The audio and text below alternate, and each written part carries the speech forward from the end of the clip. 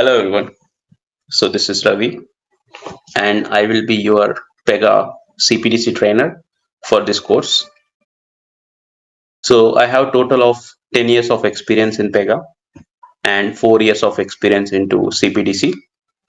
So in this course, we will be covering Pega decisioning and Pega marketing. This course is for total 45 hours, 40 hours technical sessions. We will be covering the Pega decisioning, Pega marketing technical hours in 40 hours.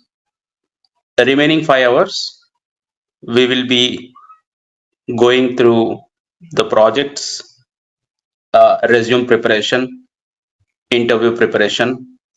All this will be for 5 hours. So total course is for 40 hours. And it will be from Monday to Friday, morning 8 to 8:30 to 9:30.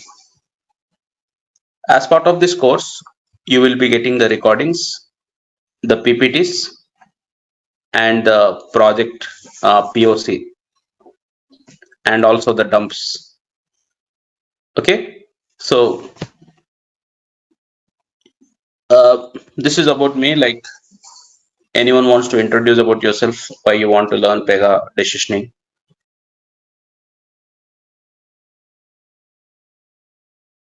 Hey, this is Michael Arasu. Is Pega decisioning, is it for beginners in Pega or this is for people, those who have done that BPM course already? No, if you have 2 to 3 years experience in Pega, that is enough. So you should have at least 2 years experience Oh, in this is Pega. only for the Pega professionals, those who are Correct, working correct, in Pega already. Okay. So I was correct. thinking it is for beginners. Okay. No, Thank you. yeah, yeah. Ravi, my name is Arun. So I'm not a Pega developer right now. So I'm a beginner. So I just want from the scratch I want to learn. So I think this is not the right platform for me, right? No, you can actually take up Pega training parallelly. Okay. So just opt for Pega training, go through Pega training and also Pega decisioning parallelly. Okay. Yeah. So the business expects you to be Pega developer as well, regardless whether you are Pega decisioning or not. Okay. So Pega CSA is mandatory for this course. So whoever is not CSA, please let us know.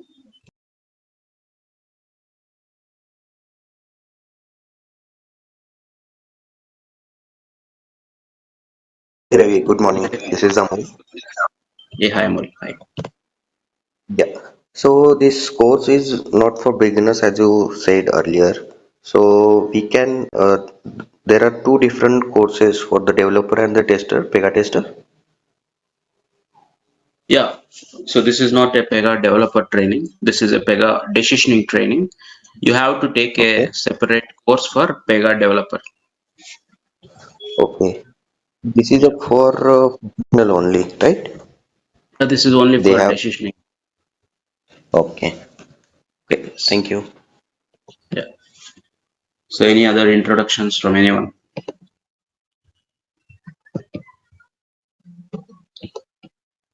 So just what you want to learn, why you want to learn Pega CPDC.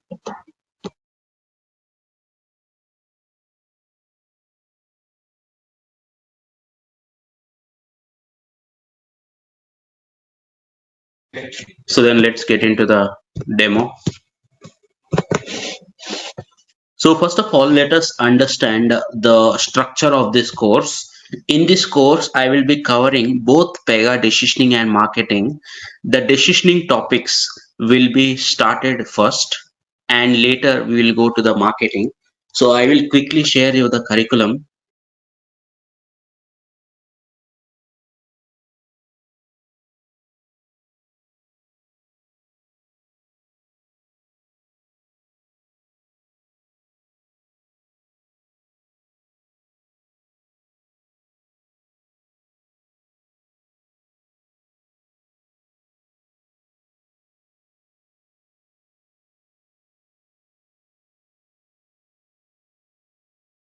So this is the CPDC curriculum that we are going to see throughout this course. If you see this course, we will be covering Pega decisioning first. So you see all these are the Pega decisioning topics: creating decisioning application, decision data, all the strategy, everything is decisioning. After decisioning is completed, we will be going into marketing. Okay, so we'll be going into the Pega marketing, and so overall we will be covering decisioning and topic together in 40 hours, and remaining 5 hours will be project preparation, resume preparation, and interview preparation. You will also be getting 5 hours of job assistance. Once you get into a project, I'll give you 5 hours of job support. So all these are included as part of this course. Now coming to the NBA and NBO. What is NBA and NBO? NBA stands for next best action. Next best action means what? Next best action means the right offer to the right customer at right time. Okay, see, I am a bank user and I am looking for a loan. Now I am getting one personal loan offer through email to my email ID. I will be interested because I am looking for a personal loan. Same way, let us say a customer purchased a laptop and he is looking for a laptop bag. Now the business has to promote a laptop bag because that is what the customer is looking for, which is ideally called as next best action. Next best action means the right offer to the right customer at the right time. See, entire Pega decisioning is related to marketing, okay? Like promoting something effectively. That is what is the overall goal of this decisioning project. Okay. Now, what is difference between Pega decisioning and Pega marketing? So the Pega decisioning has all the features which will cover what is the best offer. Okay. The Pega marketing has all the features which will cover how do we send this best offer to the customer. Okay. So that is nothing but the NBA. So for a particular customer, let us say the customer is buying a laptop. What is the best offer that we can suggest for a customer with laptop? So for a laptop, see, for example, if you take a person, right, who is a customer, okay, let us say a customer, okay, a customer is a bank customer. He has bought a laptop. Okay, he has bought a laptop at XYZ company, or let us say he has bought an let's say not bank customer, it's just a customer of Amazon. The Amazon customer, he bought a laptop at Amazon. Now Amazon has to recommend something related to that, right? Something like a laptop bag. Okay, because laptop, he bought a laptop, maybe he need a bag, right? And maybe they can promote some laptop what you say, some other thing. Okay,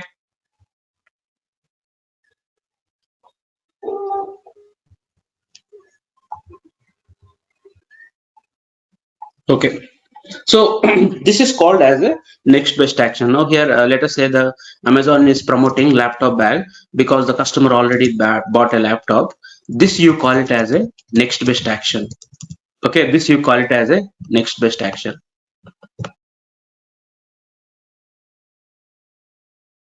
So now what the Pega decisioning will do is, the Pega decisioning, it will have all the features to identify what is the next best action. Okay, that means similar customers who bought laptop before, what are they buying means they are again buying laptop bag based on this information. this customer has bought a laptop and he is actually browsing through laptop bags. So the decisioning came to know that the next best action for this person is laptop bag. So the Pega decisioning has the features to identify what is the next best action for a customer. So overall, next best action means the right offer to the right customer at right time. Because see, today he is looking for bags, then he bought the laptop bag after day after tomorrow. Then it is no use. Even if you promote also, he will not buy. So you have to promote at the right time to the right customer at right offer to the right customer at right time. That is what the Pega decisioning features will have. Now coming to the Pega marketing, the Pega marketing features, what it will have is to deliver this NBA to the customer. So that means in Pega decisioning, I have the features like strategy. Okay, I have models like adaptive model, predictive model. All these features are used to identify what is the next best action. Okay, that means the customer is having some product. What is the next best action so that the customer will make a purchase. These all features will used for identifying that next best action. Now coming to the Pega marketing, here you don't identify anything. Whatever is already identified in Pega decisioning, we have to just send that to the customer. Okay, so this is to deliver this NBA to the customer. So okay, fine. Okay, so this is to identify the NBA. This is to deliver the NBA. Okay, this is to deliver the NBA. So now when I say deliver the NBA, which means through email or SMS or website, okay, through which channel, that is nothing but this NBA that you are trying to say. Okay, in Pega decisioning, we have the features to identify the next best action like strategy, adaptive model, predictive model. Okay, so are you seeing any video?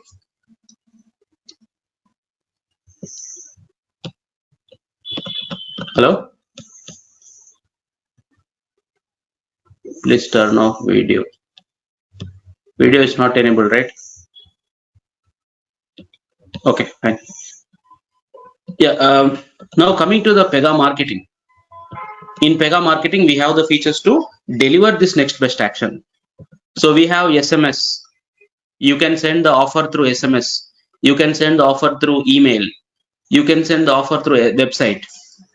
Okay, so all these features are there in the Pega marketing. So that is the difference between Pega decisioning and Pega marketing. Pega decisioning, you identify what is the next best action. In Pega marketing, you identify how do we send this next best action. Okay, how do we send this next best action? That features are there in Pega marketing. Any questions on this or clear for everyone?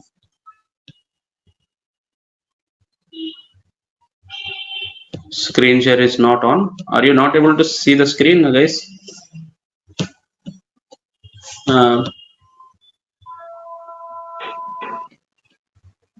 Hello? Yeah, screen share is not visible. What about others? Can you see my screen or? Yes, I'm able to see your screen. Yeah, I'm sharing my notepad. Okay. Yes. Yes. Okay. Next minute I'll keep the charger. Just try to log in again. Okay. Okay. So one question is related to the course that you in the beginning you said marketing is also different things, marketing and decisioning. So are you going to cover both of them in this course?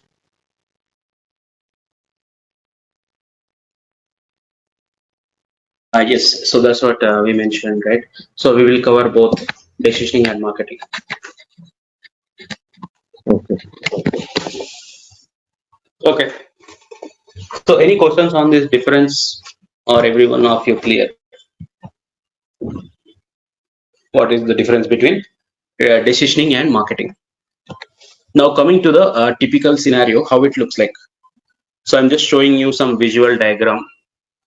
So this first icon is the logic that is present in Pega strategy. Okay, the strategy is already having some logic. Now the customer is coming, the customer is seeing the website. In the third screen, for this particular customer, we are showing some particular offer.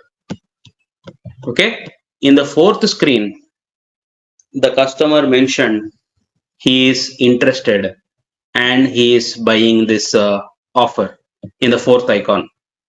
Okay, second icon, customer is seeing the website. Then Pega strategy has generated one offer. In the fourth icon, customer has bought that offer.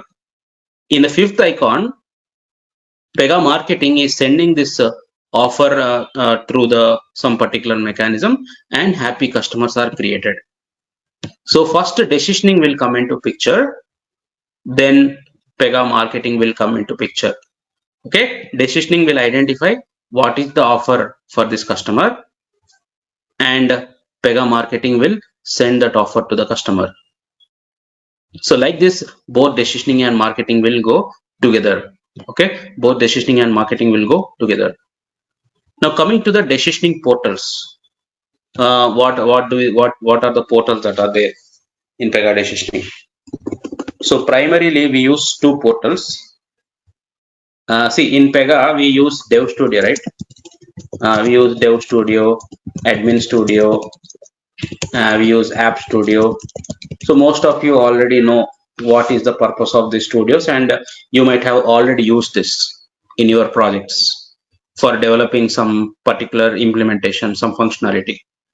Similar to this, for decisioning, we have two portals. Okay, first portal name is Customer Decision Hub. Okay, which is also called as CDH. Within the Customer Decision Hub only, you do both Pega decisioning and Pega marketing.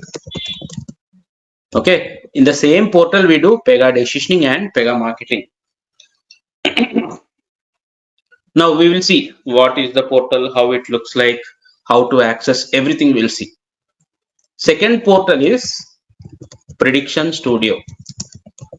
Okay, that's it. Only these two portals we'll be learning to cover the entire decisioning and marketing topics. What is the purpose of Prediction Studio?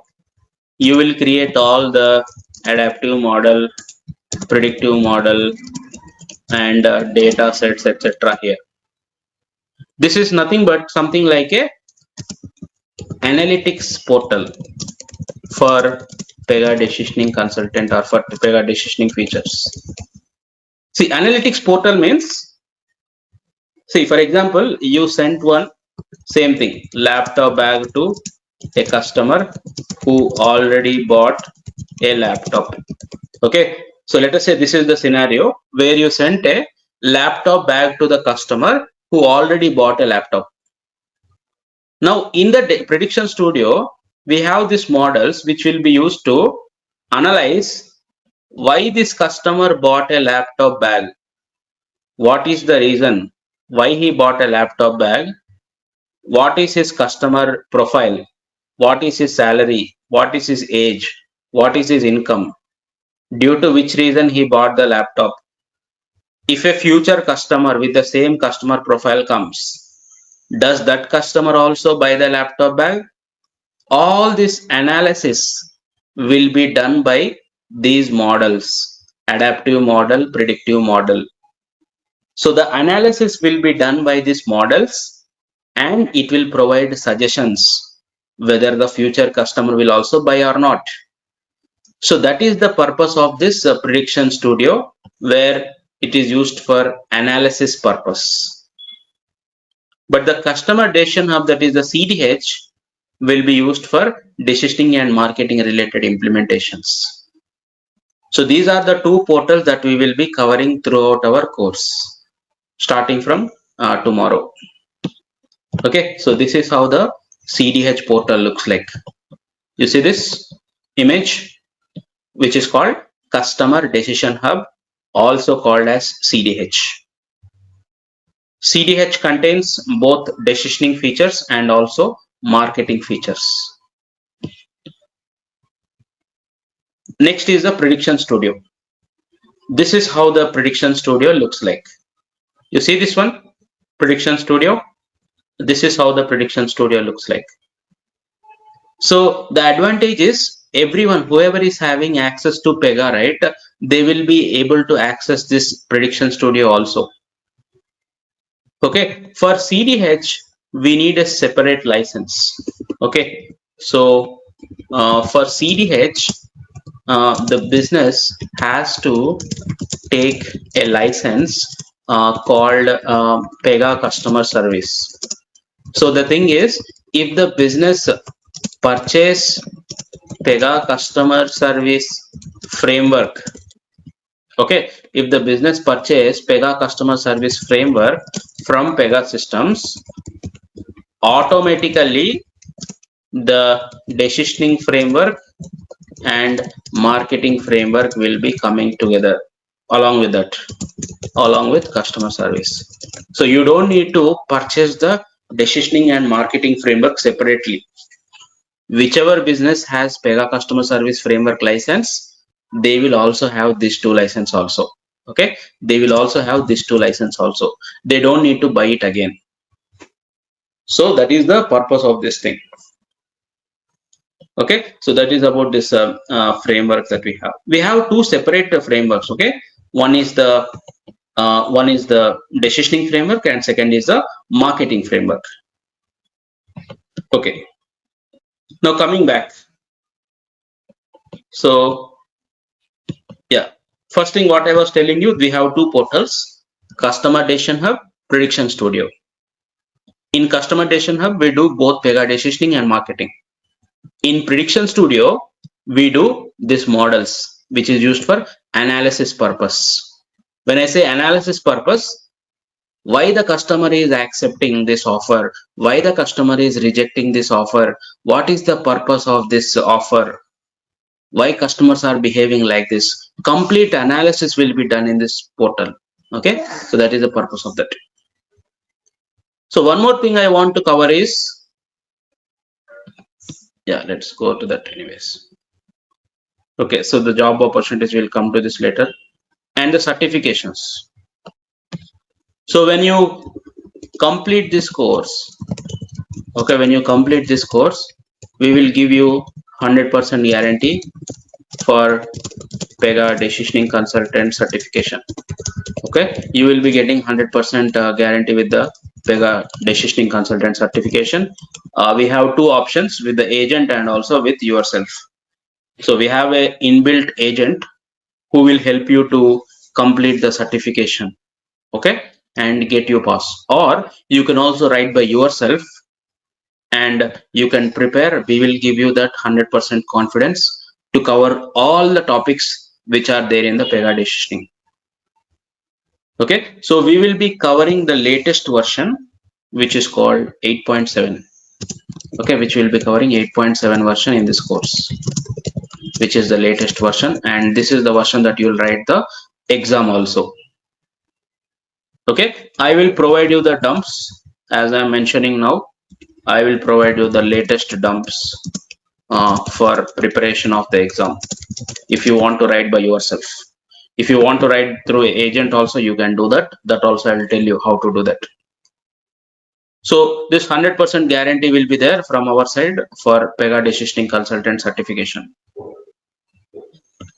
Now that is what I can tell you here, and yeah, so okay, so this is the price. Actually it's not 12,000 now, I think it's around 15,000 now. Okay, 15 or 17,000 is the price now.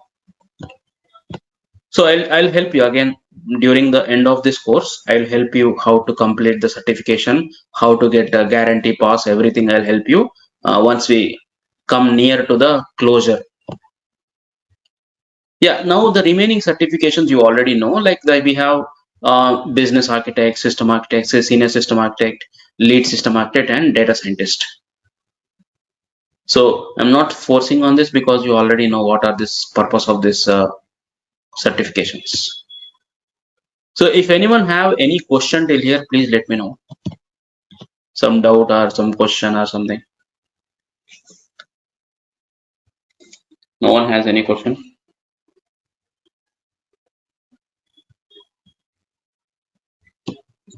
Okay. So basically this Pega decisioning that we are going to learn, right? It is actually two frameworks are there, okay? Within the same thing, like I was telling you. So first framework is the NBA framework, which is the Pega decisioning framework.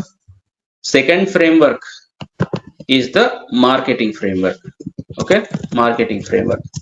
Like I was telling you, right? The difference. NBA framework will contain the features to identify the NBA, that is next best action. Marketing framework will have the features to deliver the NBA, like email, SMS, how you want to send, all these things. Okay, so these both of the things we will be covering in this course. Next, what are the mandatory requirements? So like I was telling you in the beginning of this session, the most important mandatory requirement everyone has to satisfy is to be CSA certified or CSA experience. Okay, CSA certified or CSA experience. This is not mandatory for certification, but this is mandatory for job. Okay, no company will take you without Pega basic experience. At least the company will expect 2 to 3 years of experience in Pega, either certification or experience, but you should have some experience in Pega. Okay, after you learn Pega, then you will go to decisioning. It's not like once you learn decisioning, you will not go to Pega. Once you learn Pega, you will come to the decisioning. That is how you need to do. Okay, so I hope it is clear for you. If you are not CSA certified or no experience in Pega, please start learning parallelly. Okay, start learning Pega CSA also parallelly. But don't learn decisioning first and then don't go to Pega. The reason is, just because you are saying decisioning consultant or marketing consultant, only 70% of your work will be in decisioning or marketing. Okay, but the remaining 30% of work will be in Pega only, like data transforms, activities, case management, okay, flows, flow diagrams, flow actions, all these things you have to create, which you do in Pega. So only 60 to 70% of your work will be in decisioning. Remaining 30 to 40% will be in Pega only. So if you don't know Pega, then the company will not take you and you cannot do anything in the project. So first learn Pega, then come to decisioning, or Yeah. you learn both of them parallelly. That's what you have to do. So when do you think is the next Pega training class is likely to begin? I don't know. You can check with Harsha Trainings actually. Okay, Okay. with the organizer, they will let you know. Okay. Thank you. Thank you, boss. Yeah. So yeah, like I told, just learn Pega, come to decisioning, or you can learn both of them parallelly. You can learn this today and one time this one and second time that one, like that. I mean, different timings, but you have to learn both of them. Now coming to the other requirements, like I told you, 2 to 3 years experience is required, but not mandatory in IT. Just Pega experience is needed. Next, what we have is Java experience is advantage, but not mandatory. So if you have Java experience, HTML, CSS, that is good. But even if you don't have also, no worries. Like I told, only mandatory thing is learn Pega or you will parallelly learn Pega. Fine. Next thing, how do we practice Pega decisioning? Okay, what is the how to practice? So the thing is how to practice now. So what are the different ways? How do we practice? So first thing what you can do is, I have two ways. First way is you will be using Cloud Edition. So what I will do is I will share you the link to cloud and you can access the CDH from the cloud. Second thing is using personal edition. That means if you have personal edition installed in your laptop, you can learn through personal edition, but you can only learn decisioning topics. That means in your personal edition, all decisioning topics are there. Okay, all decisioning topics are there in your personal edition, but marketing topics are not there. Marketing features are not there in your personal edition. So until we start Pega marketing topics, whatever is there in Pega decisioning, you can still learn in your personal edition also. Okay, see, like around for 20 hours, not 20 hours, around 15 hours, we will be covering decisioning only. Remaining 25 hours, we will be covering marketing. Okay, so for this 15 to 20 hours, you can actually learn from personal edition. But we recommend using Cloud Edition. We recommend using Cloud Edition. So let me share you that cloud link. So what I have to do is come here. Just I will go to this link. This is the link. I'm sharing it in the chat to everyone. Please go to this link and bookmark this link. Okay, everyone, please go to this link and bookmark this link. You log into this link, then what you have to do is click on this launch button. Okay, first you have to log in. After logging in, you have to click on the wake up button. Okay, so you have to steps like this. Okay, first you open this link I shared you. This is the link. First you log into the PDN. Okay, log into the PDN, then click on wake up instance button in that page, in that URL. Then third one, click on launch instance button. Then you will be getting a screen like this. Okay, then you will be getting a screen like this. Now what you have to do is just click on this first button. Okay, just click on this first button. After you click on that, it will ask for a login, user ID and password. The user ID and password is decisioning architect. So I'm giving this credential in your chat also. Password is rules. So after you click on that button, it will ask you for username and password. Okay, so if you see here, you will be getting a login screen like this. So you see this is the login screen, and I am giving the username and password in the chat. So please go through that and just log in. That is decisioning architect. Password is rules. Okay, decisioning architect, password is rules. So just use this username and password and you just click on the login button, which will open the CDH for you. So this is how you need to practice the CDH. The only disadvantage is you have to take backup every day. You have to take backup every single day. So whatever you did today, you take the backup again. Okay, so every day you have to take backup. So how to take backup, that also I'll show you tomorrow. Tomorrow I'll show you how to take the backup. Because whatever you did today, tomorrow it will be removed by the Pega. Okay, tomorrow it will be removed by the Pega. So that is the reason you have to take the backup and again you have to install the backup. It will just take you 5 minutes, not even 5 minutes. So this is how you can practice. You can see here, this is the customer decision hub, how it looks like. You will start learning all these features which are there in the left side. Okay, so is it clear how to practice for everyone, or any questions you have?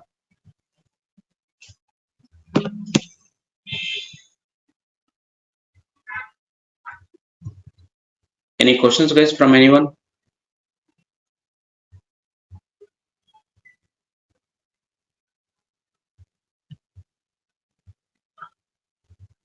Okay.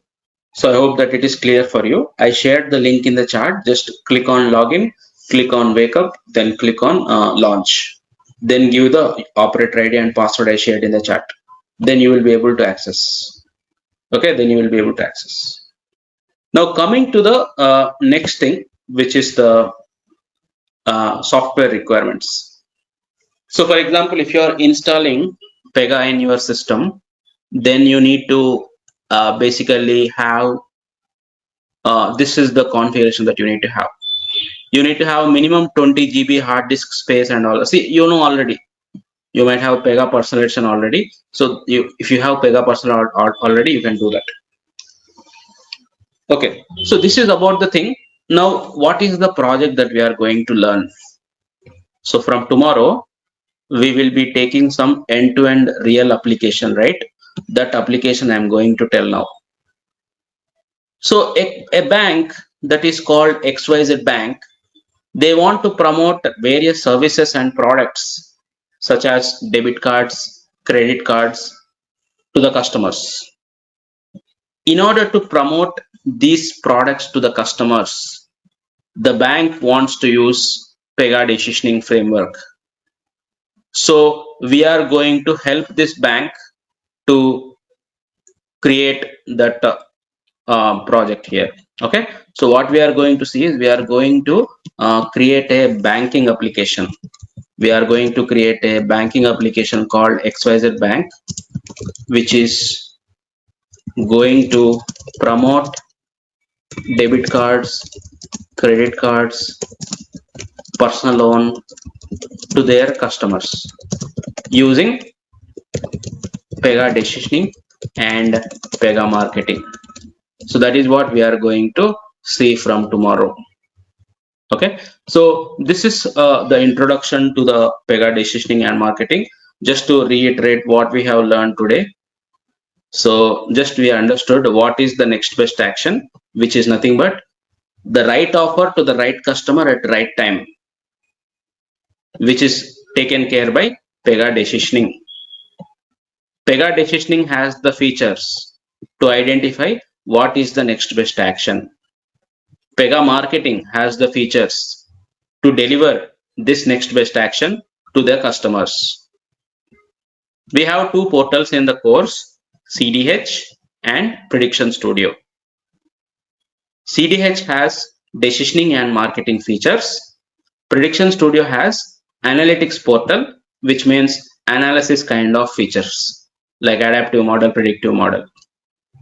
Then in order to learn Pega decisioning, we need to have Pega CSA certification or basic Pega knowledge. At least 2 years of Pega knowledge is required. Then we have seen the certification related things. I will give you 100% guarantee on the certification. Either you can write yourself or you can write with the help of an agent. I will provide you the dumps at the end of the course so that you can learn the CPDC and write the CPDC exam. Then how do we practice daily? We have two options, Cloud Edition and Personal Edition. Cloud Edition means you access the URL I gave you, you click on the launch button and you give the username and password. Personal Edition is used only for learning Pega decisioning. Whatever Pega decisioning feature is there, everything is there in Personal Edition also. But Pega marketing features are not there in the cloud in the Personal Edition. For Pega marketing, you have to learn from cloud only. Okay, how to access the cloud? This is the URL, and click log into that. Click on wake up, then click on the launch button. You will be getting one icon. Then you have to click on Pega CRM suite. Pega CRM suite button. It will ask you for the username and password. After you give username and password, it will show you the customer decision hub. So this is what we are going to learn from tomorrow. Okay, before we close, any questions from anyone? Okay, Ravi, like, is this part of CRM only? Yeah, it's part of CRM only. Okay. Hi Ravi, this is Swapna. Uh, are you? Can you hear me? Yes, you are audible. All right, okay. To practice it on a personal edition, you mean can we use the prediction studio to practice them, the Yeah. decisioning Prediction concepts? Studio is also there. Prediction Studio is also there in Persuasion. Do we Okay. do we need to use the prediction studio to practice the decisioning concepts? Yes, we have to use. All right, okay. So that's Thank what. you. So thing is, the Prediction Studio is completely decisioning analytics portal. Okay, whatever decisioning related analytics it will do. Pega decisioning analytics portal. Now I told you like Pega decisioning can be used in personalization. So entire Pega decisioning you can consider that it is there in personalization also. Okay, so that's the reason Prediction Studio is also there in personalization. You can All right, practice decisioning here. Okay. all right. Thank you. Yeah. Hello, Manvit here, sir. Yeah. Hi, Uh, Manvit. yeah. Sir, actually, how much Pega need to be learned before learning CPDC, sir? Like, need to complete Just all to the CSA. uh, CSA. CSA. Just go Okay. certificate. That means is it prerequisite or parallelly I can learn, sir? Like Parallel before you can starting learn. CP. Okay, No sir. need. No. Okay. And how much coding required, sir? Like any background of Coding. No coding. No coding. no No coding. coding. Okay. Okay, non IT people also can learn CPDC, sir. Yes. Yes. No, Yes. like yeah, okay, sir. Okay, thank you, sir. So non-IT like any background you can learn. Only thing is you Okay, learn sir. Pega also parallelly. Okay, sir. Okay, sir. Okay, thank you, sir. Okay, guys. Any other questions from anyone? And also, how what exactly the job opportunities now, sir? Actually, like um, uh, you said Pega is required. Is it related to Pega only or CPDC requirements are different, sir? The CPDC requirements are different. Different, okay. And they are eligible for Pega also, sir? Pega Yes. requirements Yes. also? Okay, sir. Okay. Hello, guys. So yesterday we have seen the Pega decisioning demo. So as part of the demo, so what we have understood? We have understood basically what is next best action, which is nothing but the right offer to the right customer at right time. That is the next best action. We have Pega decisioning and we have Pega marketing. So in Pega decisioning, I told you that this is nothing but to identify the next best action. And for Pega marketing, it is to deliver the next best action. Okay, so that is the difference between Pega decisioning and Pega marketing. Now we also understood the mandatory requirement to learn Pega decisioning is to be CSA certified or CSA experience. All right. So today, let us go to the next topic. So what we are going to see today is within the marketing, we have two types of marketing. So the first marketing is inbound marketing. Second one is called as outbound marketing. So what is the difference between inbound marketing and outbound marketing? Okay, let us understand the difference between inbound marketing and outbound marketing. So basically, see, for example, you went to a particular supermarket. Okay, you went to the supermarket in order to buy some particular groceries. After you buy the groceries, the agent at the reception is saying we have 20% discount on some food products. So this kind of marketing is called as inbound marketing. Okay, that means in inbound marketing, the customer is contacting the business and the business is promoting some particular product. Okay, that is called as inbound marketing, which means customer contacting business and business promoting some product. Okay, another example, let us say you are using Airtel or Jio. Your Jio network is not coming properly. You are calling to the customer care.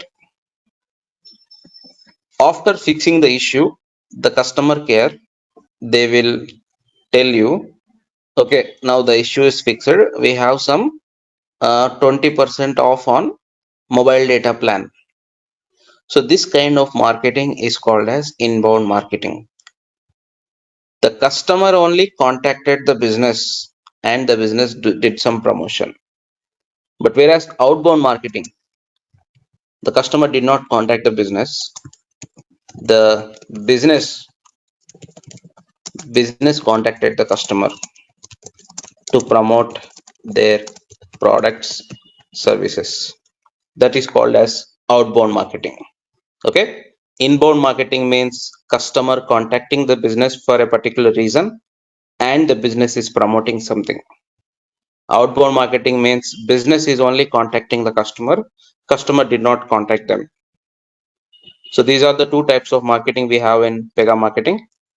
In inbound marketing, we have website supported channels. I'm telling you, website channel is there because website will not website will not open for customer, right? Customer will open the website. Okay, customer will open the website and the customer will see that. So then we have retail. So retail means, which I just showed you, tell you now.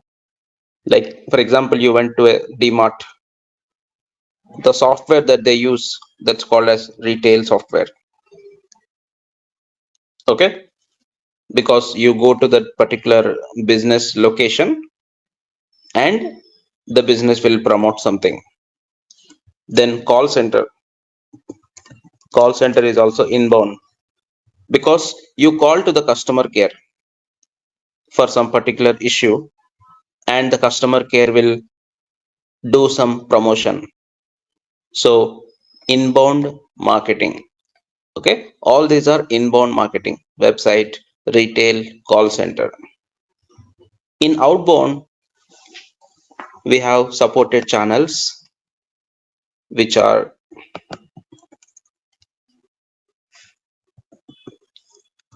email, okay, SMS, push notifications, and again outbound calls.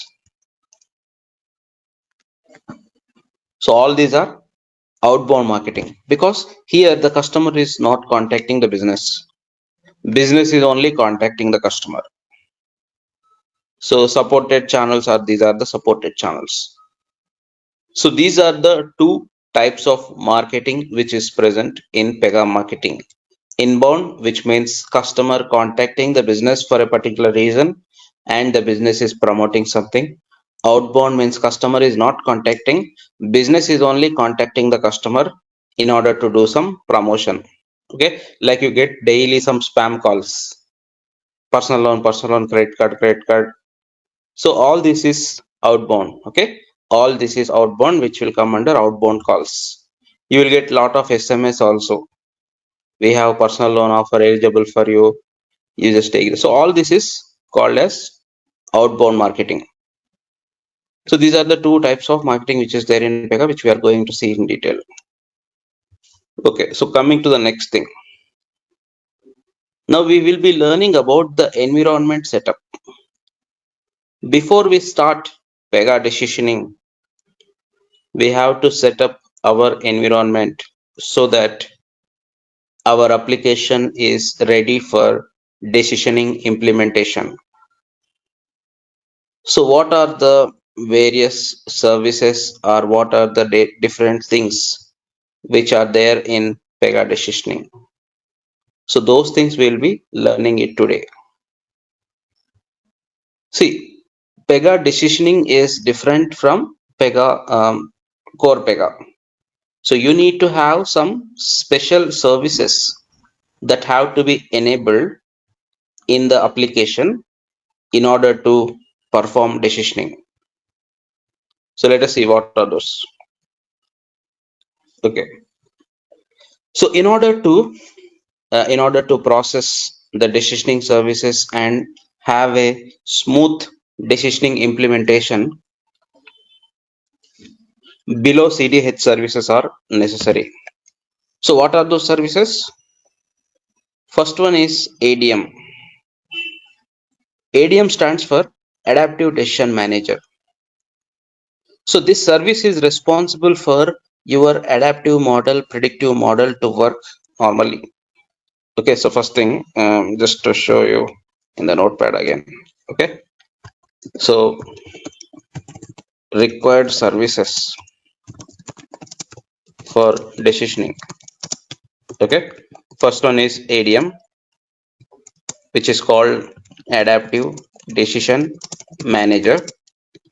So this is responsible for, so this service is responsible for providing customer interactions to adaptive model and predictive model. That means these two models, if they have to work normally, this service should be enabled.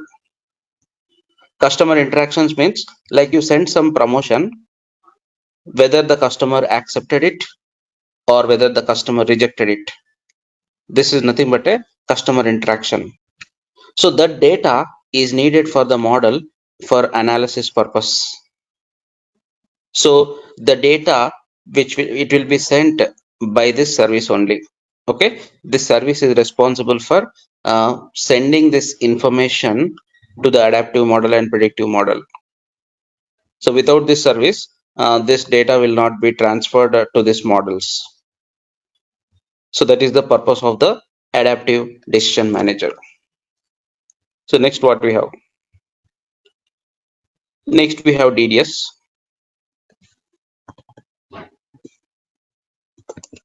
So DDS stands for Decision Data Store.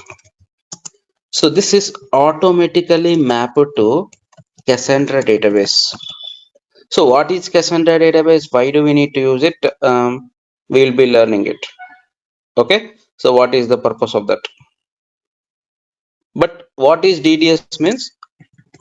In order to insert or delete or update anything in Cassandra database, DDS service is mandatory. Okay. So in Pega decisioning, we actually recommend Cassandra database. So why we need to recommend Cassandra database? What is the purpose of Cassandra database? We will be seeing it. But this particular service, which is called DDS, Decision Data Store, it is very much important for Cassandra database. So without DDS, we cannot insert or we cannot delete anything, any record. We cannot update any record from the Cassandra database. Okay, so that is the purpose of this Cassandra database, sorry, DDS node. So we'll see what is Cassandra, how to use that. Third one is the stream. So this is responsible for actually real time. So all this stream, RTTG, which is called as real time data grid and real time. All these three services are responsible for real time processing of data. So in Pega decisioning, we have some features where we receive information at runtime from third-party systems. So when we receive the information at runtime from third-party systems, Pega has to process them. That processing will happen because of these services. Okay, stream, RTDG, real-time. All these are responsible for real-time processing of incoming data. So then the background processing, which you already know, which is responsible for the queue process, agents, job schedulers, this background nodes. Okay.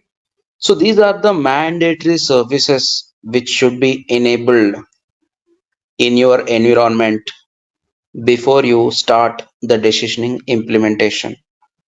ADM, which is responsible for training adaptive model, predictive model.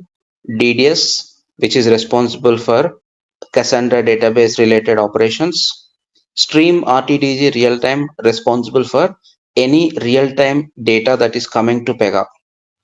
Then background processing, which is same like for agents to run. So any questions still here?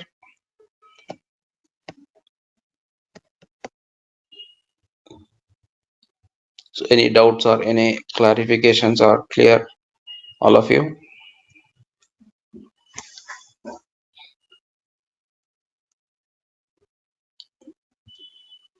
Fine. If no questions, then we'll go to the classification. So we understood which services are needed. Okay, we understood like which services are mandatory for decisioning.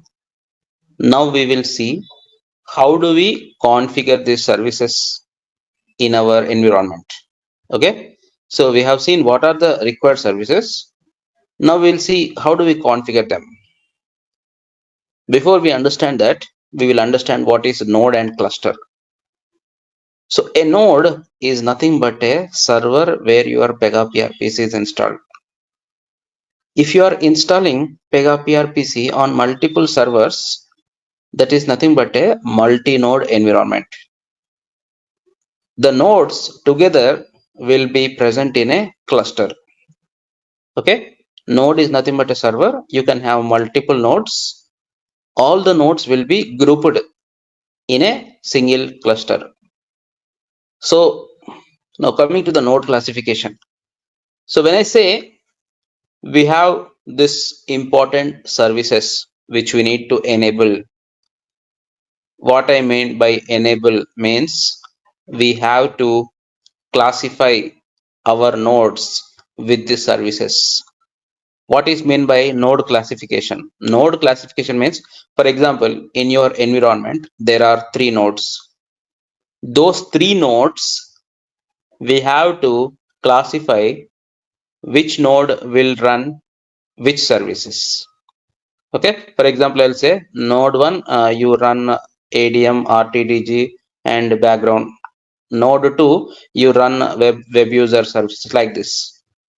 Okay, that means we will classify which node should have which services running. That concept is called as node classification. Okay, basically node is nothing but a server. You can have multiple servers, and in that server, which service should run, which service should not run, that you call it as node classification. Okay, so we have to do the node classification, which is generally done by the admin or LSA. How do we do the node classification?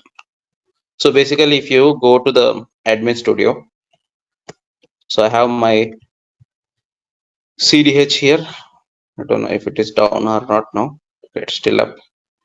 So once I come to this CDH, what you have to do is go to the intelligence and go to the prediction studio here. Okay,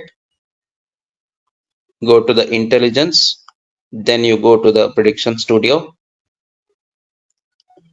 and here you can actually switch to the admin studio. So here what you have to do is switch to the admin studio.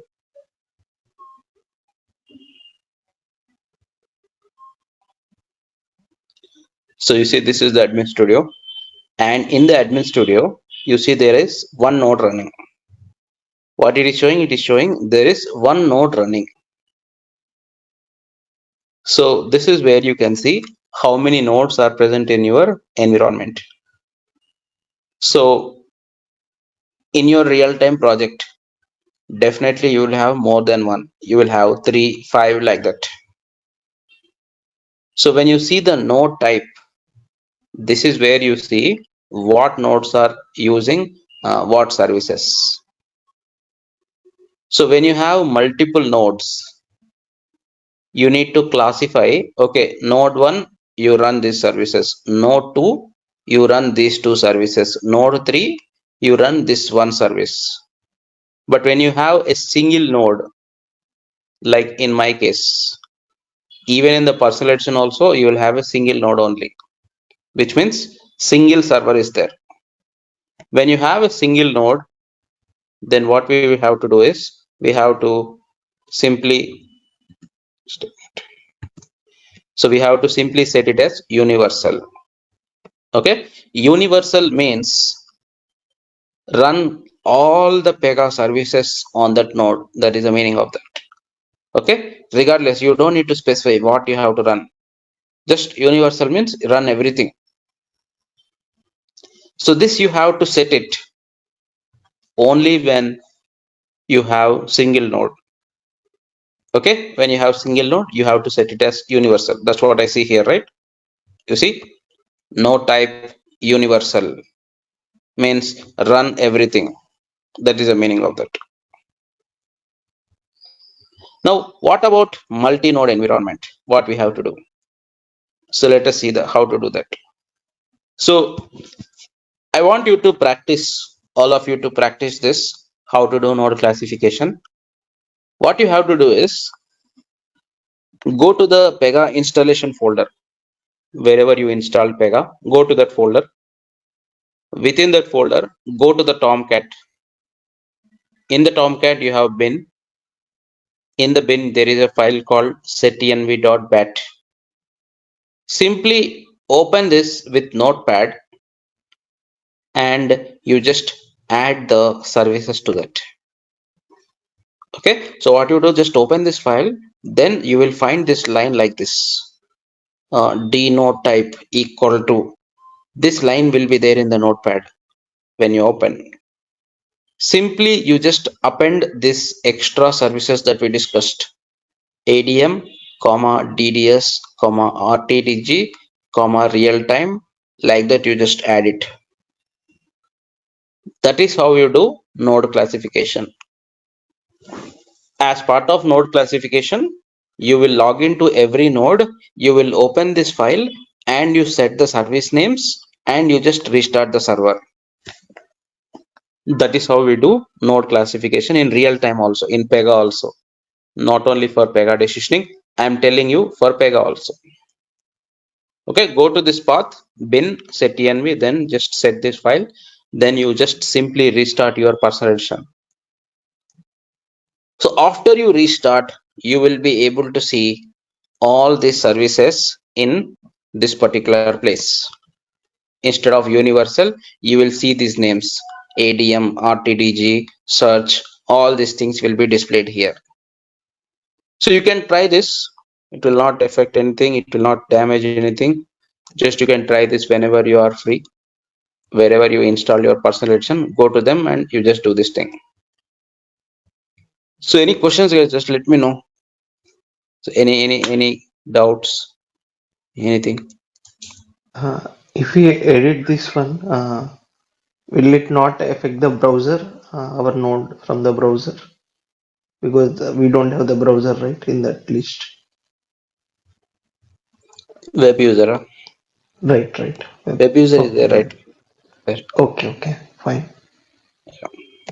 Yeah. Okay. So But both that's are what same, right?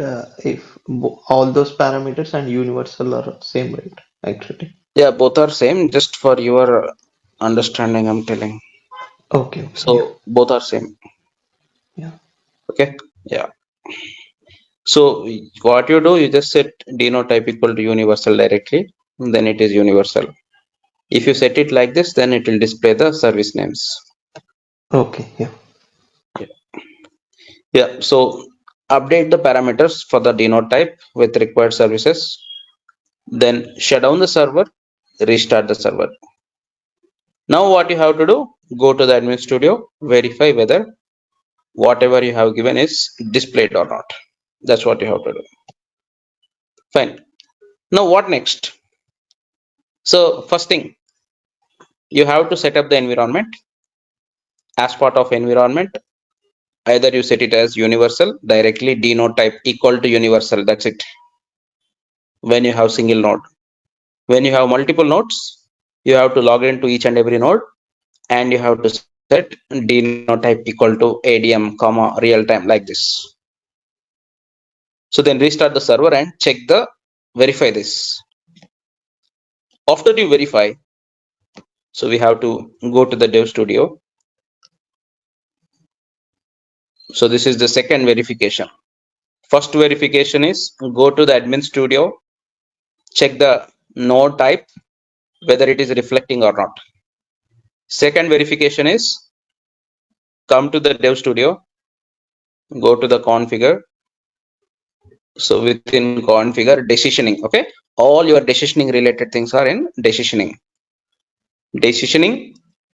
infrastructure services.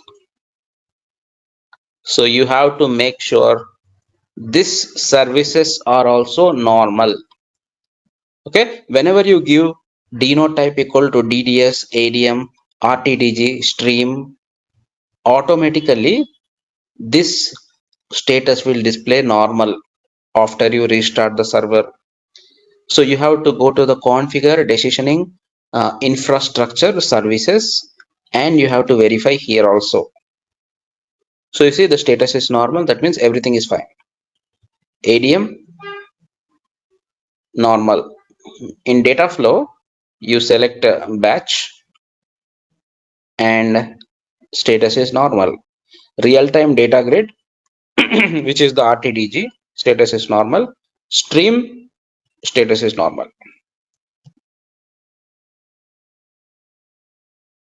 This is very important for decisioning implementation. Without this, we cannot do major features in the decisioning.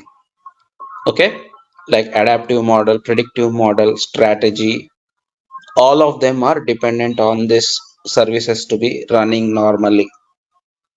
Now, whenever it is not running normally, what you can do is restart the server as the first step.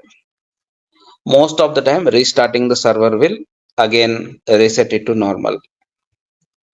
Otherwise, you will be escalating to the administrator that this is not working.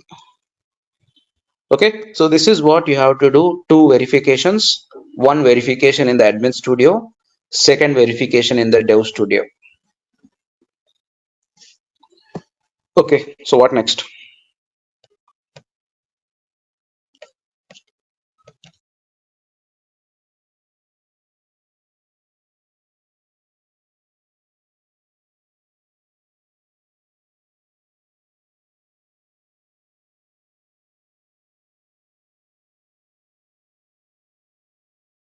See, again, you will be getting these PPTs. If at all you don't remember, just go through these PPTs. So I mentioned here also, go to the configure decisioning monitoring services. Verify every service is running normal or not. So then what you have to do is go to the Cassandra database. So I told you in the first step, we have a service that is called DDS. DDS is directly mapped to Cassandra database. First of all, what is this Cassandra database? So in our traditional Pega projects, we use PostgreSQL, Oracle, right? This kind of databases. But in Pega decisioning, we generally use another database that is called Cassandra. So why Cassandra is needed here? It is not mandatory you have to use, but Cassandra database is a recommendation from Pega for decisioning projects. So Cassandra is known for two things. First is scalability. Second is availability. So scalability means, see, projects that you are going to use in decisioning will be very major projects, right? So some big businesses will be there. So they might have millions of customers, maybe 5 million, 10 million, 20 million also. So if you are sending emails or if you are updating 1 million, 10 million using Postgres or Oracle, it is not that effective. Okay. So it is not effective to deal with millions of records with Postgres and Oracle databases. But Cassandra will not give you any issue regarding performance because it is very good at scalability. Scalability means the database continues to work faster even with 10 customers, 100 customers, 1 million customers, 10 million customers also like that. So regardless of the size of the database will continue its performance. So that is the scalability. How it is doing that means it is going to basically replicate the data in multiple nodes. So Cassandra is recommended with a minimum of 3 nodes. So more than 3 if you have, that is well and good, but minimum 3 nodes should be there. So it will basically do some partitioning, indexing, and it will replicate the data in multiple nodes, and then it will fetch the data very fast without giving any issues while loading. It will get the data very fast. Second reason is availability. So the availability means, you know, basically what is meant by availability? How much time the database is available without any crash. So even during crashes also, the database will give you the records as usual. Using some imaging concept or something, even if your database is crashed, if your entire data is gone, still the data can be retrieved without any issues. So almost it will give 99 to 100% availability of your data. So for these two reasons, Pega has recommended Cassandra database for Pega decisioning projects. One is scalability, where you can achieve maximum performance even with huge number of records. Second is availability. That means even during critical failures, the data can still be retrieved using some ways with Cassandra database. So Pega has also internally added one Cassandra database in the decisioning projects. That means when you create a Pega decisioning application, automatically Pega is creating one Cassandra database for you. But whether you want to use it or not, that is your wish. But Pega recommends using Cassandra database. Okay, Pega recommends using Cassandra database. So from your side also, you have to recommend business that we will be using Cassandra. Now, coming to the internal database, one more database is there that is called external MKT data. See, again, you can use Postgres, you can use Oracle, all that, but additionally, Cassandra is also recommended. So this external MKT data is used to store the marketing information. We'll come to that later. Fine. What next? So any questions still here based on Cassandra? What is that? All that.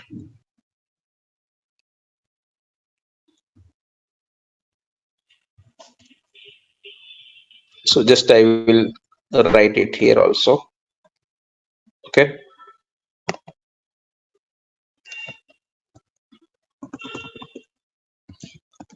Cassandra database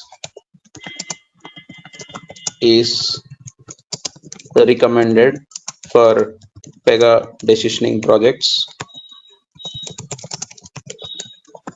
but not mandatory.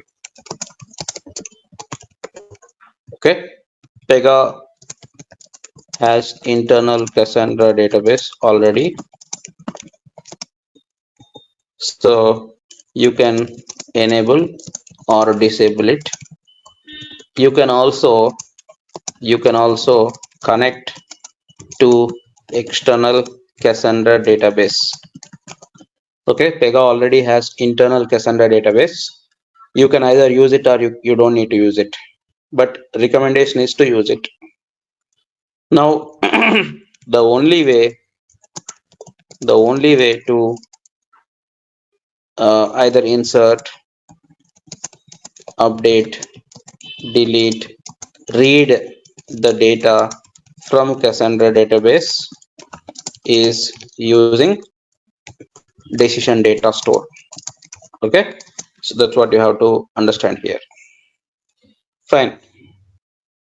Now coming to the next thing. What is the next thing? The next thing is, what is the prerequisite data that we need to know?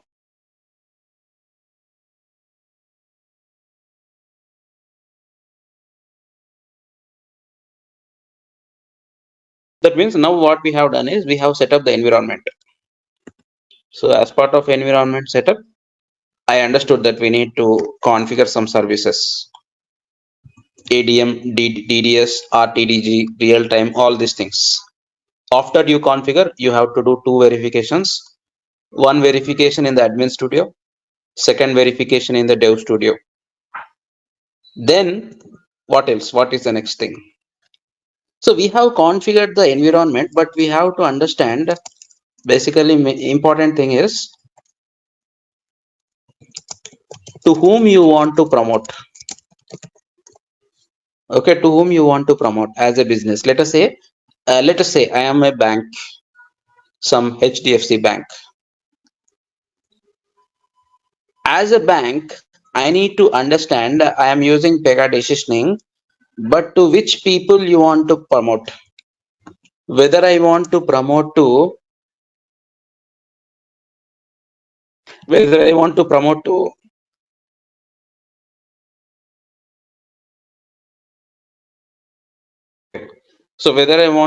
to existing customers,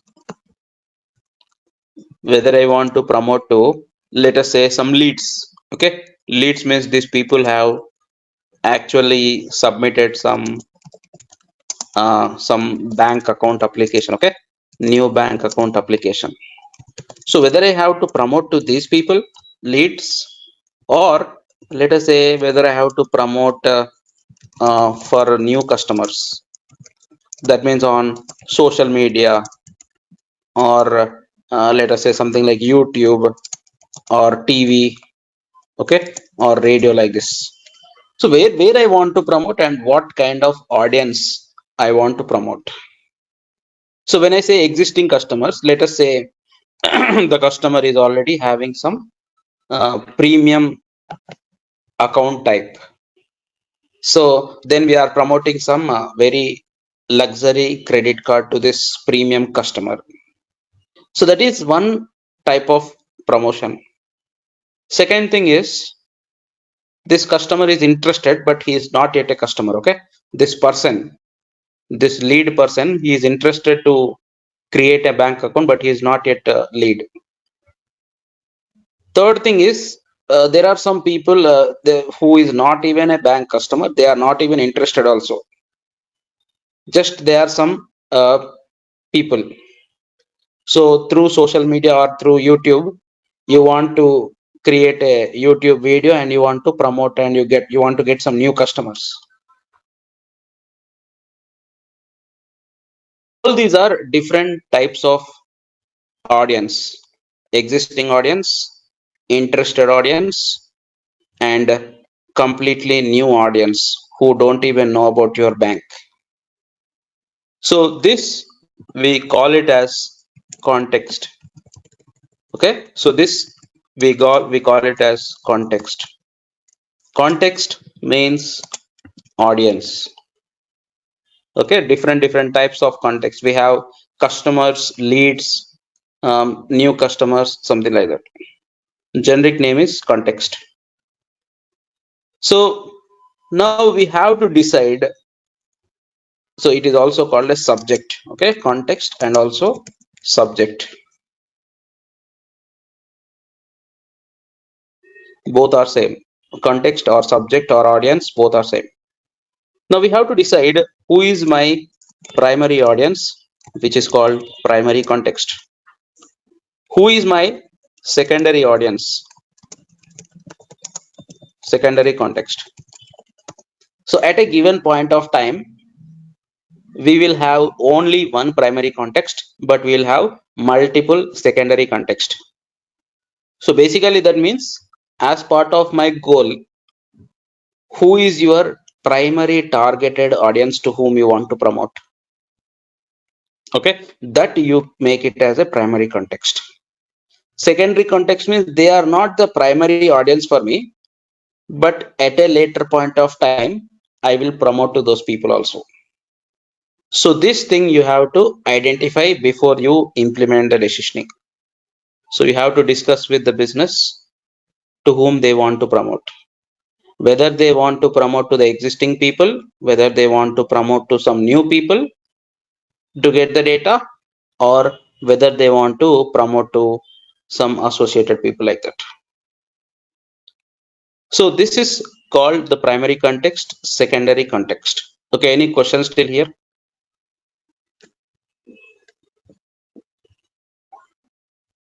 So did you understand this concept here about the promotion?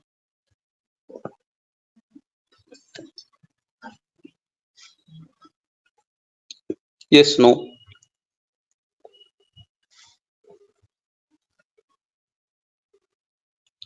Okay, so I take it as yes.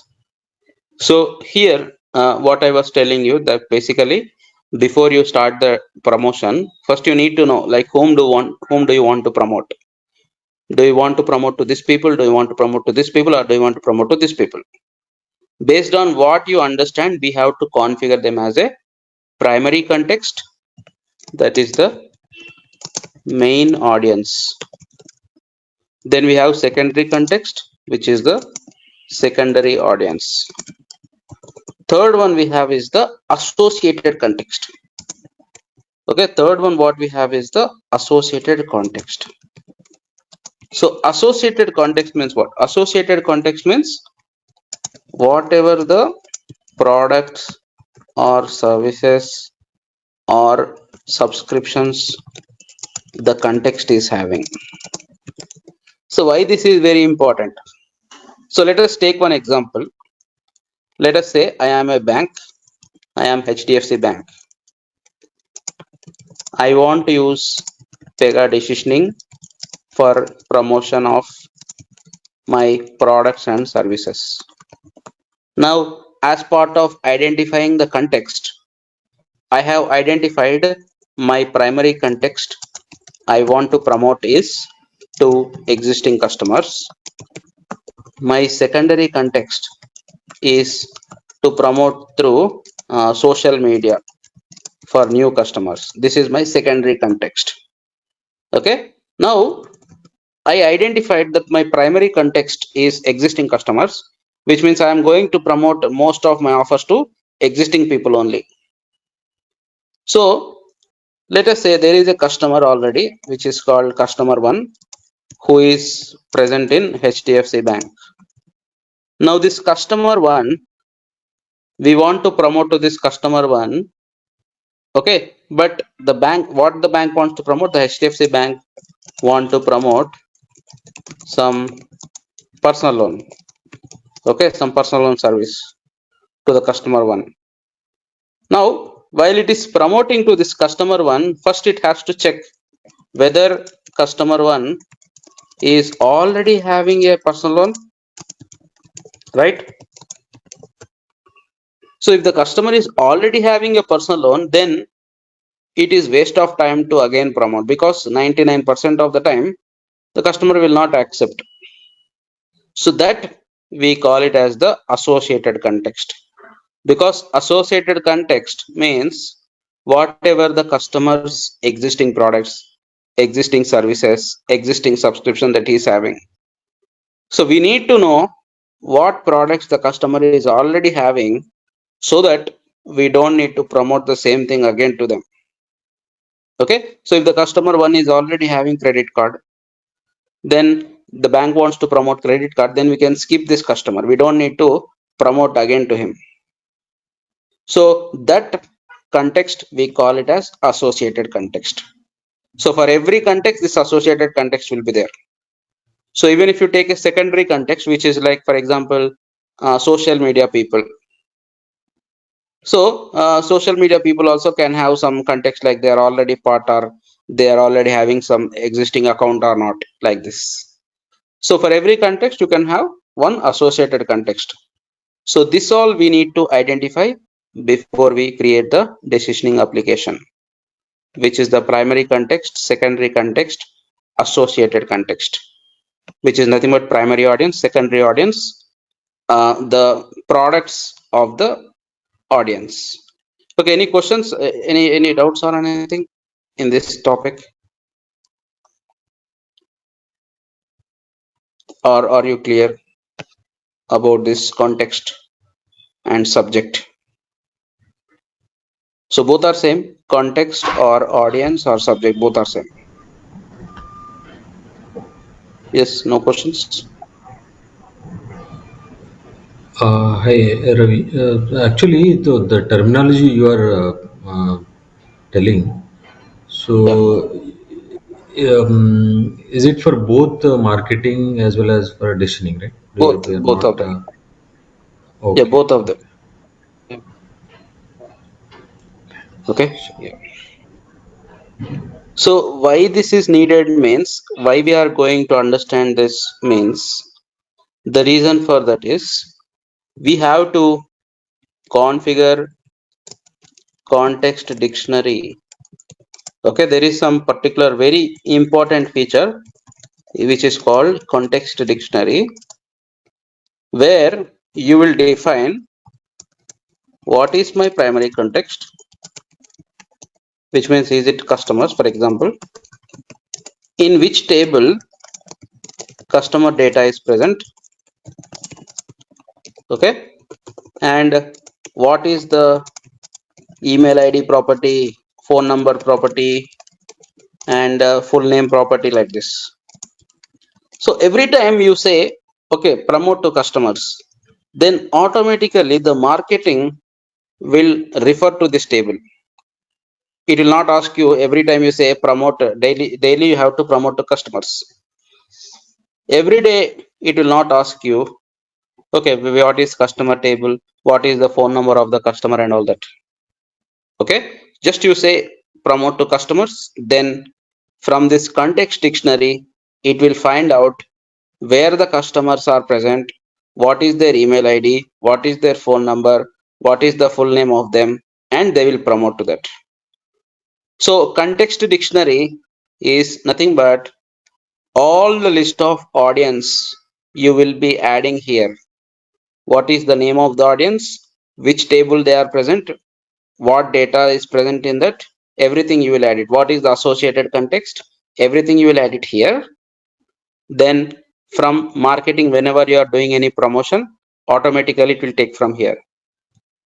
Okay, so let me show you that context dictionary.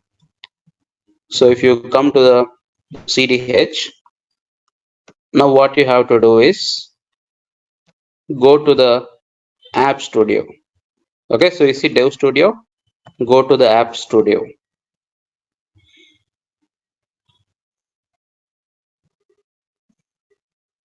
So this also you have to do before creating the after creating the application you have to do. Okay, not before, just after you create the application.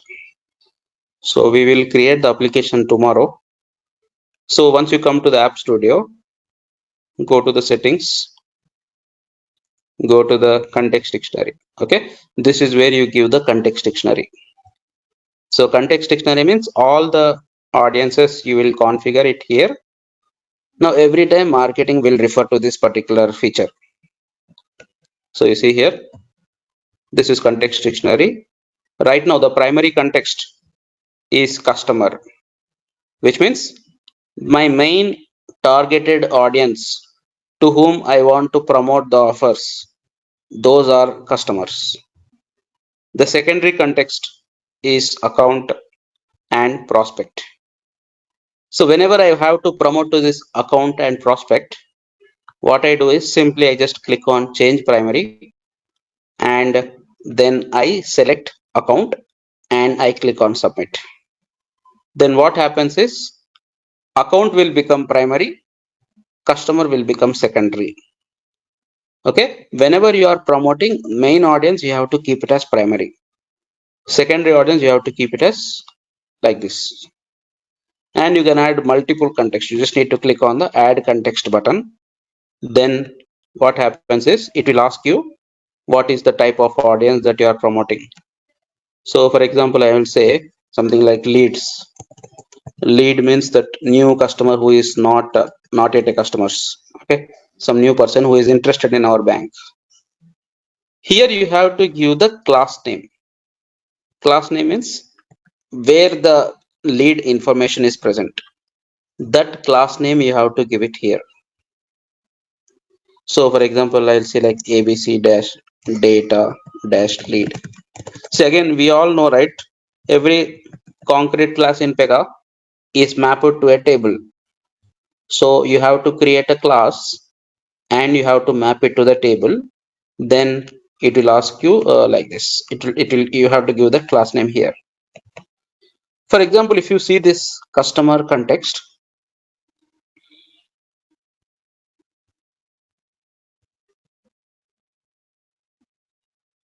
so in this context,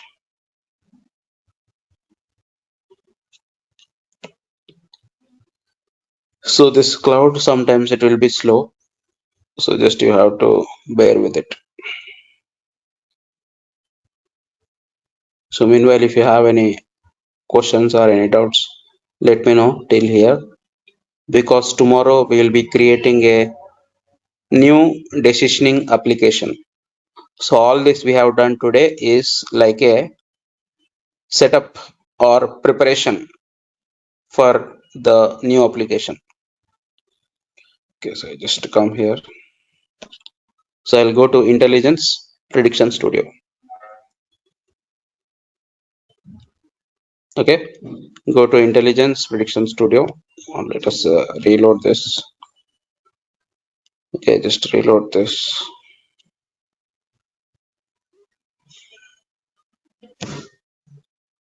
So sometimes what happens is the cloud, right, it will be expired. So then also it will not open. You see, this is not opening. So what you have to do is, again, you have to wake up this Pega. Okay, you have to wake up and you have to click on the launch button. Again, it will wake up. So again, so you see now it is ready again. Because it is shut down, you have to wake up and you have to open again. So you see now we are going. So go to the Intelligence Prediction Studio and go to the Admin Studio. Sorry, App Studio. Go to the App Studio and go to the settings. Then you go to the go to the settings and then you go to the context dictionary. So when you click on customer here, you see here I have given the customer single name, plural name, where the customer data is present. The customer data is present in this class. This class will be mapped to a table. Now, what is the full name? What is the email? What is the mobile number? Because these three are very important. Because promotion entirely will depend on these three. To whom you are promoting, what is their email address, what is their mobile number, so that we can send an email or SMS to this particular property. That's what we are doing. Then this customer is having some associated data which is called accounts join FS clickstream. That is the associated data, which means some existing information of that customer. That is nothing but the associated data. So this is what is very important, where we need to do before you do the context dictionary, which I will show you tomorrow. So hello all, good morning. So yesterday we have seen how to actually prepare the environment. So as part of preparing the environment, what we have done is we have understood all the list of decisioning services that needs to be enabled, like ADM, DDS, RTDG. So all these are the services that we have to enable on a particular node, and we have to verify whether they are working properly, and then we have to proceed with the context dictionary. As part of context dictionary, a context means audience.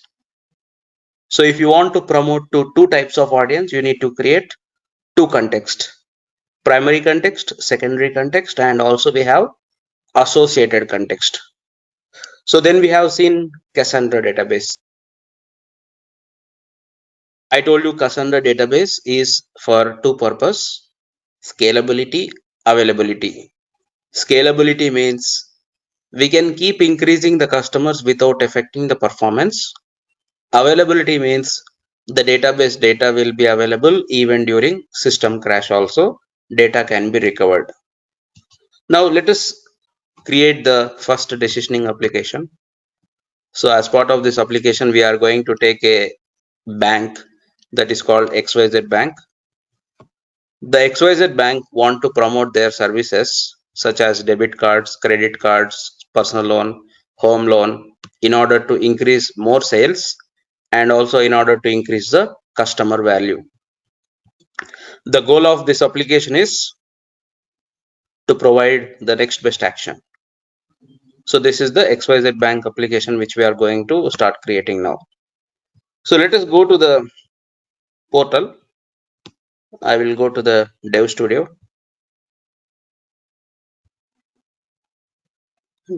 So come to the Dev Studio, switch to the Dev Studio.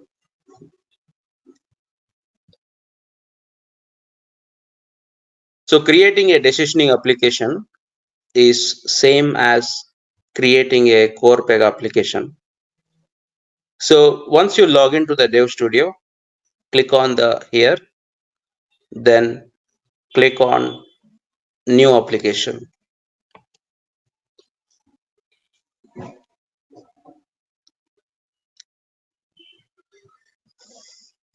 So now the important part is when you click on this new application, what you have to do is you need to select the option that is called Pega Customer Decision Hub.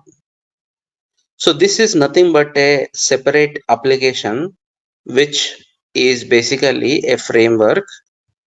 So when you have the Pega CDH framework installed in your environment, then automatically this particular option will come. So if you go to this particular application definition, and if you open the marketing FW framework, so this framework you have to install first, okay? Then if you go to the application wizard, there is a checkbox. You see here the checkbox. Show this application in the new application wizard. That means show this Pega Customer Decision Hub application whenever someone is creating a new application. You show this particular application in the list of frameworks. That is the meaning of that. Okay. So for the Pega Marketing FW, go to this particular tab, check this particular option. Then whenever you click on new application, it will display the CDH in the list of frameworks. So now what you have to do, select the option, continue, then select the option, build with Pega Customer Decision Hub. So this is how you create a new CDH application. Just select the option, this option. Here what we have to do is we have to select the organization name. As I told here, I am creating a XYZ bank. So I'm giving my organization name as XYZ. I will give the application name as, let us say, XYZ Bank. XYZ Bank. Okay. So then click on next, continue. So this is where we are going to select the option whether we are going to use Cassandra or not. Like I told you, which is recommended. Cassandra database is recommended for Pega decisioning projects. So if you want to use Cassandra, select this option. When you select this option, Pega will create a internal Cassandra database.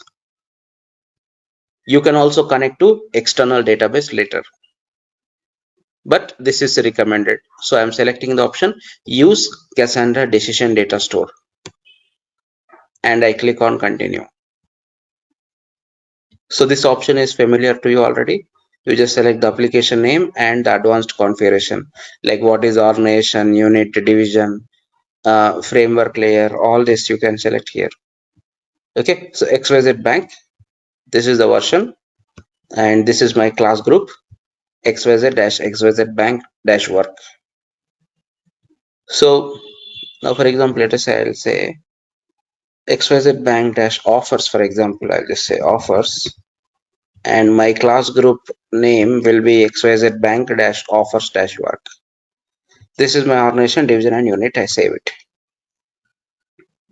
Now click on create application.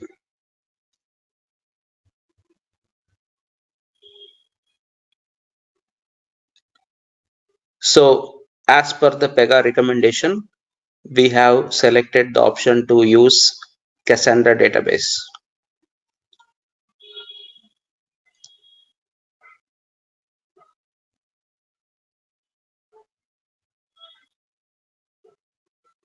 So now my application is getting ready.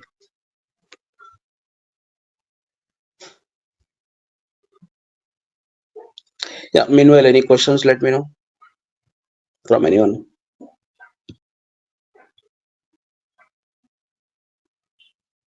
So one more thing I want to mention is today is the last demo session.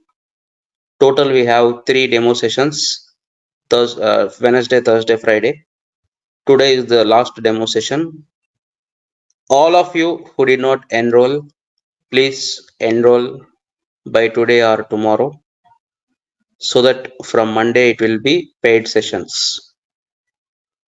We will be learning full-fledged all the topics which are there. So please make sure that you enroll by today or tomorrow max.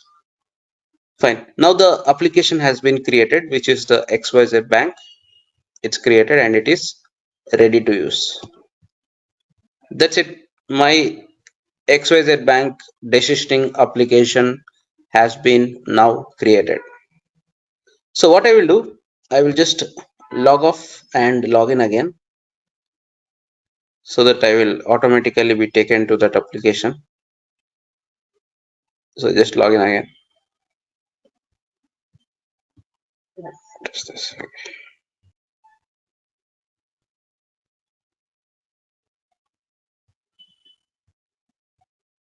All right. Now, welcome to our first decisioning application.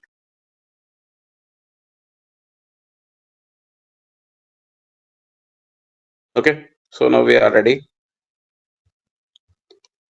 Now what we have to do is go to the Dev Studio. Okay, so you see now the application is now XYZ Bank. So now what we have to do is just go to the Dev Studio, and we are now ready with the new decisioning application, and we are ready with the implementation. So let us review what all rules have been created in my application.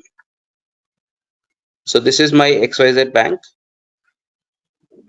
Just click on this application name and go to the definition, and let us understand what rules have been created. So if you see this particular definition or the application definition, so let us understand what all rules have been created for our application here. So just notice that there are some rule sets that are created which we are not aware in core Pega. So you know rule set, uh, application rule set, integration rule set, organization rule set, and organization integration rule set. This all we know. But additionally, there are two separate rule sets that are created, which are added to the application. Those are artifacts rule set, and second one is NBAD tests rule set.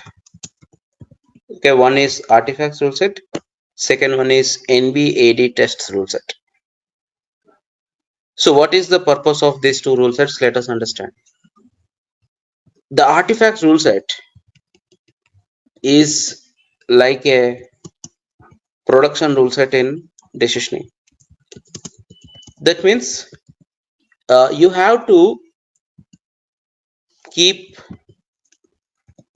the latest version of this rule set always unlocked. Okay, so basically what you do in production rule set, for example, you have to do something in the production environment, you have to immediately modify and you have to update the code. So what you will do, you will create a production rule set and you will keep your rules in the production rule set. Same way here also, whenever there is any change that you want to do in a higher environment, like in UAT production, like that, you can do the change directly in the artifacts latest version. So only one version you have to keep it enabled and unlocked. That will be the latest version of the artifacts rule set. So that any changes that you want to do, you can keep in that rule set. Second thing is all auto-generated rules go to this rule set. Okay, all auto-generated rules. See, that means, for example, when you are working on CDH, that is the customer decision hub, you will be doing some settings, you will be doing some configuration directly on the UI. When you do that configuration on the UI, in the backend, some rules will be created. So those rules which are auto-generated, when you do the change, will be automatically going to artifacts rule set only. Okay, so it is used for production rule set, it is used for storing auto-generated rules. Next, it is used for any POC and technical stuff. Okay, so any technical stuff and any POCs will be present in artifacts rule set, and all major decisioning rules will be present in artifacts rule set only. See, in rules rule set, what you will keep general rules like data transforms, activities, flow actions, flows. This will keep in rules rule set. So decisioning rules where we have to keep means we have to keep in artifacts rule set. Okay, for decisioning also we have to organize the rules, right? Just like you keep integration rules like service rest, all that in integration rule set. Same way you have to keep decisioning related rules also in a dedicated rule set. That dedicated rule set is artifacts rule set. Okay, so these are all the purpose of the artifacts rule set. One, it is a production rule set. All auto-generated rules go to this rule set. Any POCs or technical checks you will do in this rule set. And the major decisioning rules you will keep it in the artifacts rule set. Like strategies, actions, all of them you will be keeping it in the artifacts rule set only.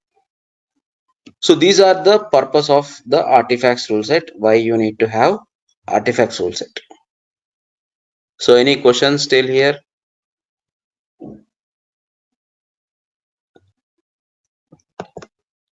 Understood? No questions from anyone?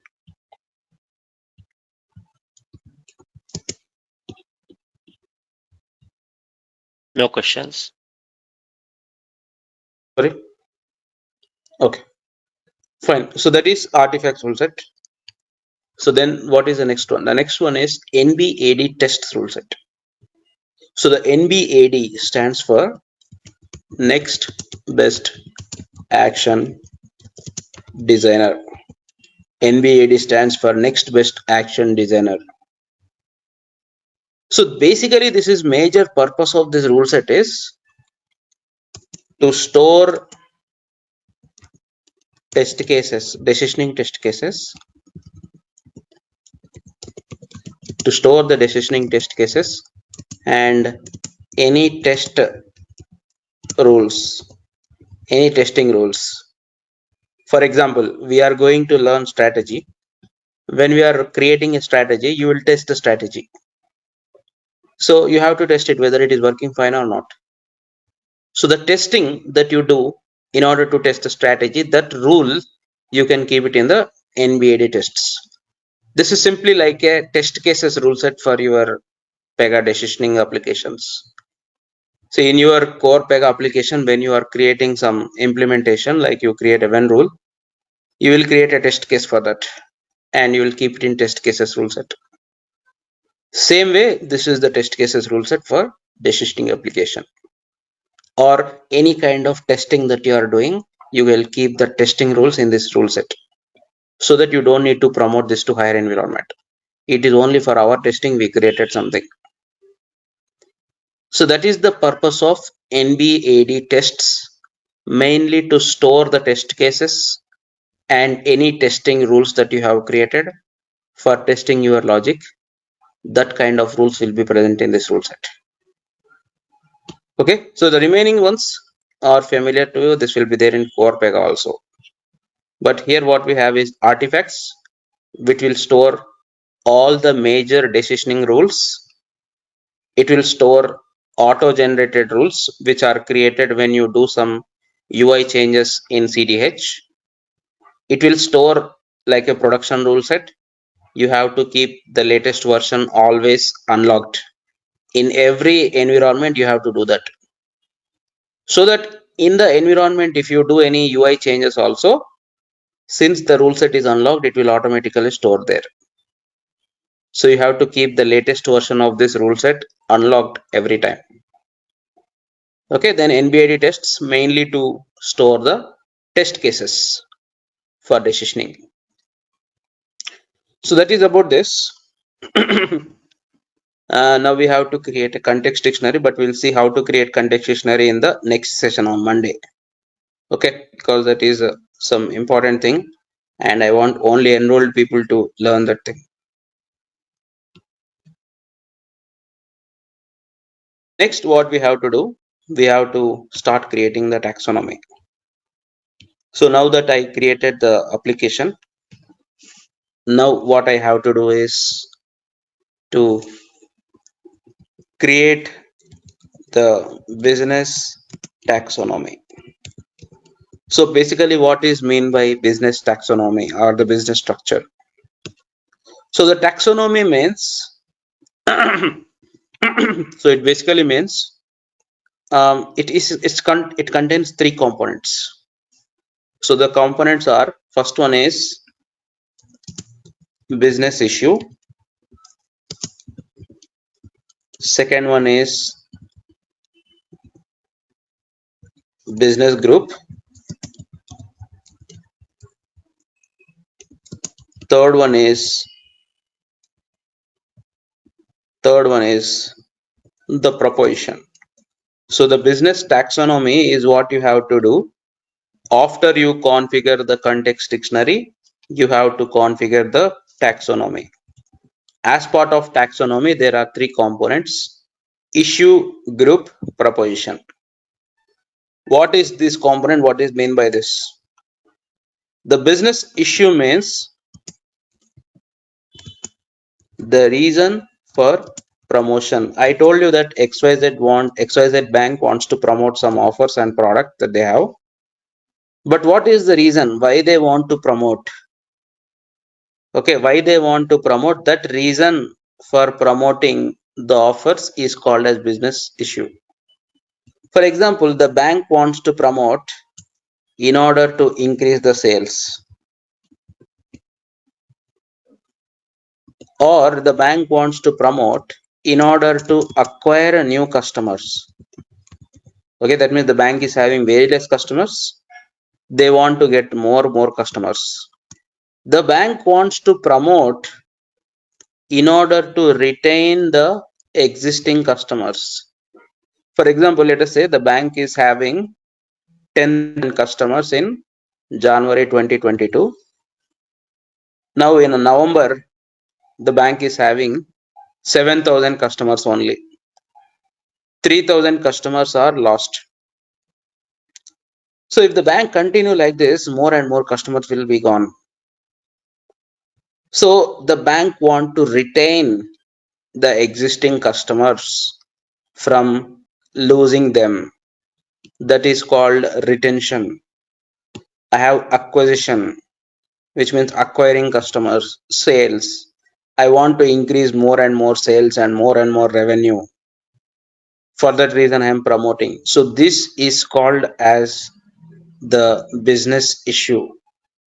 Business issue is the reason for the promotion that you are doing. Okay, like for example, we have one more reason also, like let us say okay, let us say for example discount or discounts. Okay, the reason for promoting is to provide discounts.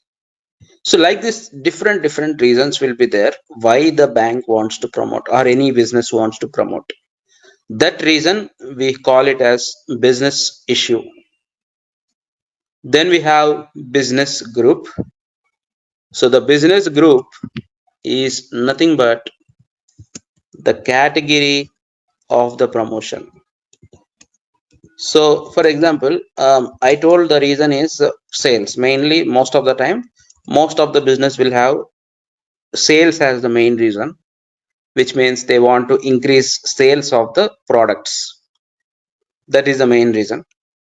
Now, for which product they want to increase the sales? That is the category of the promotion. Now coming to the bank wants to increase the sales of debit cards.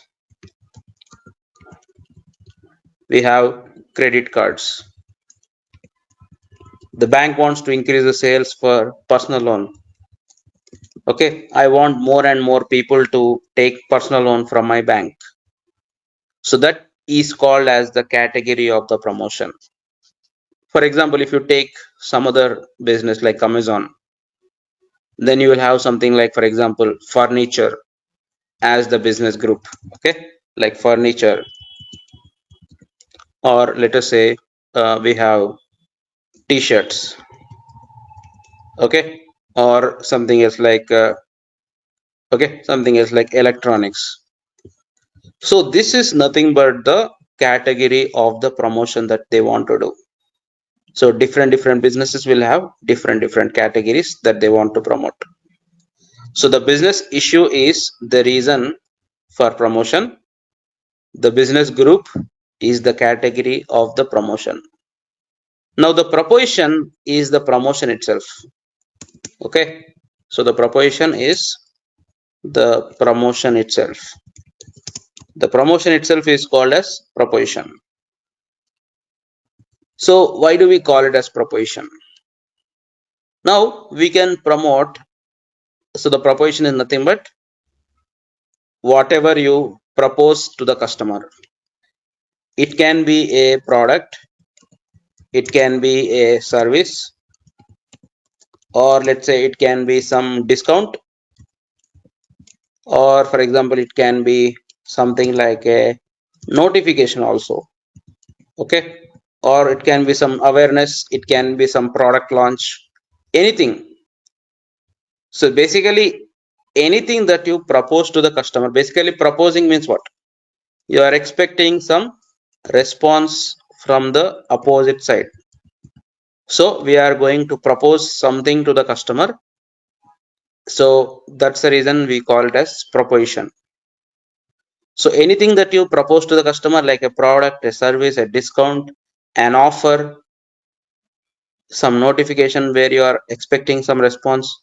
So all this you call it as a proposition. That's the reason we give a generic name as proposition.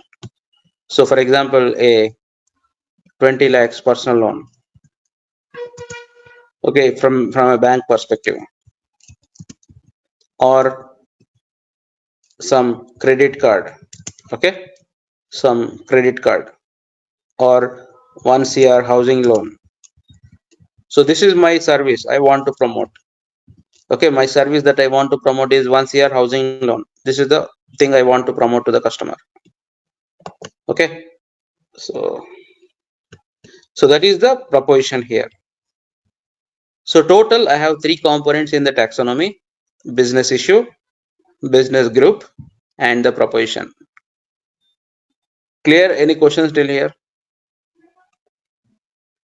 Or it can be like a 30% off, so 30% discount on saris.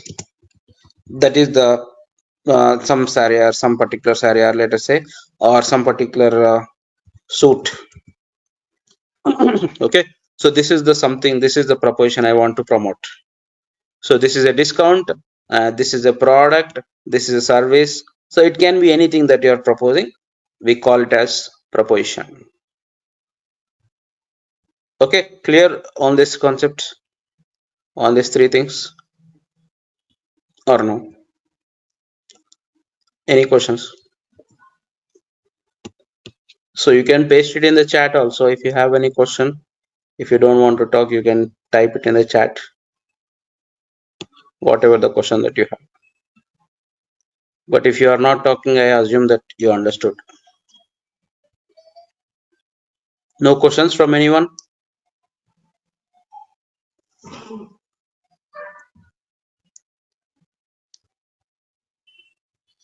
Okay. So now we understood the taxonomy. As part of taxonomy, there are 3 components: business issue, business group, and the proposition. Business issue is the reason for promotion, business group is the category for the promotion, and the proposition is the promotion itself. That is either a discount or a product or a service or something that you are proposing to the customer, depending on the business. Now let us see how do we implement that in the CDH or in the Dev Studio. So what you have to do is go to configure, decisioning, decisions, proposition management. This is where you give the taxonomy. Now here what you do, I'll just come here and I'll say add, and I add new business issue. So let us consider our same example. I will take the business issue as sales, create it in rules rule set, and click on create. So generally anything that you create in CDH, you will create it in artifacts, and that's how you do. Okay, so I'm creating a new business issue that's called sales. Okay, now let us say I will add one more. I'll say I'll create one more that let's call it as acquire customers. So generally the recommendation is to keep it 1 word or 2 words maximum, but not more than that.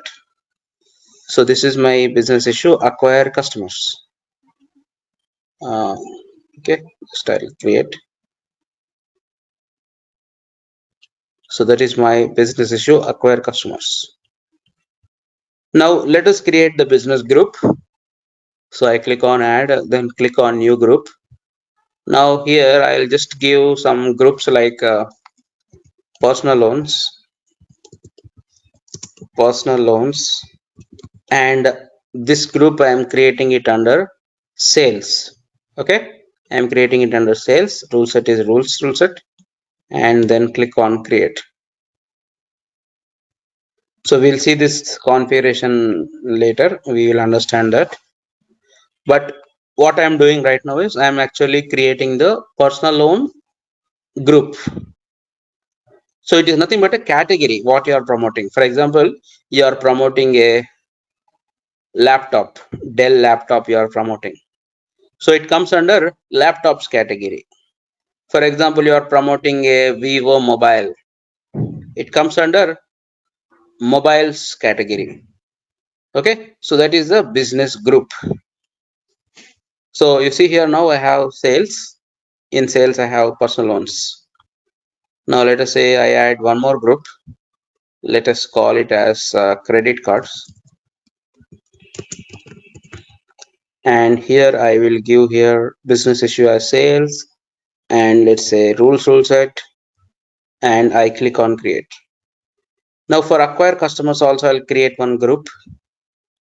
So in the sales I have two groups. Okay, in sales I have two groups. That is, the reason for promoting is to increase the sales, and in that I have tried to promote credit cards and personal loans. Now in acquire customers I will add one group. So let us call it as something like, so I will call it as discounts. Okay, so I call it as discounts, and that is my group which is present under acquire customers, and the rule set, and click on create. So that's it. My taxonomy is created here till here. Okay, so I have two issues. That is two reasons why I want to promote. Okay, one reason is sales. Second reason is acquire customers. So two business issues and three business groups. In sales, I have personal loans and credit cards. In acquire customers, I have discounts. Now, let us create the proposition also. So now I'll create a proposition in personal loan. What I will do, I'll click on this personal loan, and let us add the business issue, proposition. So like I told, proposition is nothing but the promotion itself. Whatever you are going to promote to the customer, that is called as proposition. So what you have to do is check out, and notice that I'm creating under sales personal loans. I click on new, and let us give the promotion name as 1 crore personal loan, 1 crore personal loan with 10% interest, annual interest. Okay, 1% personal loan with 10% annual interest. That is the name of my proposition which I want to promote to the customer. So similar way, let us add one in probably discounts group. Just I'm giving some data. Okay, so now I added one proposition in personal loans group. Same way I will add one proposition in let's say discounts. That means I want to promote some discount, so I will create the discount here. So I'll just say a new, and let us say I give some discount as 50% or 50% discount on, let us say like 1 CR loan, 1 CR loan EMI or something like that. Okay, 50% discount on 1 CR loan EMI, something like that I'm giving here. That means when you take the one CR loan, and for the first year the 50% loan is there, 50% discount is there. You don't need to pay full amount in the first year, something like that. Okay, so this is my taxonomy with two issues and three groups and two offers or two propositions. So any questions still here? Are you able to follow what we are doing? Yes, no?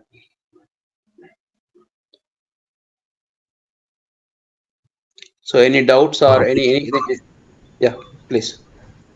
Yes, sir. We are able to follow you. I mean, Okay, I'm able to follow you. fine. So basically what we are doing here is we are actually creating a structure.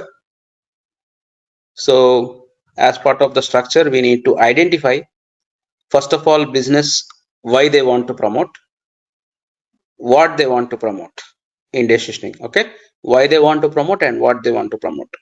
So in marketing, we do how they will promote. That is where we do in the marketing. But here I'm selecting what is the reason they want to increase the sales. What is the categories that they want to promote? They want to promote credit cards, personal loans. Now when I create the taxonomy like this, there is a class that is called SR class which will be created, which is called strategy result class. So just like for example in Pega implementation, you have work class, right? Like work dash fulfillment, work dash purchase order, like that. In decisioning, our class is SR class. SR stands for strategy result. Okay, SR stands for strategy result. So basically what is this SR means? This strategy result class will contain whatever the output results of strategy. Okay, output result of strategy. For example, I have 10 offers like this. I have 10 propositions.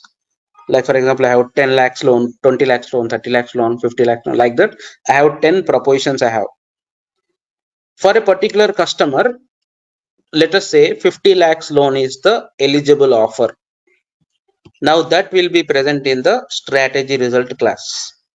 That class you called as a strategy result class. So this strategy result class will be created automatically. Okay, it will be created automatically when you have at least one business issue, when you defined at least one business issue. So right now here I have created 2 business issues. So by the time now it is automatically created. When you create at least one business issue, this will be automatically created. What is the format of this class? How it will be created means it will be created in the format of your application ID. Okay, your application ID dash SR. That is the class name. When you create a business issue with this structure, it will be created. So I think my application ID, if I remember, I gave it as offers. Okay, that is my application ID I have given. So let us see whether it is there or not. So I go to the Dev Studio. I go to the App Explorer. So my application ID is offers. You see, offers dash SR.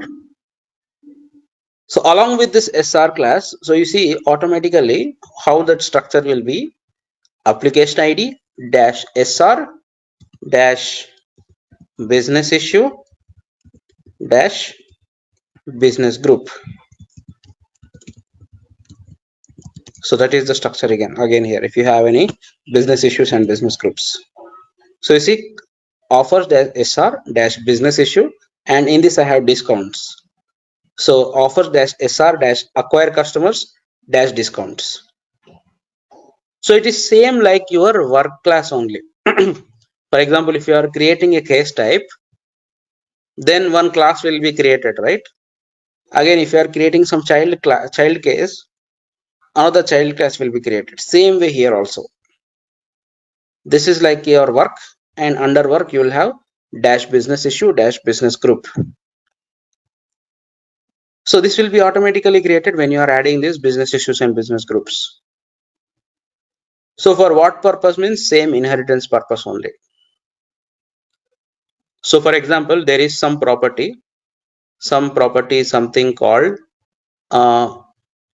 personal loan EMI. Okay, for example, I have to update the proposition with, I have a personal loan, 1 crore personal loan. There is some property like monthly EMI. So that property, it is specific to personal loan, that then you will be creating it here in personal loans. But if that property, for example, there is some property like customer ID, then you can keep it at SR class. Okay, directly you will create it at SR class. Same like your work class. For example, if the property is specific to that class, you create it in that class.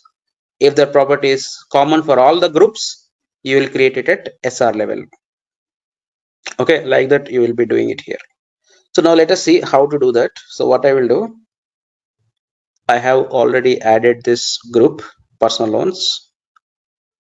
open this personal loans, and I will go to the form. So how to create properties? First of all, what are properties? So you see here SR class. Here also you can see the SR class. Offers dash SR dash business issue, that is sales, dash business group, that is personal loans. Now I'll go to the form. So first of all, properties means the characteristics of your proposition. So for example, I am a Amazon, or let us say I am a bank, or I'm an e-commerce company. I am an e-commerce company. I want to promote a t-shirt to the customer. So then what will be the properties? The properties will be something like t-shirt color and t-shirt size, like whether it is XL, double XL, that is the property. And for example, t-shirt model or t-shirt make, who is the maker of this t-shirt. So these are the characteristics of my promotion. So that are nothing but your attributes, that is the properties. So same like your Pega properties, the same property you create here also. So how do we do that? You go to the group, go to the form tab and scroll down, and you click on add field. That is how you add the fields. So since this is a personal loan group, okay, right now we are in CS offers, that is application ID dash SR dash sales, that's a business issue dash business group. I'm in personal loans right now, so I'll create something specific to this, like the monthly EMI. Okay, monthly EMI, and I'll click on this icon to create it. So this is nothing but the characteristics of my proposition. Depending on what proposition you have, different offers will have different characteristics. So I have monthly EMI. Let us keep it as a text only. I will keep as it is, and I click on save. So then let us say I create one more property. Let us call it as something like loan tenure. That means how many years this loan is applicable. That means 5-year loan, 10-year loan. So I'm creating that as loan tenure. So I click on create and open. Okay, so then I'll just save it. So now this personal loan is having two characteristics. One is the EMI, monthly EMI, and second is the loan tenure. Now save it, and simply what you have to do is just open the offer, then you will be able to add the data. So you see here, what is the loan tenure, what is the monthly EMI, it is asking me. Okay, for this 1 CR personal loan, let us give the loan tenure as something like 10 years. Monthly EMI I'm giving like some 1 lakh. Okay, that's what I'm doing here, and I'm clicking on save. So this is how you will give the attributes for the proposition. Because any proposition you take, for example, you are promoting a laptop, then the attributes will be the laptop price, laptop color, laptop model, what is the serial number. So all these are the attributes that are for a laptops category. So for different categories, you will have different properties.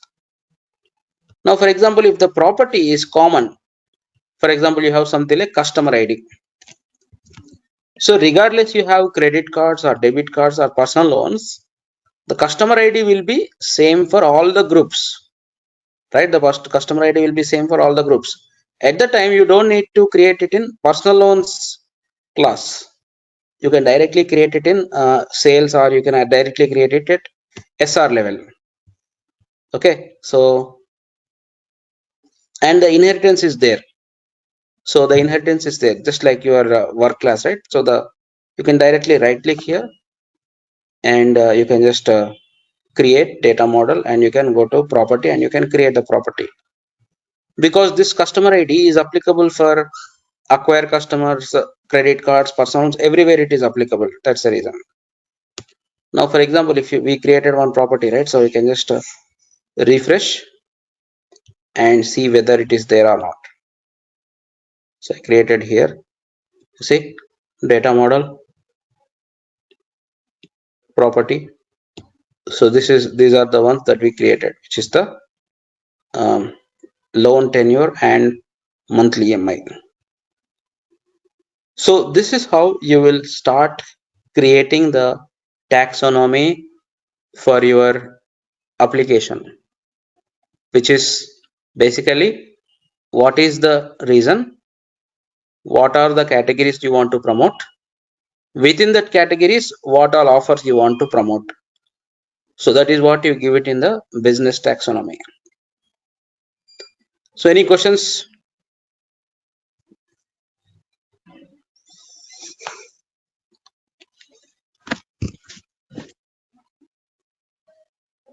All this we build only in Dev Studio. We cannot build this in App Studio. Yeah, previously we can do that, but now they have removed it. Directly you do it in Dev Studio now. Okay. Yeah. So we do here. Previously we can do in CDH, but somehow they have removed that feature in CDH, and they are asking to do here only. Okay. Yeah. Okay. So one more thing I'll just do and I will close it. So like I told, from enrolled sessions we will be definitely having 1 hour, but since these are all demos, we are not taking complete time. So now in real time, so for any project, right, in real time, generally big organizations use Pega. So at real time, you will not have 1 or 2 offers. You will have 100, 200 offers also. So you will not keep adding the 200, 300 offers one by one like this. What we will do is we have to export this template. Then just open this CSV file and you can start adding the offers in the CSV. So in real time, how it works means you have to export the template. Which all OOTB properties are there which you don't need, you can remove those columns. And you have to share this template to the business. Then someone from the business side, they will update this sheet with all the list of offers that they want to promote, and they will give it back to you. Then you will just simply import it. So that is how the real time how we do. You will export the template, you will keep the necessary columns, and you will give to the business. They will add the records and they will share it to you. Then you import it. So now if you add some 2 to 3 records, we'll add it here. So just scroll to the right side. You see the business issue, it is present in the property called PY issue. Okay, very important. You have to remember these properties. The advantage is most of the properties are PY properties. So the business issue is PY issue. That means in the clipboard, it will be present in PY issue property name. Business group is PY group. And the proposition is that our offer is present in PY name. Okay, it is present in PY name. So I'll give the PY name here as 50 lakhs personal loan. Okay, 50 lakhs personal loan with 10% interest. And the 2 properties which we added, right, that is also coming here. So let us say I give the monthly EMI as 2 lakhs and loan tenure as 5 years. Similarly, I will add one more row. So remember this property names. Business issue is PY issue. Business group is PY group. Proposition is PY name. So sales, and here I'll give, let us say 10 lakhs personal loan. You see PY group is the business group. Yeah, any questions guys? And here I'll give monthly EMI, I'm giving it as 10,000, and loan tenure I'm giving it as 20 years. Okay, so I'm just keeping these 3 offers for now. What is 1 crore, 50 lakhs and 10 lakhs personal loan. So now let us understand that these are the things, but remember these property names: business issue, PY issue, business group, PY group. Proposition name is PY name. Now I'll close this and I'll come here and click on import.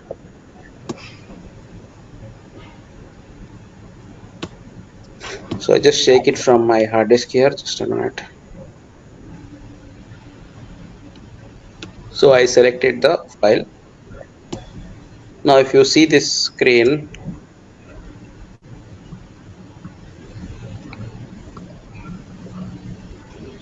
We're not able to see the screen. yeah. So I selected the file which I have updated. Click on load and click on import. So now my propositions are updated with the new propositions we added: 1 CR personal loan, 50 lakhs personal loan, 10 lakhs personal loan. And if you open them, you will be able to see the data that we added: 5 years and 20,000. Same thing. Okay. So we have this option also where you can actually see the, for example, let us say that we are having Christmas very soon, right? So the business has decided to give some 50% discount on Christmas season. That is from 25th of December to 1st of January. So in that scenario, you can actually make it available during a certain time period. So for example, if you open this offer, you have some option, right? Enable always, disable, and the third one is within defined time period. So within defined time period means you will select during which time this offer is active. So since this is a Christmas discount, I select from December 25th, something like till December 31st, something like that. Okay. So that means this offer will be set to true only when during that time period only it will be active. Remaining all the time it will be inactive. Okay. You see, that's the reason it is false now. Once the system reaches this time, then it will be automatically activated. Okay. So we have seen, right, some Dasara offers will be there, Diwali offers will be there, discount, Christmas discounts are there. So that is how you manage in Pega here. So this proposition with this 50% discount is there only during Christmas. Remaining times it will be set as inactive. So that option is also there where you can specify that offer to be valid only for a particular duration. Yeah. So any questions, guys? Yeah, that's it. I just want to show. So yes. One basic question. Yeah. The company which has implemented Pega, Yeah. our end objective is to promote our business or increase our business or whatever, Right. right? So, and our company is already implemented Pega, and why? I mean, it's a basic question. So, why should the company go for this decisioning specially? Because just to understand the whole scenario, to increase the Yeah. revenue, See, we just have to to promote interact effectively. the customer, end customer, right? Hmm. By any means, whether it's SMS, whether it's a email, anything, Hmm. Hmm. promotions, contacting. So, if I understand in Pega perspective, I will maintain offers in one data table. I'll every Hmm. day, I'll keep on some flags on the customer data. Okay, based on some the analysis or validation, some data transforms, I'll send a emails as SMS to the customer. Hmm. Right, the decisioning is also happening in background. So how So will you again, analyze? So how will you analyze why this customer is accepting, why this customer is rejecting? So how will you use a model? So I'm not saying that is the only reason we added a decisioning framework. So let us say you are Okay. sending offers to the customer randomly. No Yeah. customer will accept. So you don't know which customer will accept. So that is what is happening right now. You are getting a lot of spam emails every day, right? Some spam emails which we don't even check from some bank, random bank. They will send some spam mails which we don't even want. No, So that is a I'll very differentiate. bad way of marketing without having any model like adaptive model, predictive model. So the model will indicate you to which customer you have to promote so that we will be targeting the relevant customers. So without all If this I framework, we cannot achieve that. Yeah. Yeah. Okay. No, as you are saying, it's a spam mails, multiple emails, unnecessary emails going to the relevant customer also. So Right. I will differentiate just for a classification. Maybe So you have see, taken. I get some spam calls and all that. What I'll do, I'll just immediately unblock or I will say that I'm unsubscribing. That is a bad reputation, right? So next time the business can't even promote to me. That might be a minor thing, like one or two people doing, but millions of customers use the business. Mainly this, whoever use Pega, the organization have millions of customers. So without any Yeah. framework, if you just send randomly using Pega, you will not have even 10% effectiveness also. So that people who are promoting, they have to be interested. Some relevancy has to be there, which this Oh, model strategies and all that they will do. So when I'm yeah. unsubscribing, then that's it. I'm gone. I'm gone with the business, which is a very crucial thing, which will lead into revenue loss. So there is 0% effectiveness if you do with Pega. You cannot understand which people are interested, which people are not interested. You will never know that. That capability is not there. Okay. Okay. So interaction history, you are storing the interactions, you are storing the interaction history, which customer accepted. Then if the customer accepted, then you are having the models. So the model will tell you which offer is good offer. So for this particular customer, which offer is good offer, you will come to know. So it will be a tedious process if you are not having all this logic in place, all this framework in place. Okay. So as you see the rules and the features, you will come to know much better how that is happening. Yeah, yeah. Okay. Even You have I'm trying to to. integrate with the website. Okay. You have to integrate with the website. How will you integrate with the website and how will you promote your offers on a mobile application or website without the framework? So what you want to do in Pega, that you will integrate with the website and you will promote effectively through the website or someplace. So let us say a customer called and that customer, for that customer you have to show some offer which is relevant to that customer. So how will you show without the framework? So numerous things, not even single thing. So there are several features which Pega will not be able to accomplish, which can be done in this framework only. Okay. So that is the reason why frameworks are there, customer service framework or industry frameworks like Pega marketing framework, CDH framework. Some other financial frameworks are there, right? So which is for financial KYC related things. So you can do everything in Pega, but it will not give any effective results at the end of the time. Okay, everything you can do in Pega, but at the end of the day, the results when you compare, it will not be effective. It will be like 10% effective, and when you use it with the framework, maybe it will be 50 to 60%. Okay, so that is the thing. I got it. Yeah, yeah, yeah. I mean, what additional things we are going to, even end customer, maybe I can take 5 minutes more, right? Or one, two Yeah, yeah, no minutes. worries. Yes, yes. No, even suppose just thinking in end how the companies work or how they convince the customer. Even if in a pre-sales thing, suppose that if I want to convince the customer, boss, if you implement decision, you have a more capabilities. So I just want to trying to understand those more additional capabilities implementing the CDH or decisioning. Because if I am telling I mean just a basic level only I am asking, not an so if I am telling about I can send an email, I can send SMS to the First thing customer. I told you, right? First thing, adaptive model. You have Okay. adaptive model here. Predictive model is there. Adaptive model is there. Scorecard is there. Scorecard model. Okay.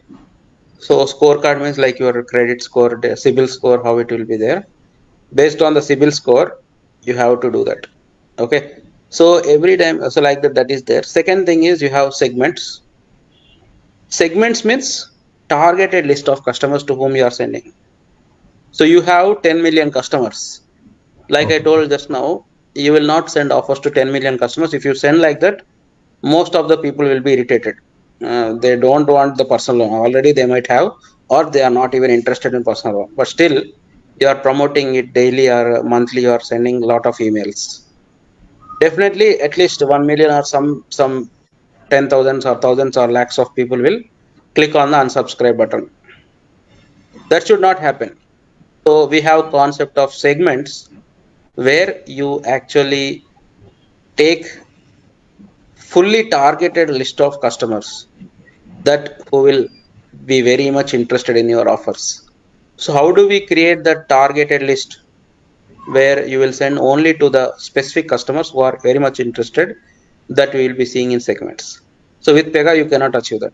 With Pega you don't have any logic that will allow you to create a targeted list of relevant customers. Okay, that is one thing.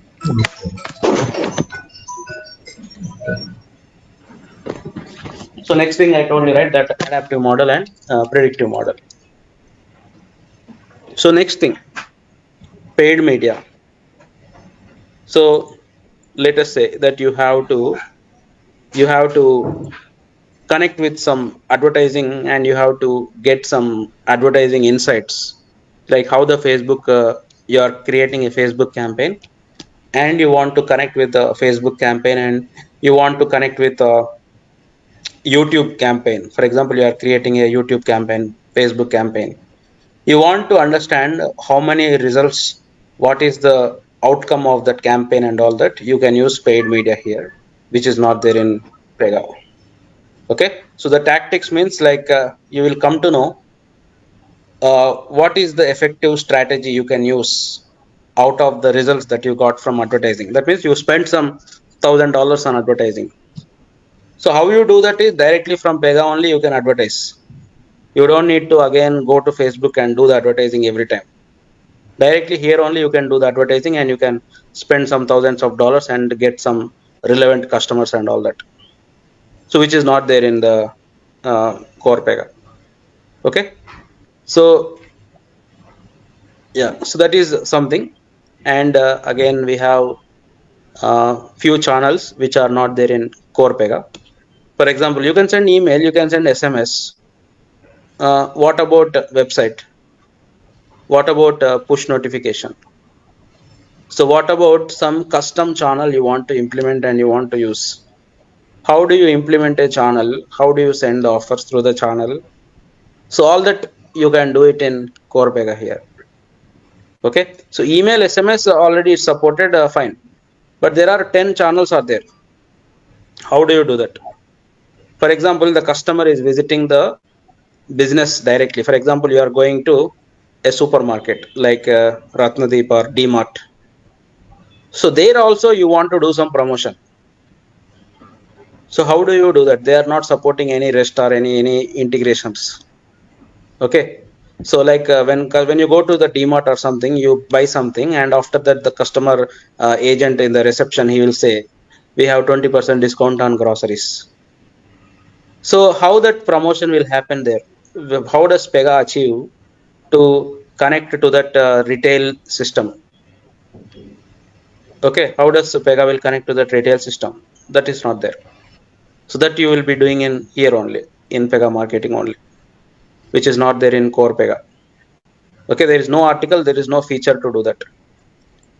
Okay, there is a 3D view of your entire system, which is not there in Pega. In Pega, you can actually create maybe some summary view report, but this is more than summary view report.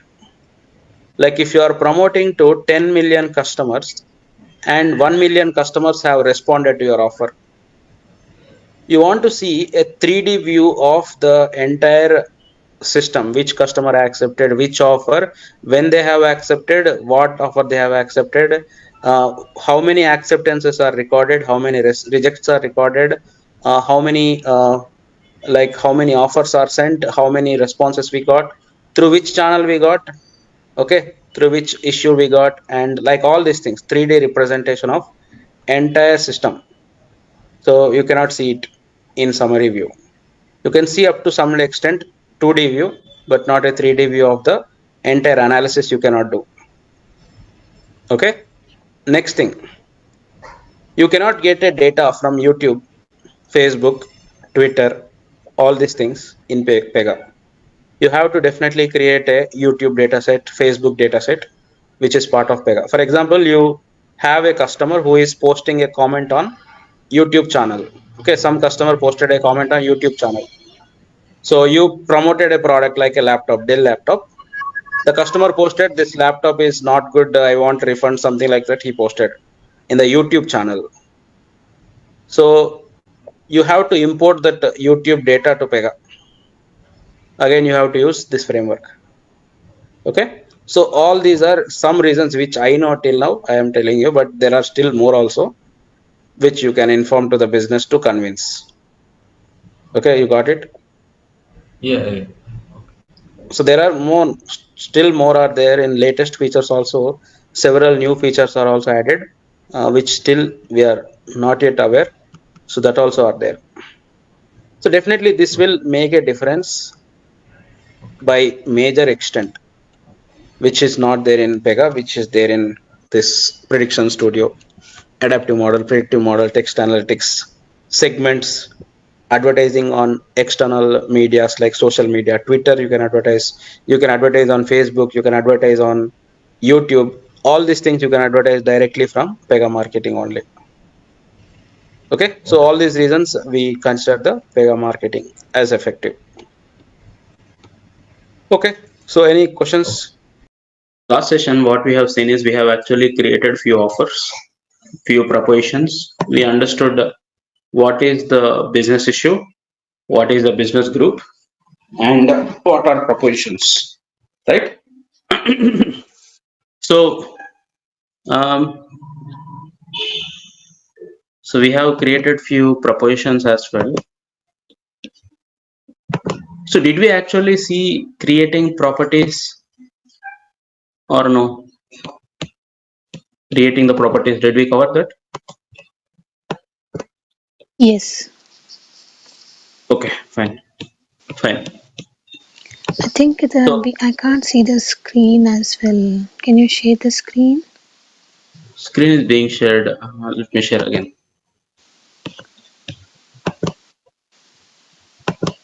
So can you see now?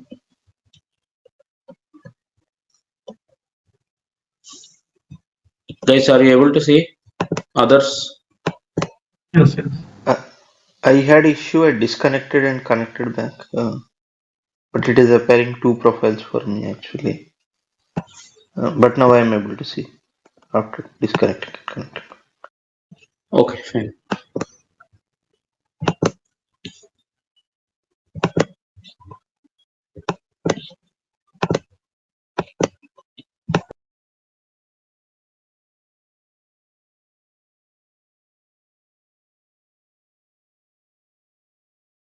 Okay. So now let us create the properties.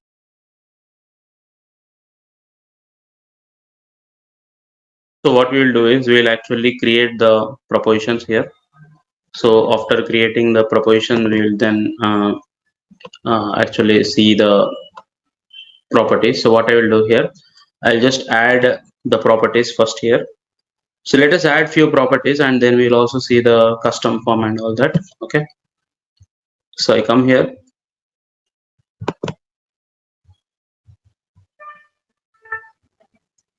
Now scroll down. So first I will add few properties here. Then here, let us say I create the property name as something like monthly EMI. Okay, I'm creating something called monthly EMI.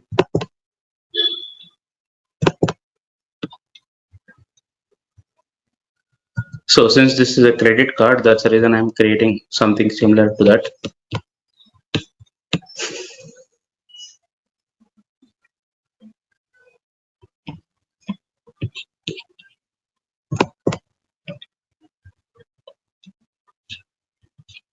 So here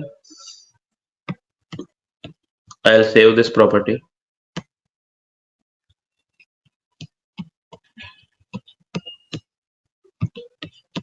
Now come back.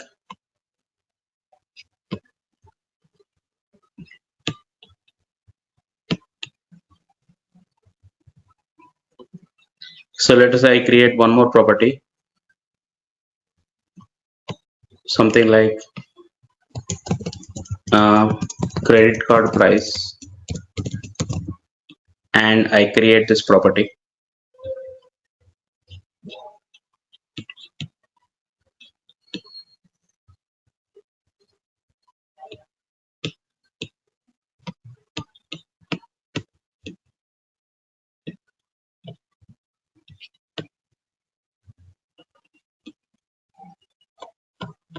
Okay, now save it.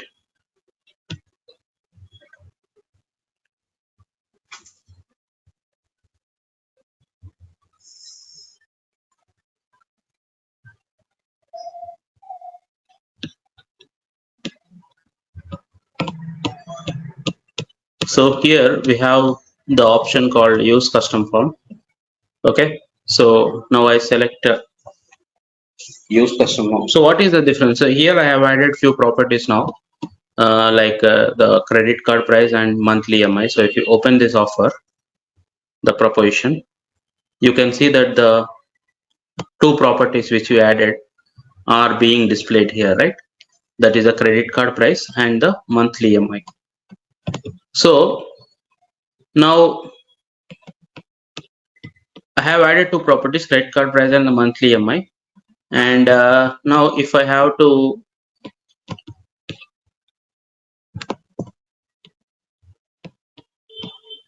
create a property, for example, I need something like a something like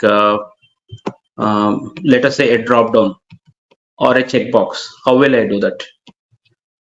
Okay, so if I have the property here, something like a text box, then it is fine. But if I have something like a checkbox or radio button, how can I add that here? I cannot do that, right? So when you add a property here, it will always accept text input, and so it will always accept like a text input. It will not accept something else.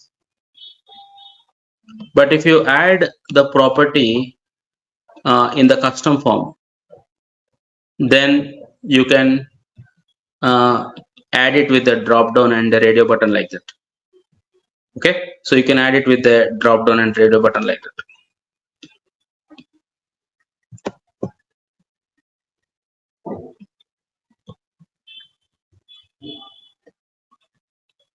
So for example, now what I will do, I will just click on use custom form and I'll click on submit.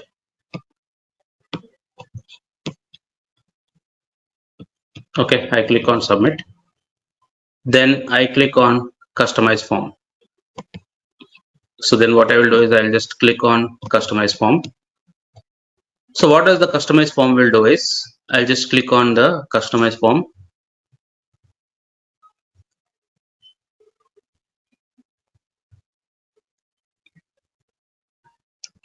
So I want to add the properties like drop downs, checkboxes, radio buttons like that, right?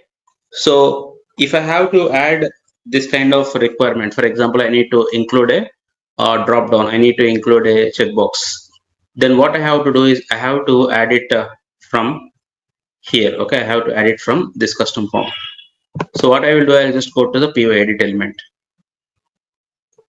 Okay, I'll go to the PY edit element, and here we will be adding that checkout here.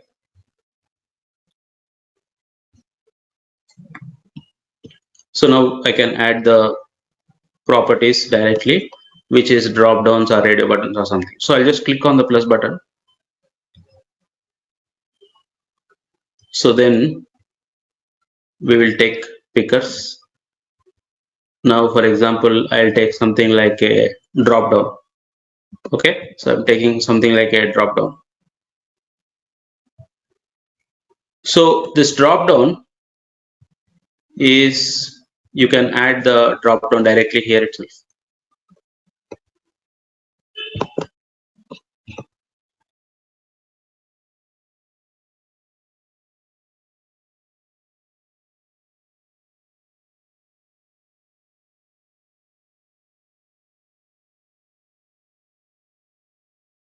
So for example, I'm creating a property like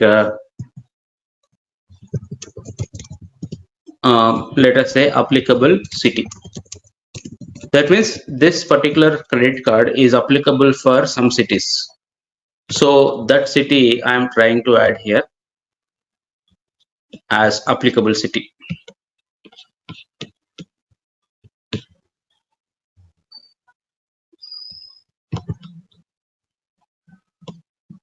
Okay, I'm trying to add here the applicable city.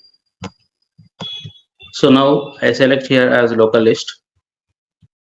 Now, for example, I'll give something like Hyderabad, and some other city I'll give.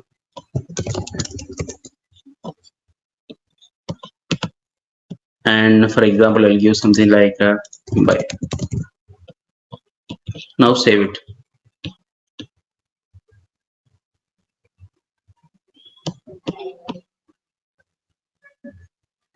Okay, so now I am just selecting this option, and I'll say here select applicable city, and I click on submit. Select applicable city, and I click on submit and save this. Now if you come back and let us say I just come here, save it, go to the data. Okay, so what I will do, I'll just come here and okay, just check in now. Yeah, section you have to check in. Okay, it is saying the same thing, right? Ensure the section is checked in. So I just come here and I check in.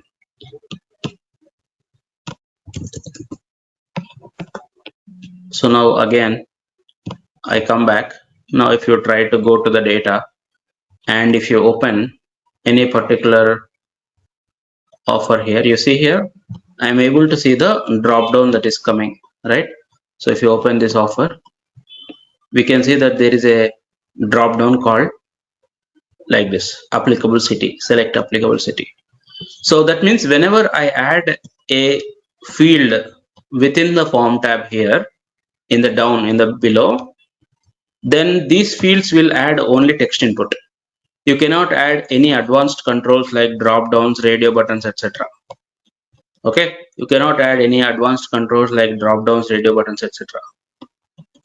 So if you want to add the advanced controls like drop down, radio button, checkbox, links, etc., you have to make it as custom form. Okay, you have to make it as custom form. And then when you click on the customize form, there is one section that is called PY edit element that will be same for all the groups. PY edit element section is same for all the groups. Okay, only it will be differenced with the circumstancing.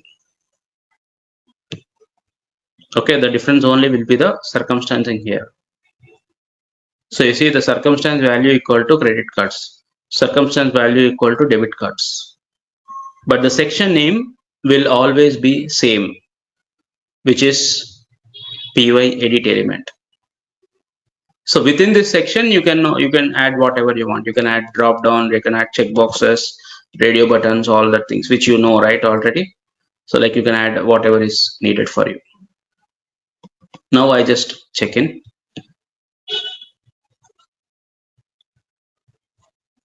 So I will just say add custom form, or I'll do one thing. Let us add a few more elements to the section. So I have added a drop down. Similarly, I will select. I'll add a checkbox.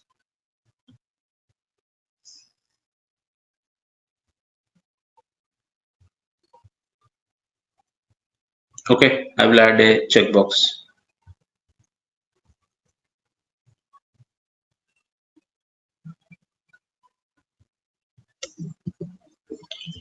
So let us add something called applicable to kids. Okay, I'm adding a checkbox where I need to check if this credit card is let's say applicable to kids or something like that. Okay, kids in the sense like below 21 years old, something like that. I'm just keeping. So then I'm keeping the checkbox property here as true or false, because this is a checkbox, right? Checkbox will have either true or false. So now I'm adding a checkbox to the proposition data. So notice that the properties are getting created in the SR class. Last time we have seen SR class. What is SR class and how do we define this in the SR class, right? So I'm giving here, is this applicable to kids, and I submit. Okay, like this I'm giving and save. Okay, now check in.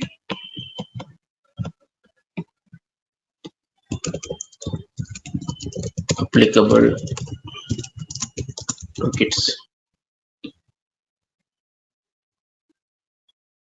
So I'm selecting this option.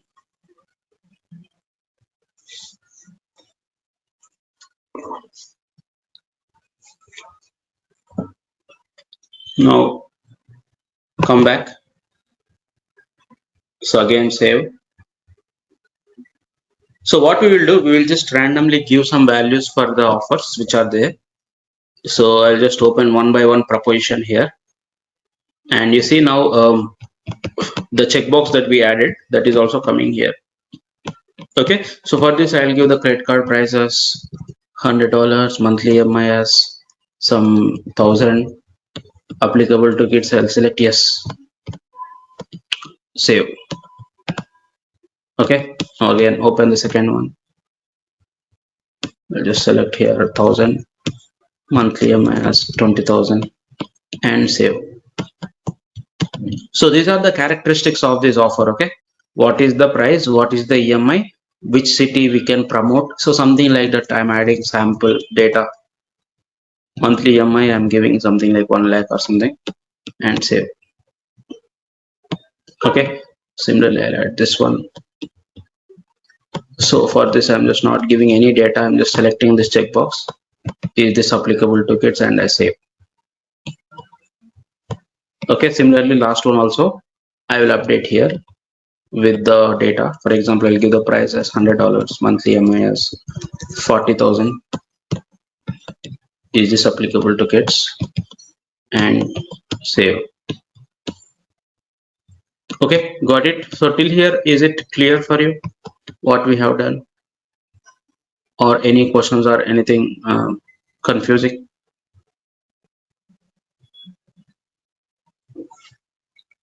So just to review, in the last session we have added propositions. Like you can just click on the new button and you can create a new proposition. So proposition means anything that you promote to the customer, either a product, service, discount, coupon, all these things you have to create as a proposition. And if you go to the form tab, if you add the properties here, then those will be created as a text input. Okay, but if you want to have something like a drop down checkbox, okay, for example, you are promoting a t-shirt, You need to select the t-shirt size, whether it is XL, L, medium, something like that. For that, you need a drop down. Okay, for example, you need to select the applicable country to promote this t-shirt. Then you need to select through the drop down, right? So all that you can do it in the custom form. In the generic form, which is below, there is generated form, you have scalar properties. In the custom form, you will have the custom properties. Okay, so that is what you can do here. So now I just added those things and we have created the custom form and the attributes. So any questions till here? Are you clear till what we have done?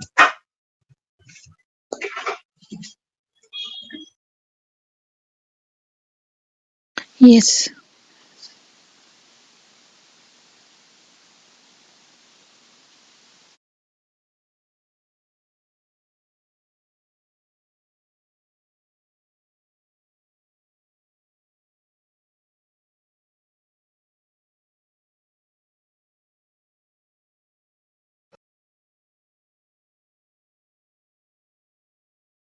Hello.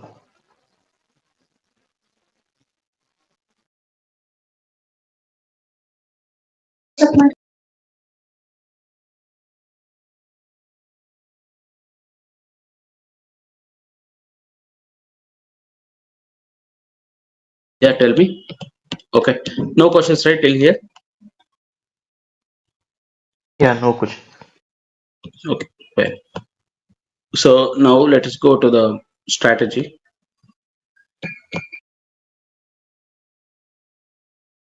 We will create a sample strategy here.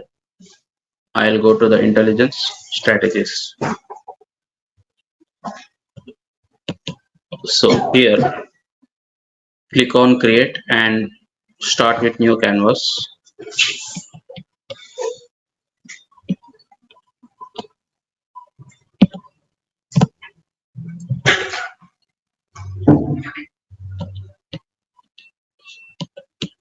So what I will do, first thing, we'll just take a simple scenario and we will create the strategy. So strategies are present under intelligence strategies in the CDH portal. You can create a strategy from the Dev Studio also. So what you have to do is from the CDH, select intelligence prediction studio. From the prediction studio, switch to the Dev Studio. Then you go to the records, decision category and strategy. Okay, records, decision category and strategy. So here also you can create a new strategy. Now let's go back to the CDH and I'll create a strategy. I'll call the strategy as first strategy. Now I select the business issue as, let's say, grow, business group as credit cards, and here the applies to class for a strategy.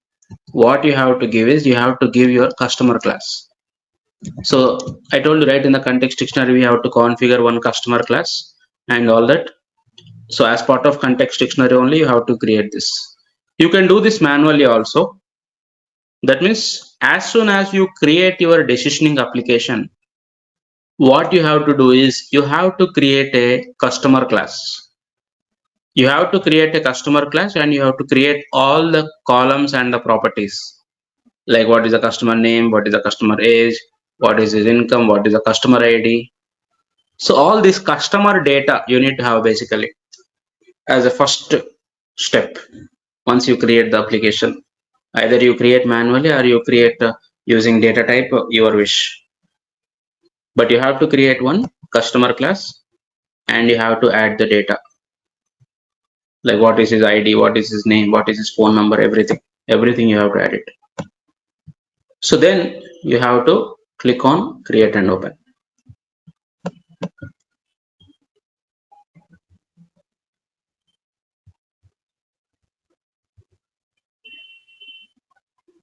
So now I am creating the strategy.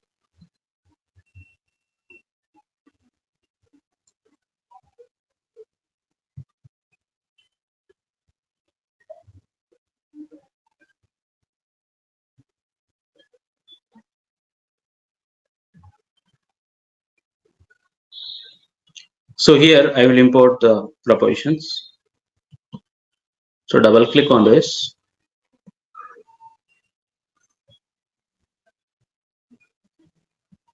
Just a minute.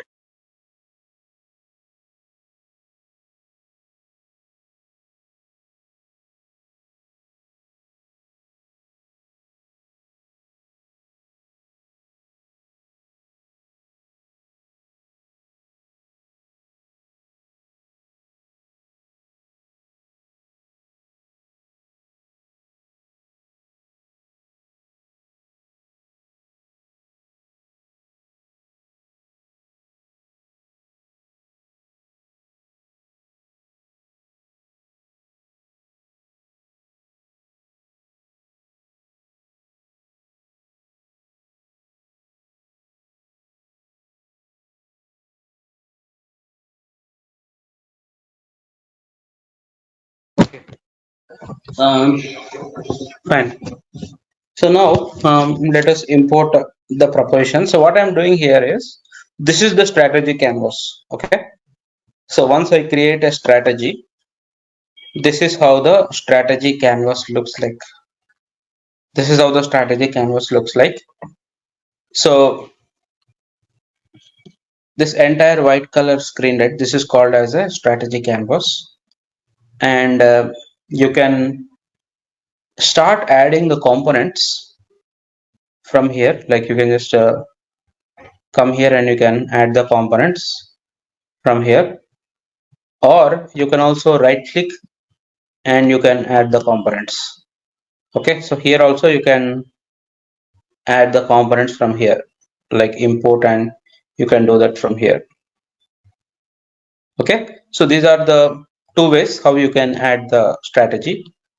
So like you see, I'm just right clicking and I'm adding a component to the strategy like this, or I can also add this component from here. I just select here and I can add the component from here like this. Okay, so this is called as a strategy canvas. The final output will be going into this result shape. That means whatever the final output that will come from the strategy, that will be pointing to the result shape. Okay, that is like the end shape of the strategy. Now what I will do, I'll just import proposition data. So what this component will do is, this component will import the propositions from the proposition data.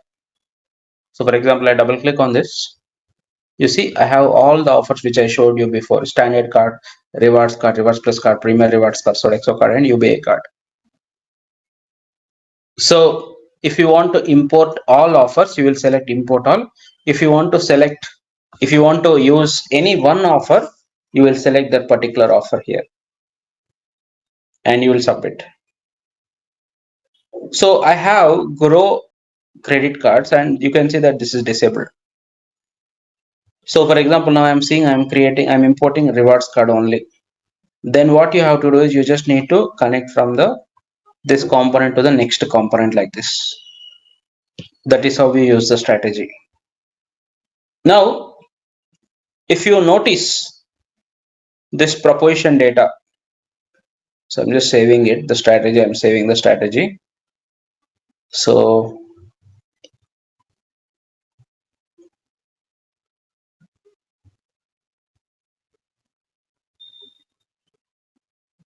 if you double click on this,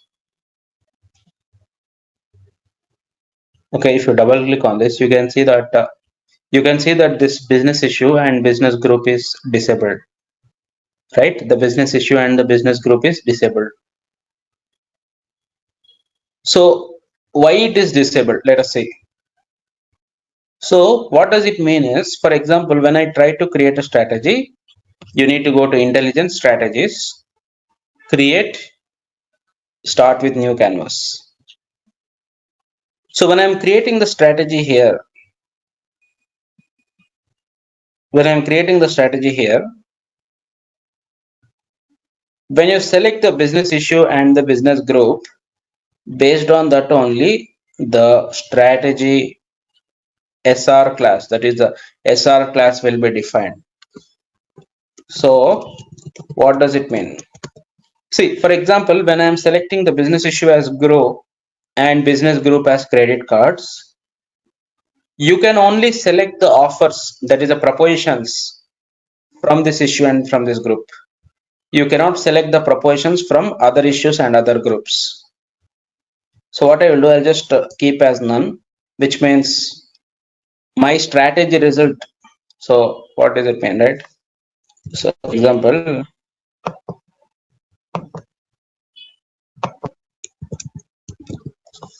just a minute. Okay.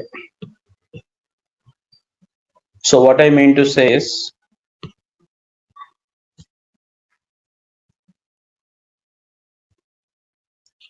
okay, so what I mean to say is, while creating the strategy, for example, you selected issue as grow, group as credit cards. While creating the strategy, your SR class will be restricted to your application ID, that is cdh-sr-grow-credit cards. Now within the strategy also, I can only use the propositions from this issue and from this group. I cannot use from another issue and from another group. But for example, I am not selecting any issue and any group. I am leaving it as it is, like none, none, I am keeping none. Then your SR class will be created and it will be restricted to cdh-sr. Now I can use the propositions from acquire, collections, all of this. And I can also use the propositions from any of the groups that are present in that particular issue. So that is the difference between this strategy result class here. So now again I'm giving my customer class. This is my customer class. I click on create and open.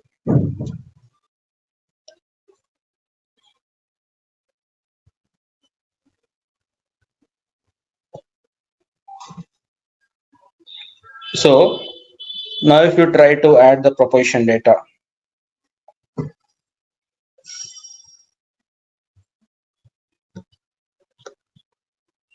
okay, now if you try to add the proposition data, so double click on this. So if you see now, I am able to select from any issue, I can select any group, and I can select the propositions that are there in that group. So right now there are no propositions in that group, so I'm selecting this one and I select submit.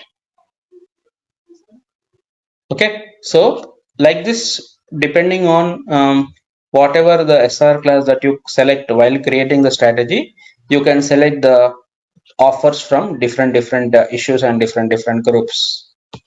Okay, so that is the purpose of that strategy result class that you select there.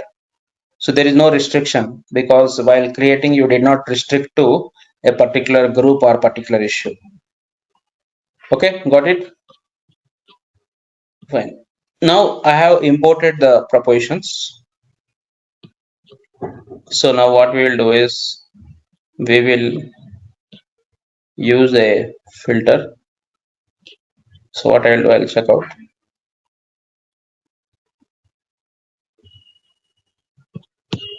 Okay, check out.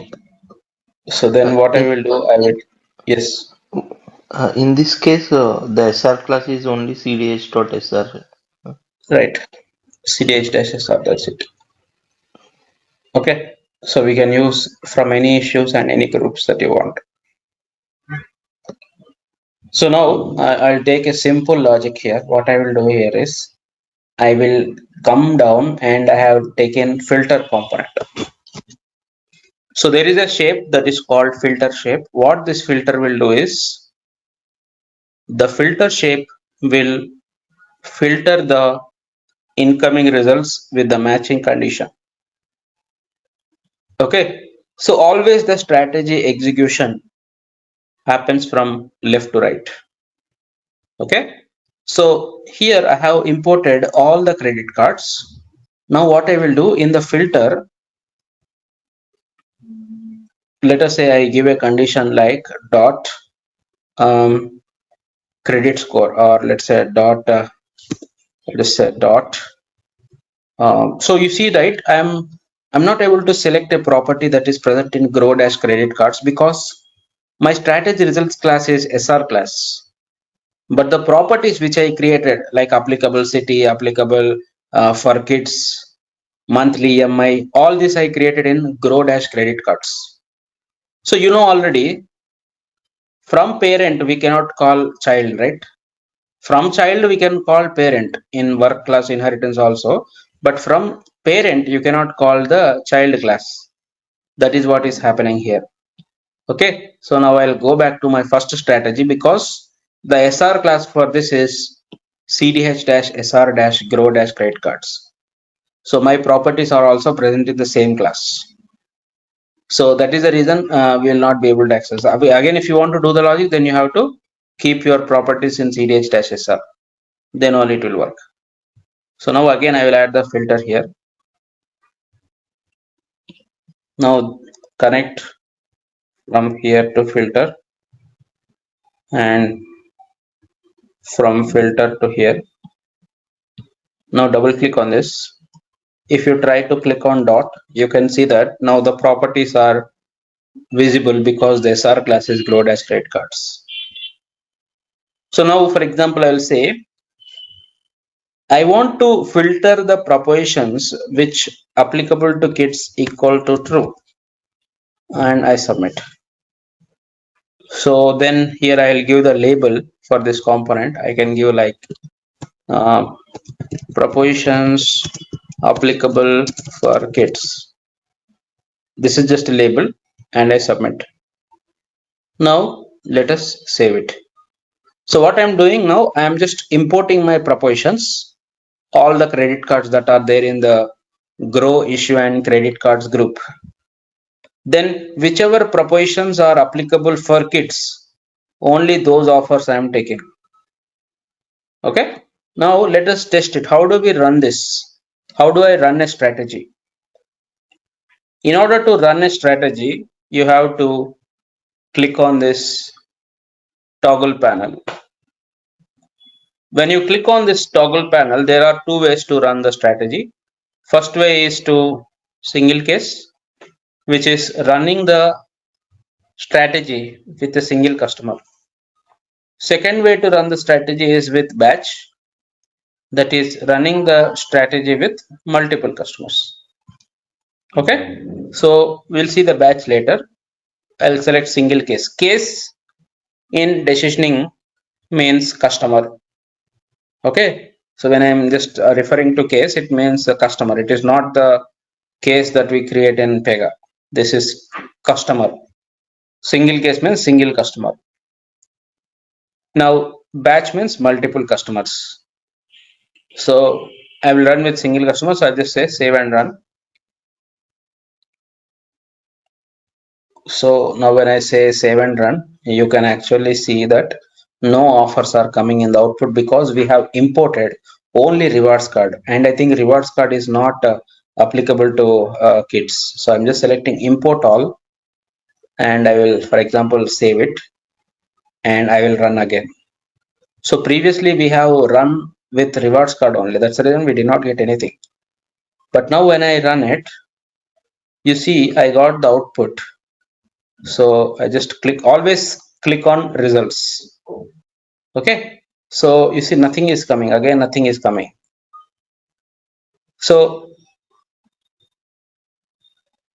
see what the strategy will do is the strategy. How do I trace? For example, in activity or something, let us say there is some issue at fourth step or fifth step.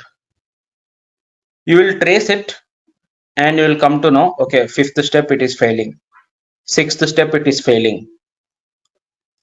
But in strategy, somewhere the issue is there, and how do I debug and how do I trace, or how do I find out the issue if you are not getting expected output? The strategy will give you the output at each and every component. Okay, that means whatever the output of this component, when you click on this component, the output will be displayed to you. So you see, when I clicked on this component, the output is 6 offers. So you see 6 propositions are coming as output: the standard card, rewards card, premier rewards card, Sodexo card, whatever we added, right? Those are coming in the output. When I want to see the output of this component, I will click on this component. So you see there is nothing is coming in the output. So that means the issue is directly in the first component only, and after first component nothing is coming in the output. That is how you need to debug the strategy. You cannot trace like steps or anything. You have to click each and every component and you can see what output is there for that particular component. Okay, so now why we are not getting the output? Because if you remember, I have selected applicable for kids for I think 2 or 3 offers I selected, but still we are not getting the output. Why? So the thing is, whenever you create a property, so if you come here, I just come to the Dev Studio. If you go to the proposition data, whenever you create a property in the decision data, okay, here, okay, for example, I just created the property in the credit card. So I just open this. So whenever you create a property here, you have to add that property in the form tab also.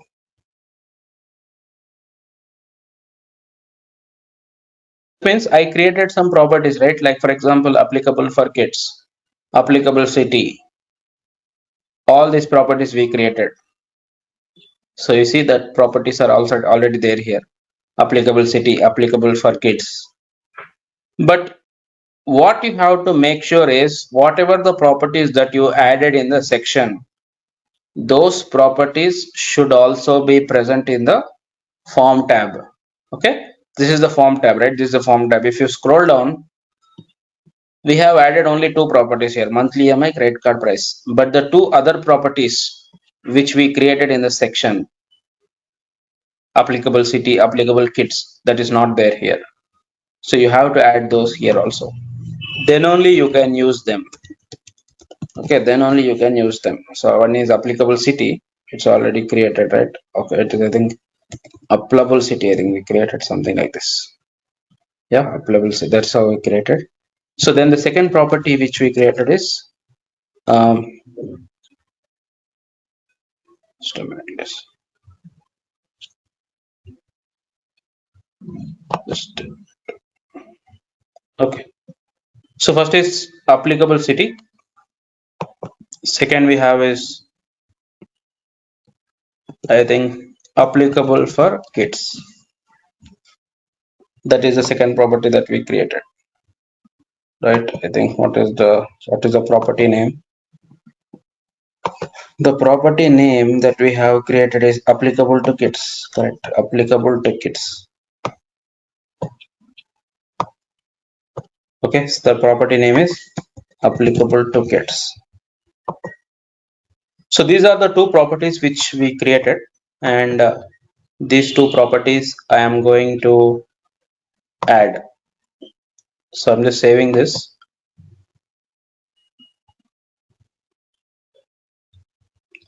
So that's what you have to do. You have created 2 properties, but you did not add those properties in the form tab.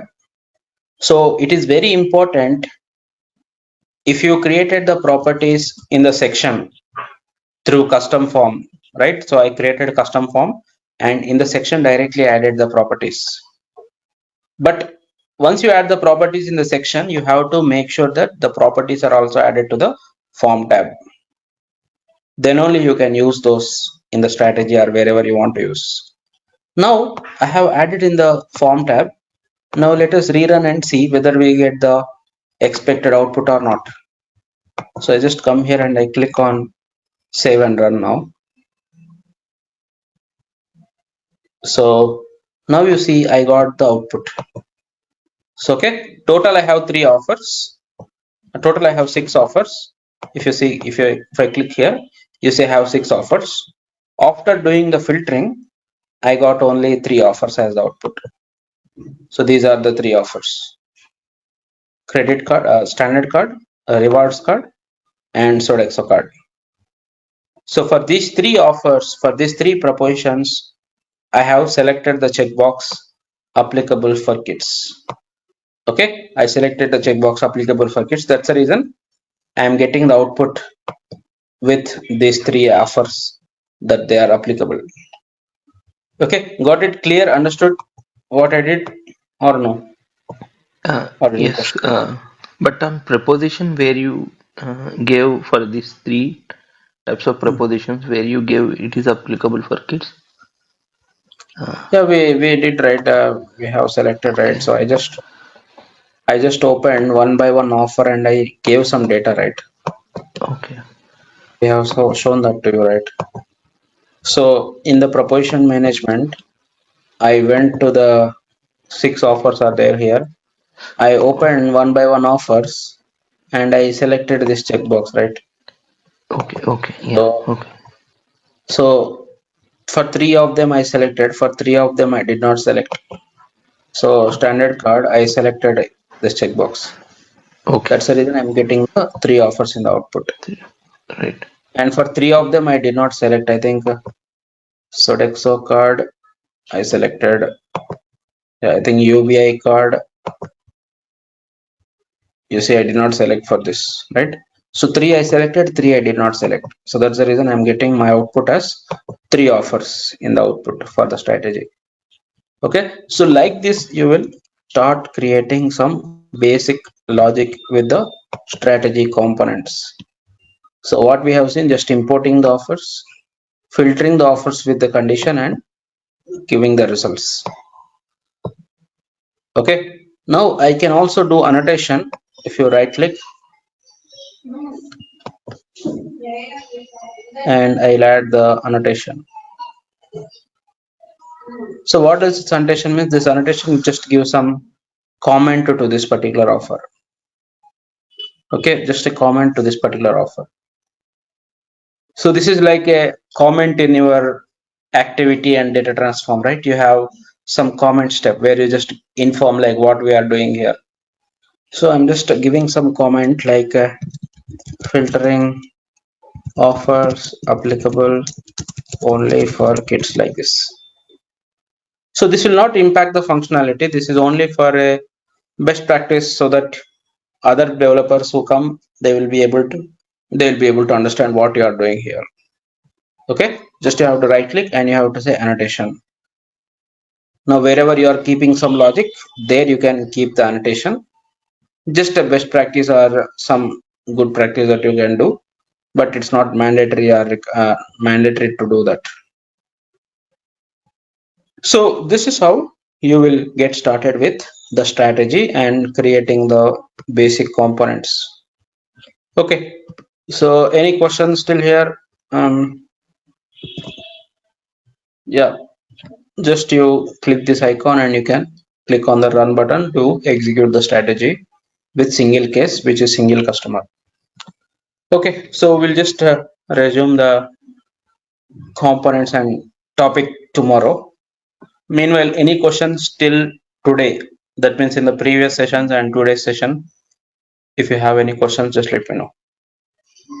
uh, in your project, how you will define this applicable class actually, because you need to create a separate class for holding the Yeah, we need customer to data, right?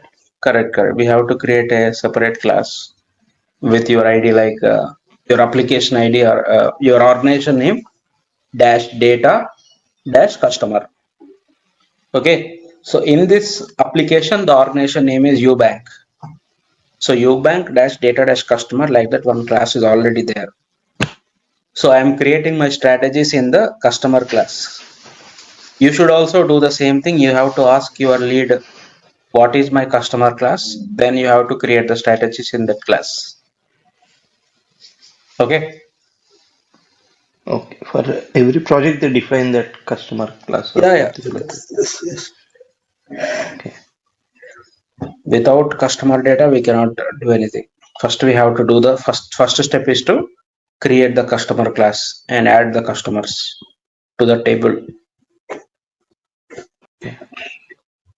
Okay. So yesterday we have seen creating the strategy. So what we have done yesterday means we have actually seen the form tab. We have also seen the custom form. That means whenever you have the fields present in scalar, like only text input, but you want to have some drop downs, check boxes, links, radio buttons, and all that, you will go for custom form. Okay, within the proposition. Then whenever you add properties to the custom form, you have to make sure that those properties are also added in the form tab, because without adding the properties to the form tab, you cannot use those properties anywhere in the strategy or wherever you want. So today, let us create some. Today we'll understand some basic components in the strategy, and we will see how do we test the strategy. So yesterday we have seen you have to go here, click on Start New Canvas. So then here I'll give the strategy name. Let us say um, basic components in strategy. So I select the business issue as grow, business group as credit cards. Like I told yesterday, you have to create strategy in your customer class. So you have to create the customer class as soon as you create your application. So now I'm just clicking on create and open. So depending on this selection, I selected grow and credit cards, right? So my strategy result will be CDH-SR-grow-credit cards. That means I can have my offers only from grow credit cards only. Okay. So now as usual, I will import the proposition data, which will import my propositions. Okay. So now I am selecting here import all propositions and I submit. Yesterday we have seen the filter component, right? So as part of filter component, we have seen like filter the offers which are applicable for kids. So this kind of condition we have kept yesterday and we have seen that. So let us see few more components. So first I will start with let us say set property. Yeah, let's start with set property. So what I will do here, instead of importing all offers, I will import one offer, standard card. So then I can just right click, copy, and I will paste this.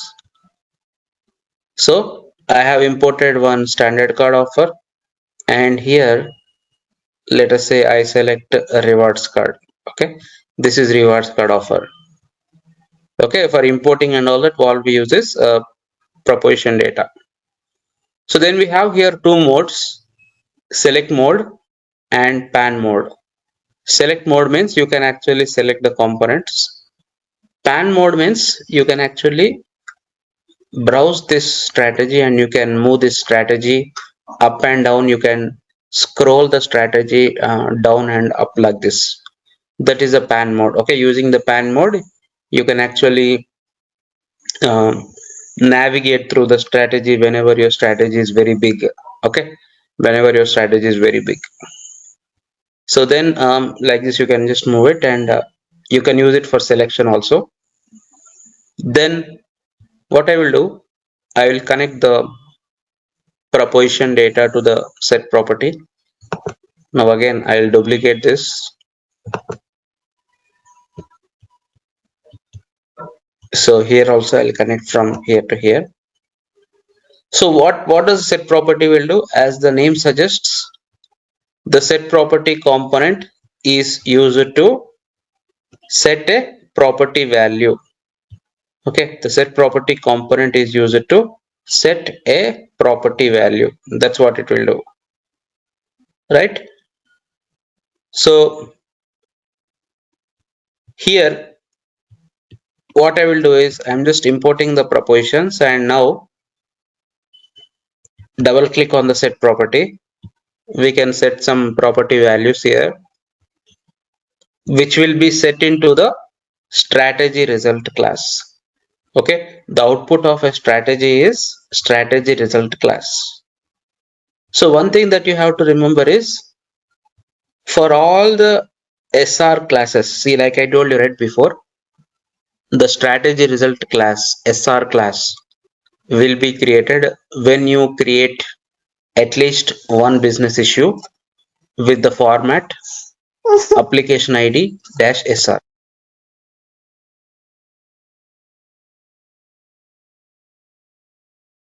The format of the strategy result class is application ID dash SR. Now for all the SR classes that are created, like when you create a business issue, business group, automatically SR classes will be created, like SR dash grow dash credit cards, SR dash grow dash debit cards, like that it will be created automatically. And you can decide whether you want to create the properties under credit cards class, or you want to keep it at a parent class, depending on where you want to use. Like for example, credit card price, you can keep it at credit card group level. Something like customer ID, you can keep it at SR class. Now for all these SR classes, the parent class is data dash px strategy result. Okay, so remember this class name. Every SR class will be inherited from data dash px strategy result class. Okay, so all your properties like py issue, py group, etc., they will be present in this uh, they will be present in this data dash px strategy result class only.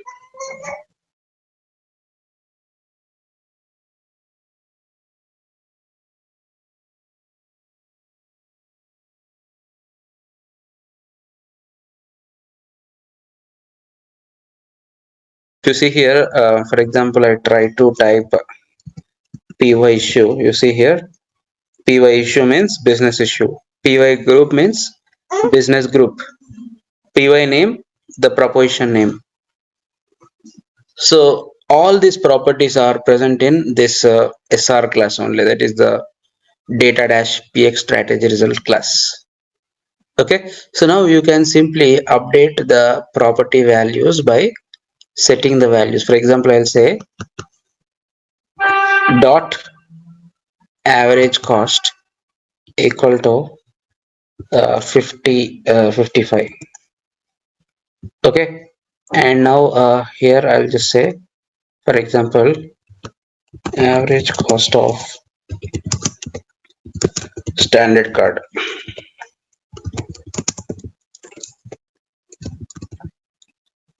So similarly, I will set the property for rewards card.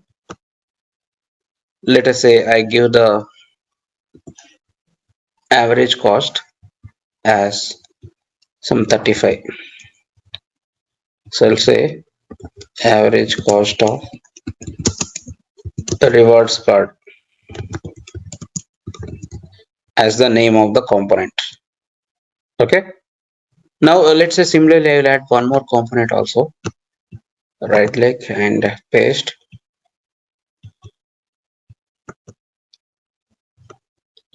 So here I select rewards plus card. Then we will duplicate the same thing, copy, paste, and here I'll give rewards plus card, and I'll give this average cost as let's say 75. Okay, now I have given the average cost for all the three offers. See, again, you might set some property values within the proposition management itself, but here what we are doing is we are just overriding the existing data. So this property set, this set property same like your property set that you use in activities and data transforms, right? You set the values of the properties. Same thing we are doing here also. Now let us run this. So what I will do, I'll just click on this icon. I click on save and run. Now I got my output. Always you need to make sure you click your mouse on this component. This is the final component, that is output of the strategy. So the output of the strategy is now having my average cost. You see this is 35 and this is standard card, it is 55 and the rewards plus card is 75. So it has given me the updated values and it has given me the output as per my expectation. So this is actually the strategy results. So whatever you are seeing here, right, we have 3 strategy results. Okay, we have 3 strategy results, and in the strategy results we have all this data will also be coming. Okay, whatever you added in the proposition management and whatever the OOTB data is there, everything will be coming in the output. Now that's what we use the set property is for setting the property value. If the property value already exists, the set property will override the data. That's what it will do. Now let us see the next one. Let's say I use something like prioritize. So prioritize is something like sorting.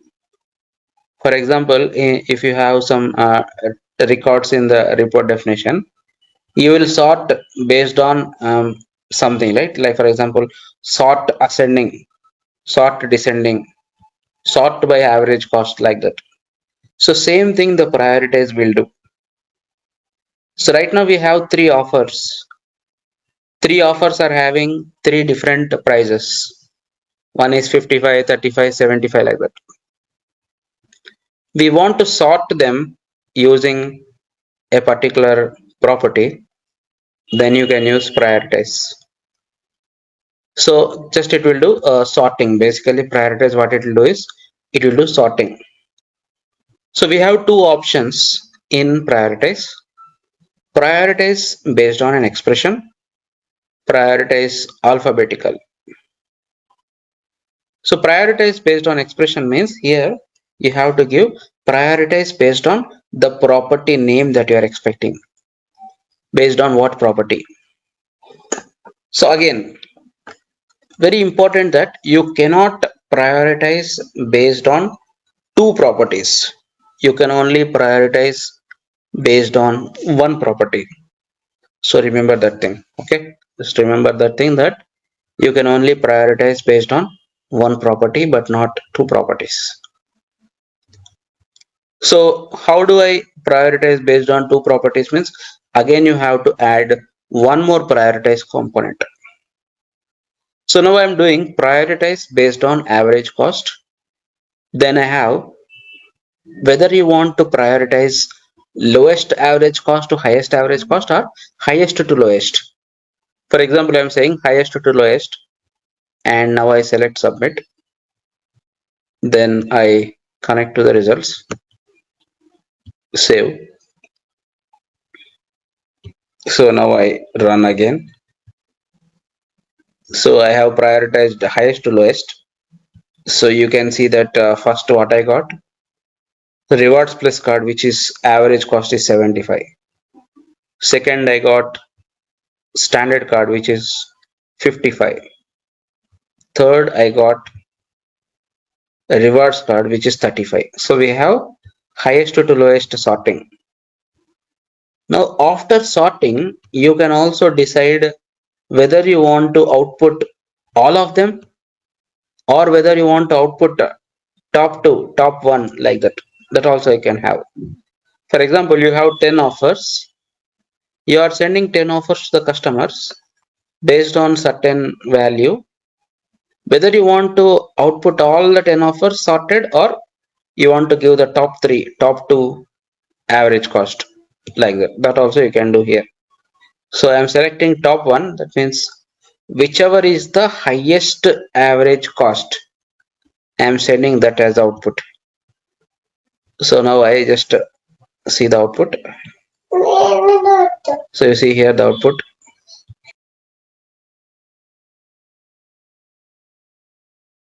See here I have average that is average cost of 75, which is rewards plus card. This is the final output that I got, because we are prioritizing the based on average cost, and we are giving only one offer as output, because we are outputting top one, whichever is the top one, not all of them. Second prioritizing that we have is sort alphabetical. For example, if you have some standard card, rewards card, premier rewards card, like whichever is coming first. For example, you have something like ABC card, that will be coming first, because you are prioritizing ascending by descending, ascending order. Okay, so whether you want to prioritize using a value, whether you want to prioritize using a alphabetical order. So that sorting is done by this prioritize shape. Okay, any questions till here? Till this component, did you have any questions or everything clear?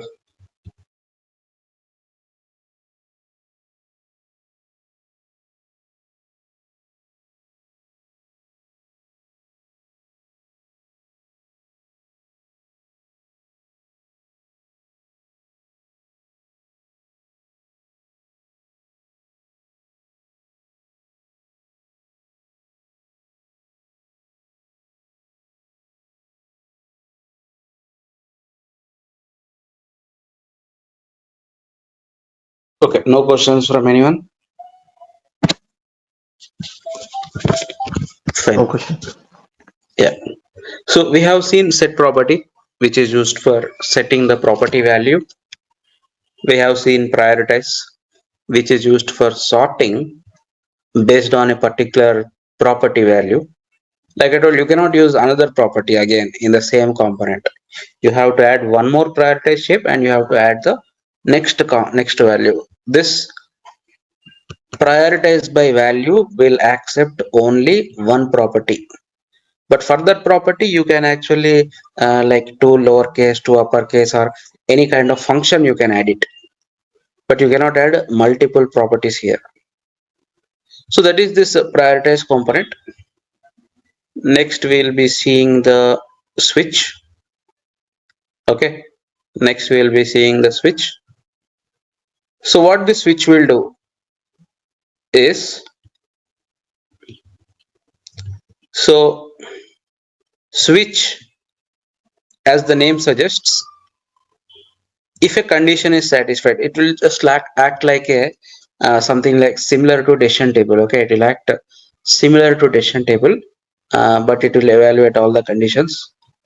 So for example, if condition A is true, you output this. If the condition B is true, you output this. Like that it will configure. Okay, so what I will do here, if I'll say here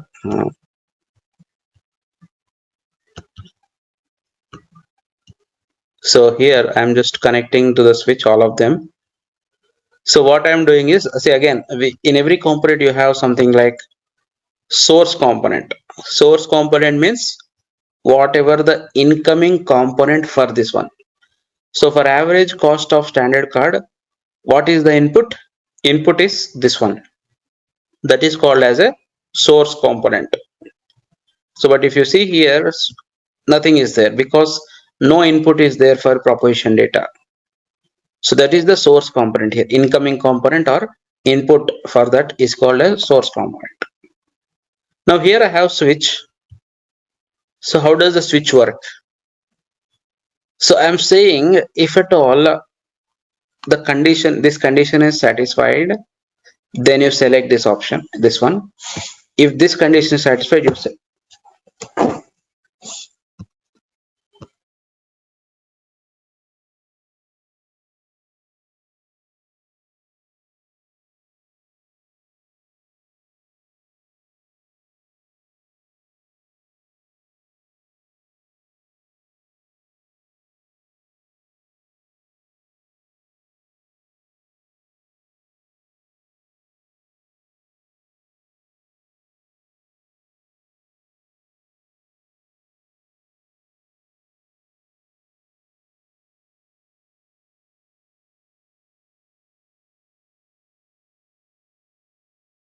A minute.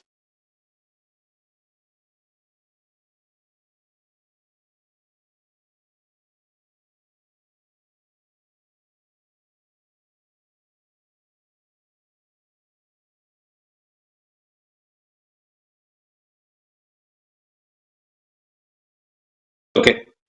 So now what I will do here, so here I will give, so you select this one when this condition is satisfied, you select this one if this condition is satisfied, otherwise you select this. That's what we are saying, right? So now here what we have to do here is select the average cost of rewards plus card. This one you are selecting. So what I will do now, I will just trigger the use of customer data. So what I will do is I'll just select dot, so I'll say if, so you see here I'm getting this one, or you can also directly say primary dot. What is the primary class? Primary class is customer class, ubank dash data dash customer, because we created the strategy in the customer class only. So simply you can say primary dot. Now I am getting all the fields that are there in the customer class. For example, I'll say if the primary dot annual income is greater than, let us say, I'll say like 1 lakh.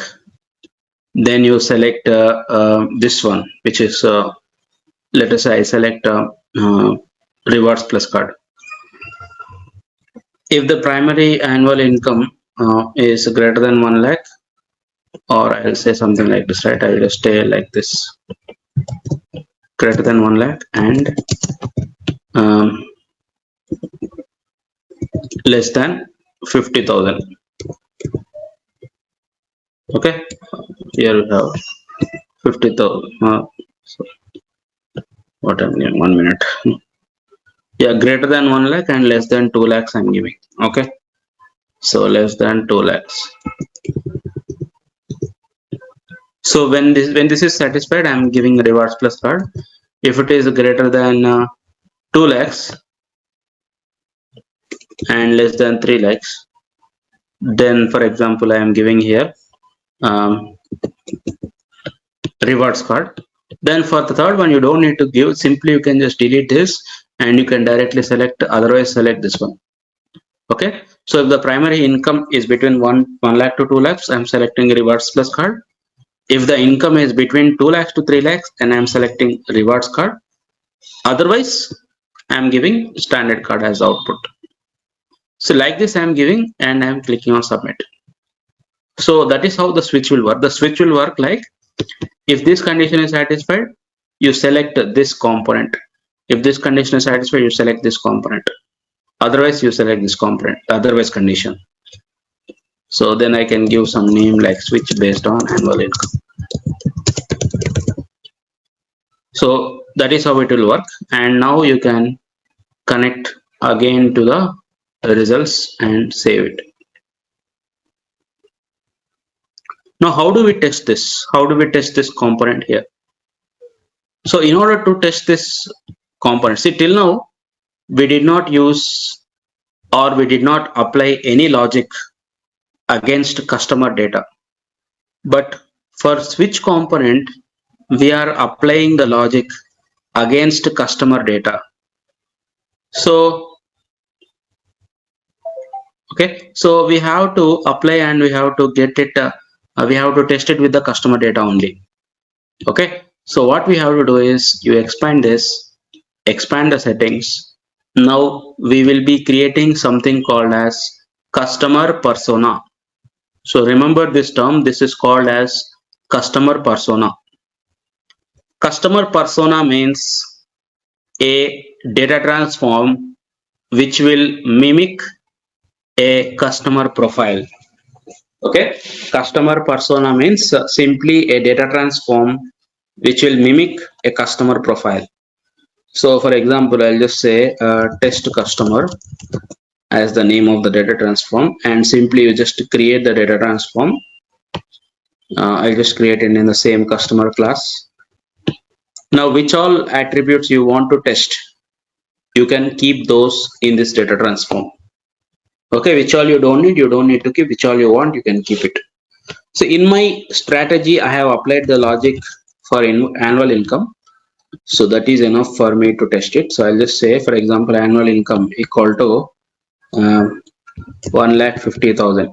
I'm giving like this. Save. So this is called as customer persona. Okay, customer persona means you will create a data transform and you will just give some hard coded values with some dummy customer data. Okay, so that you can test your strategy logic. So now I click on save and run.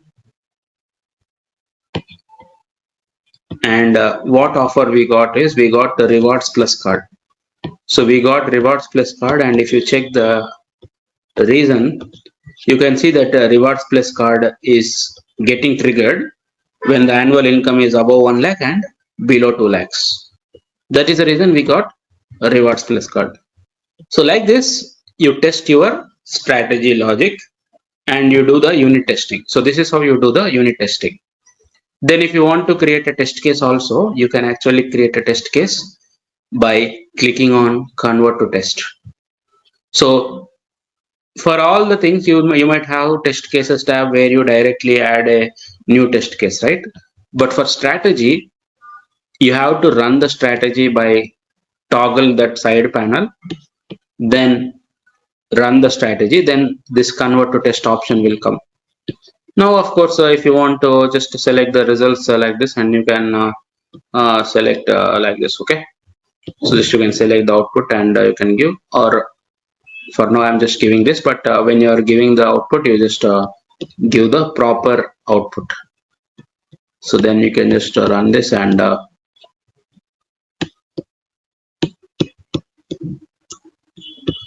say, for example, strategy testing. So this kind of rules is what I told you that you need to keep it in NBAD tests. So if you remember, while creating the application, I told you the purpose of this NBAD tests. So this kind of test cases, this kind of customer persona which you use for testing, this rule you have to keep it in NBAD tests. I kept in artifact, but that is not correct. While creating only, you have to understand that this is only for testing purpose. You have to keep it in NBAD tests rule set. Okay, then you don't need to deploy that because that is only for testing. Then you don't deploy that. So we got the final output rewards plus card, which is the expected output because we are expecting this offer only for that income. So like this, you can actually test with positive values, negative values, all the values, all the scenarios using the customer persona, and you verify whether the logic is working fine or not. Okay, clear? Understood what we have done?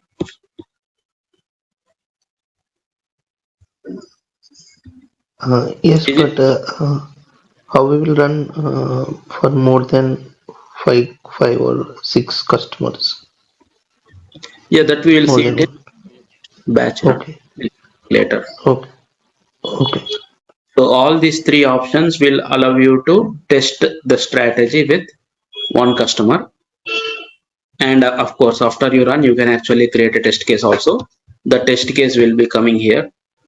Whatever the test case that you added, you see here, then you can just select this and run selected.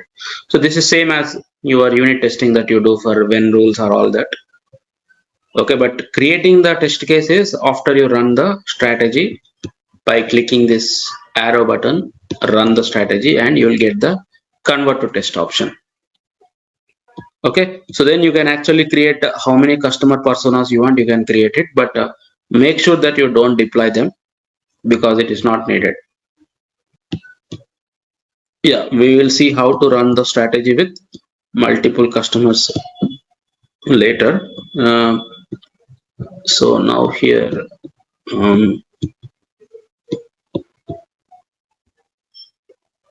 yeah, so fine, that is about this switch component. Basically, switch is used to switch based on a condition. So if one condition is satisfied, you select this. If another condition is satisfied, you select this. Otherwise, you select this, like the otherwise condition. Okay, so just practice this. We'll stop it today here. Okay, we'll stop it here today, and we'll start a new topic, adaptive model, tomorrow. Okay, so we'll start freshly tomorrow, adaptive model. Uh, Again, important adaptive model, predictive model, scorecard model, all these things we will be covering. So just utilize this time for practice. I don't know how many of you are practicing or not, but please utilize to practice. I'll send some assignment also this week. You can practice that assignment also, but meanwhile, till wherever we have done, like creating the application, creating the propositions, business issues, business groups, adding the properties to the propositions, creating the form tab, custom form, simple components that like proposition data, set property, filter component, switch component, prioritize. All these things, please practice without fail. Just listening will not be enough. If you practice, then only you will be able to remember this thing. So I'm sharing the cloud link and login ID password for that in the chat again. Please practice them till wherever we have done. Okay. So just you have to come here, go down, and then you just select the launch button, and first you log in, then you launch, then give this operator ID and password. So any questions guys while practicing previous sessions, or everything is clear? Are you practicing or not?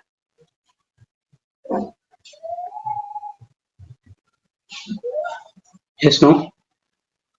Not yet. Not yet practicing. So practice, yes. So just try to spend some time whenever you are free and start practicing. Okay. So I'll just leave this time for you to practice now if you are free. So just practice it. Okay. Fine then. Fine. We'll connect tomorrow and we'll start with adaptive model session. But make sure you practice all these things. So let One us. thing, Ravi, before starting. So can Started. you again show how did you log into this from the Pega Academy? So it's there in the recording, right? Just Yeah, click I'm on not this able button. to. No. Can you just go up once? How did you come to this place? Oh, in that course. In that course.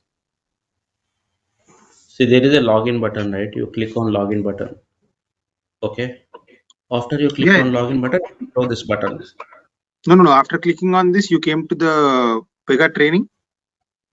After clicking on this, we'll come to this page. No. That's okay. That's no. Before coming there, once you log into the Pega, you came to training and the CDH course. Don't go all that. Just I gave this link right to you. Can you again give it, please? Okay.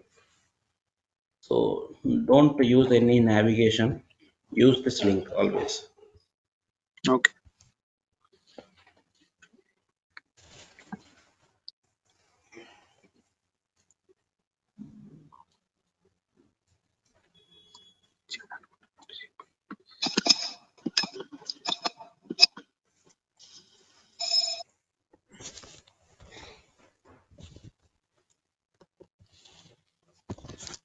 Okay. So let us continue from where we have stopped. So we were discussing about business taxonomy. So as part of taxonomy, we have created business issue, business group, and also propositions and attributes. So I told you that business issue is reason for promotion. What is the reason why the business want to promote? Business group is the category of promotion, and the proposition is the promotion itself. So now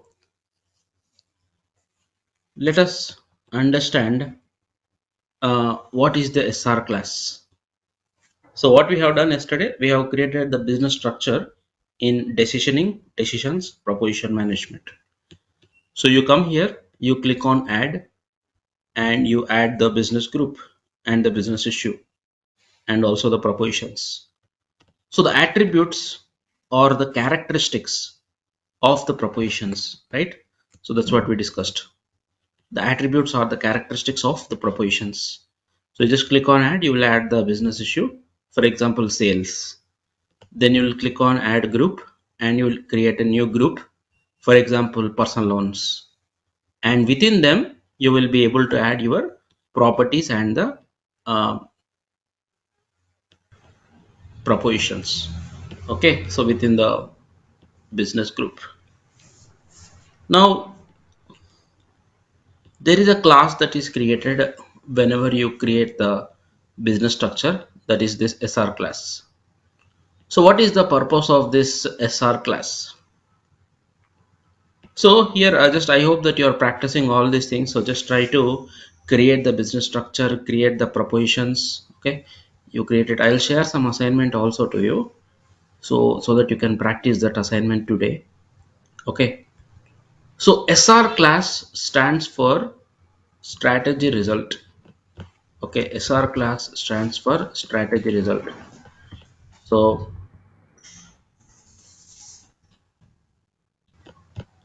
let me show that. So this is what we discussed yesterday, right? Whatever we So this is created what yesterday, do we still have that in that, or it is gone? that will be gone. But some rules will be there automatically. Sample rules are there, so we can use that.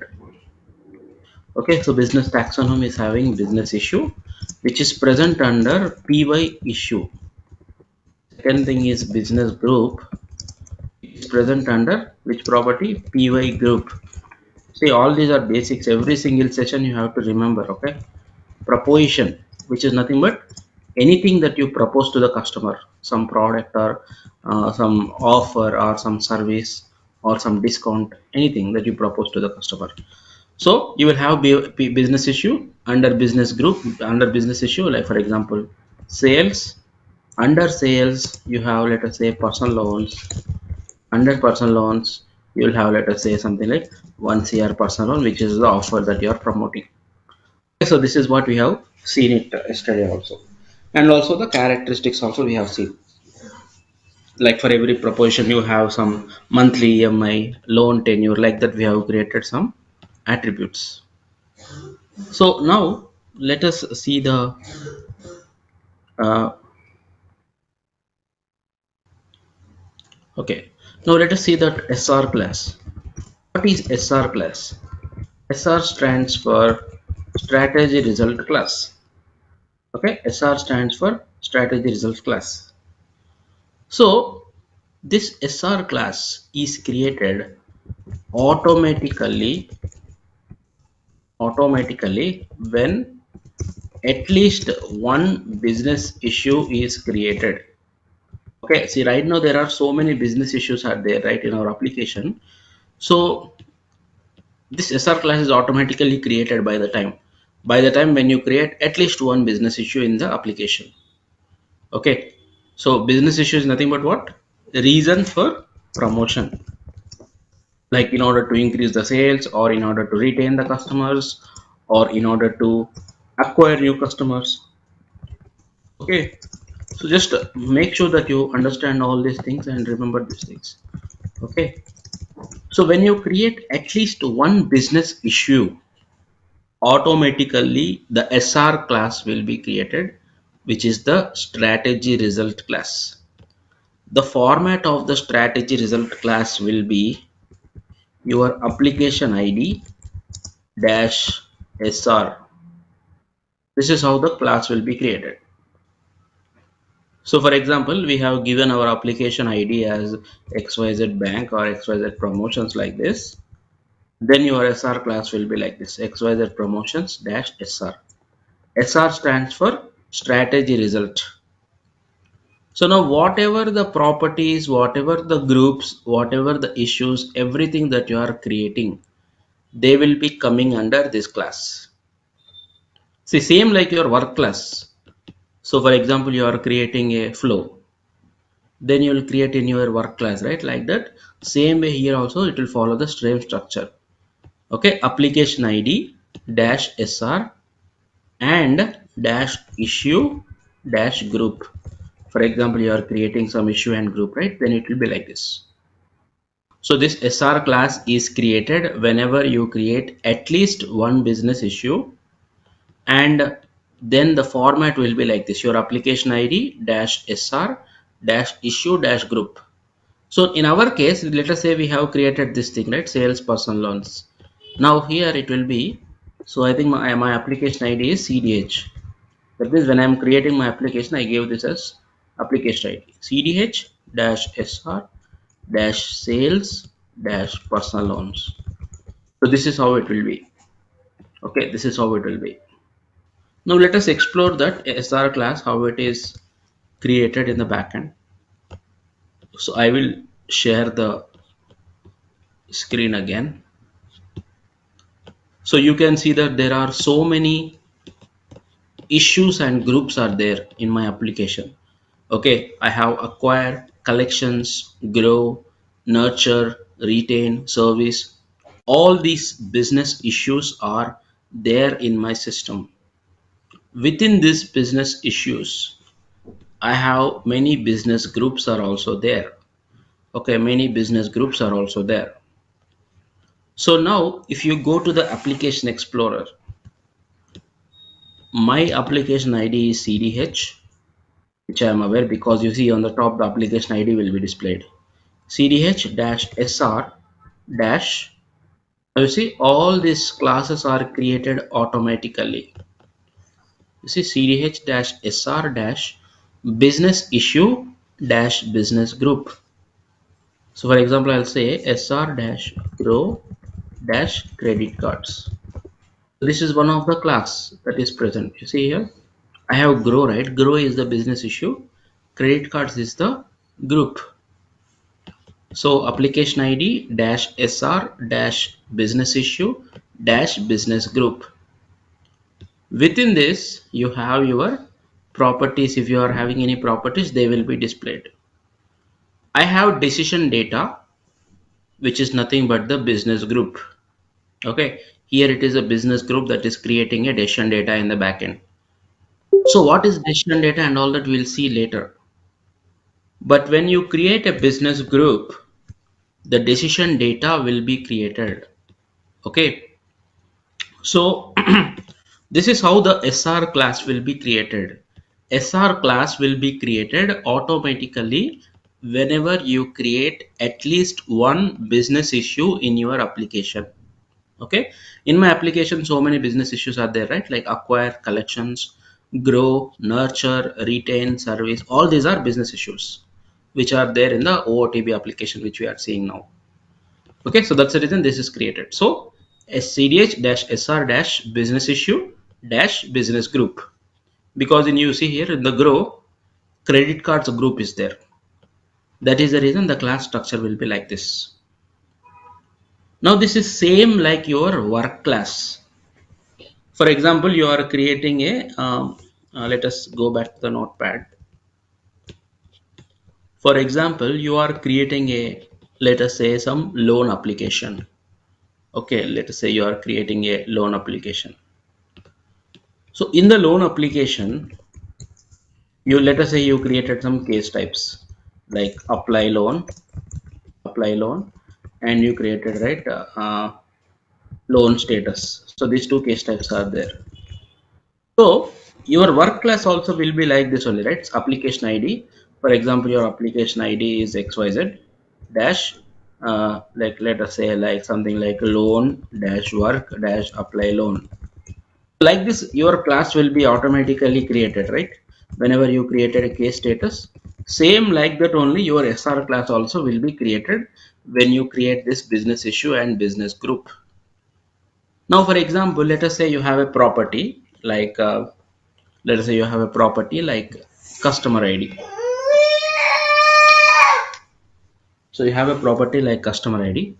So that customer ID is common for apply loan and loan status. So what you will do, you will keep that property under xyz dash loan dash work. So because if you keep it at work class, okay, if you keep it at work class, through inheritance you can access the property that you created. For example, you are keeping some property like customer ID at work class. So then apply loan class can access this property. Loan status class can also access this property, right? Same way here also it will be like that only. Okay, same inheritance path will be there. For example, you have two classes. Okay, CDH dash SR dash sales dash personal loans. CDH dash SR dash grow dash credit cards, which are automatically created when you created the business issue and the business group. So now there is a property, for example, loan monthly EMI. So then loan monthly EMI is only specific to this personal loans, right? So then you can create it here in the SR class. But let us say there is something like customer ID. Customer ID is applicable for both the classes. Then you can keep it at, for example, CDH-SR-sales like this. Here you can, or you can keep it here. So the class structure inheritance will also be um, available here. Okay, so that's what I mean to say. So if your property is specific to that particular group, then you create it in this class. If it is specific to all the groups and all the issues, then you can create it at SR level. Okay, then you can create it at SR level. Okay, are you able to follow?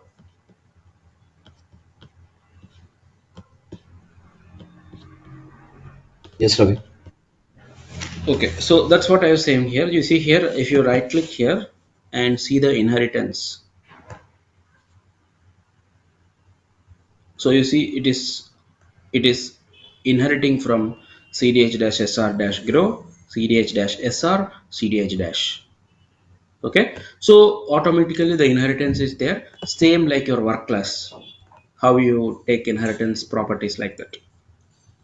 Okay, so now that you understood the SR class structure, basically which is created when you create at least one business issue in the application, automatically it will be created, and it will follow application id dash sr dash business issue name dash business group name.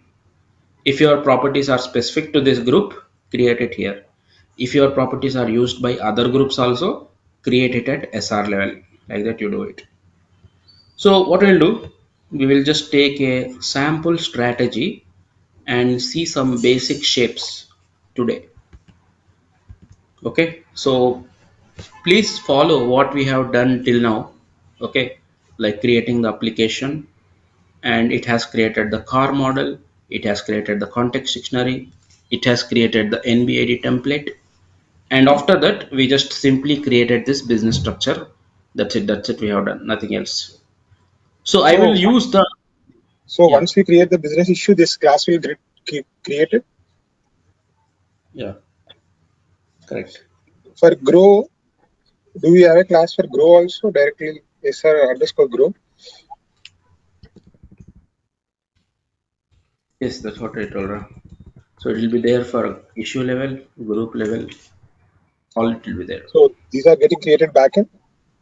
Yes. So in which rule sets are these getting created? Yeah. So if you right click and see the definition,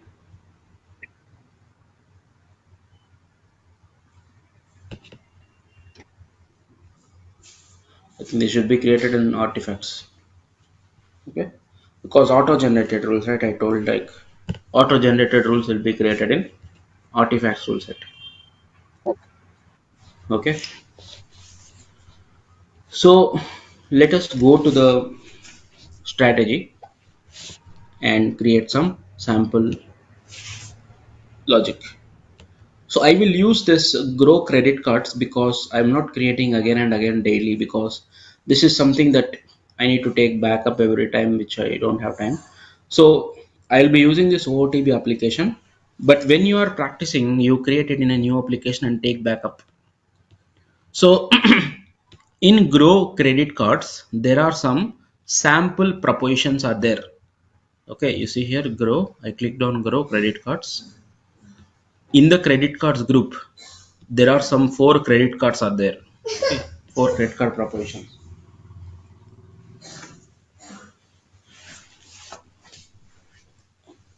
So I'm going to use the same thing here. So I click on this.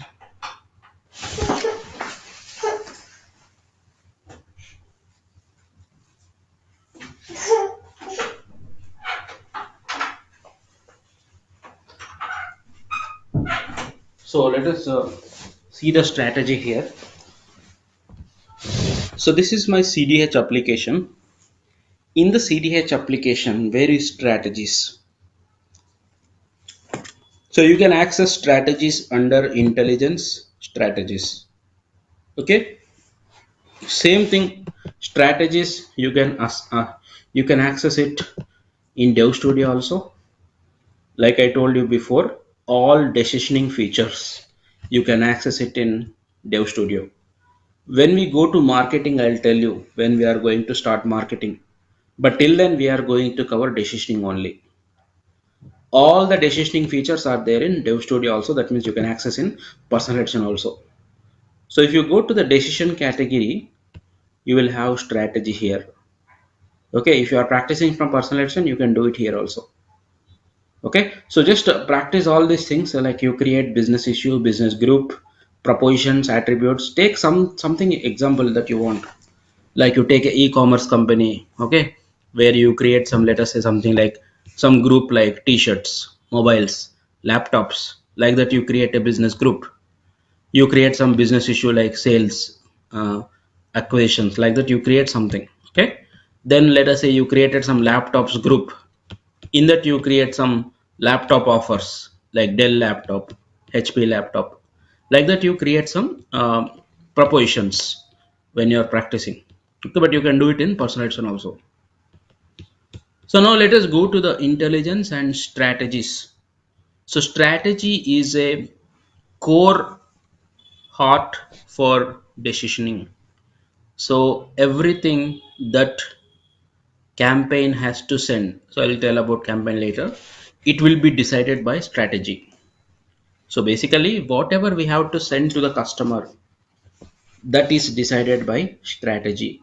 Okay, that is the next best action that we need to send to the customer will be decided by strategy only. So just come to intelligence strategies, then click on start with new canvas. So now here let us add the strategy name. Let us add it as In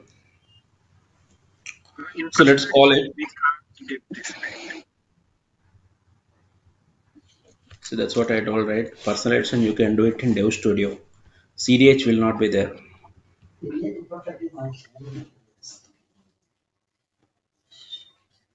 Got it? So in Dev Studio you can access in decision category. Is that the question? I know this about this portal you're showing here. Right? Hello? Voice is Saying not audible. you're showing in this portal, right? But in studio, we have to create from the. Yes, if you are talking or in another meeting, just mute yourself. No, I'm talking here. Hello? You can hear me, Ravi? No, no, your voice is coming from so much long. You can hear me? Your voice is coming from far away. It is not near to the mic. I think it's some issue with this meeting. I'll try Guys, putting if you have any questions, try to talk in the chat also. I'm not able to hear, so just type in the chat. So, like some audio issues there. Type it in the chat, I will reply to you. Okay, now coming back to the strategy, I was telling that strategy is the decision maker. So the next best action that we are going to promote to the customer is decided by strategy. Okay, whatever strategy tells, that is what the campaign is going to send. Okay, so that's what you need to remember. So let us give the name of the strategy as first strategy. Now here you need to decide your strategy results class. Strategy results class means, for example, from which particular issue and group your strategy will give the offers. That is what you need to select here. Okay, I told you, right? Strategy results class, which I just told you, that strategy results class is automatically created when you create at least one business issue in your application. Okay, this is going to store all your rules related to your decisioning. Okay, related to your decisioning. Now, when you are selecting a particular strategy results class, then your strategy can output the offers only from this particular issue and group. So again, if I call offers or propositions, or they are nothing but your propositions. Okay, propositions are nothing but whatever you are promoting to the customer. Okay, so I am restricting my strategy result class to grow credit cards. That means this strategy can use propositions only from this issue and this group. For example, I am giving grow and I am not giving any on any of this group. That means I can use the propositions from credit cards. I can use the propositions from deposit accounts and mortgages. So let me show you that. For example, I will just select this. You have to create your strategy results, your strategy in your customer class. So in my application, the customer class is this one, ubank dash cdh dash data dash customer. So you can see this class, what is your customer class, in the context dictionary. Okay, if you go to the app studio and settings, there you have context dictionary, right, which I showed you in the previous session. There you can see what is your customer class. Okay, simply you just copy that customer class and you create your strategy also in the customer class only. So question is, if we want to create a strategy for multiple business issue, how we can create? So now you see here, right now I have selected the business issue as grow, right? I have selected business issue as grow, business group as credit cards. So what I will do, I'll just go here, I'll tell you this one also, import propositions. See, propositions means the offers that you are promoting, the promotion that you are doing, right?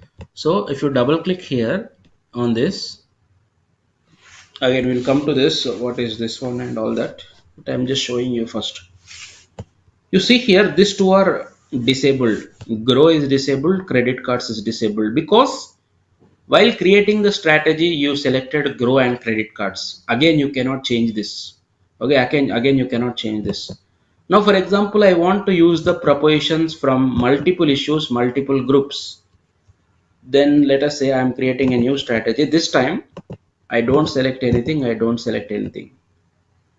That means there is no particular class where strategy should output only that particular class propositions. There is no particular restriction that the strategy should output the propositions only from this issue and this group.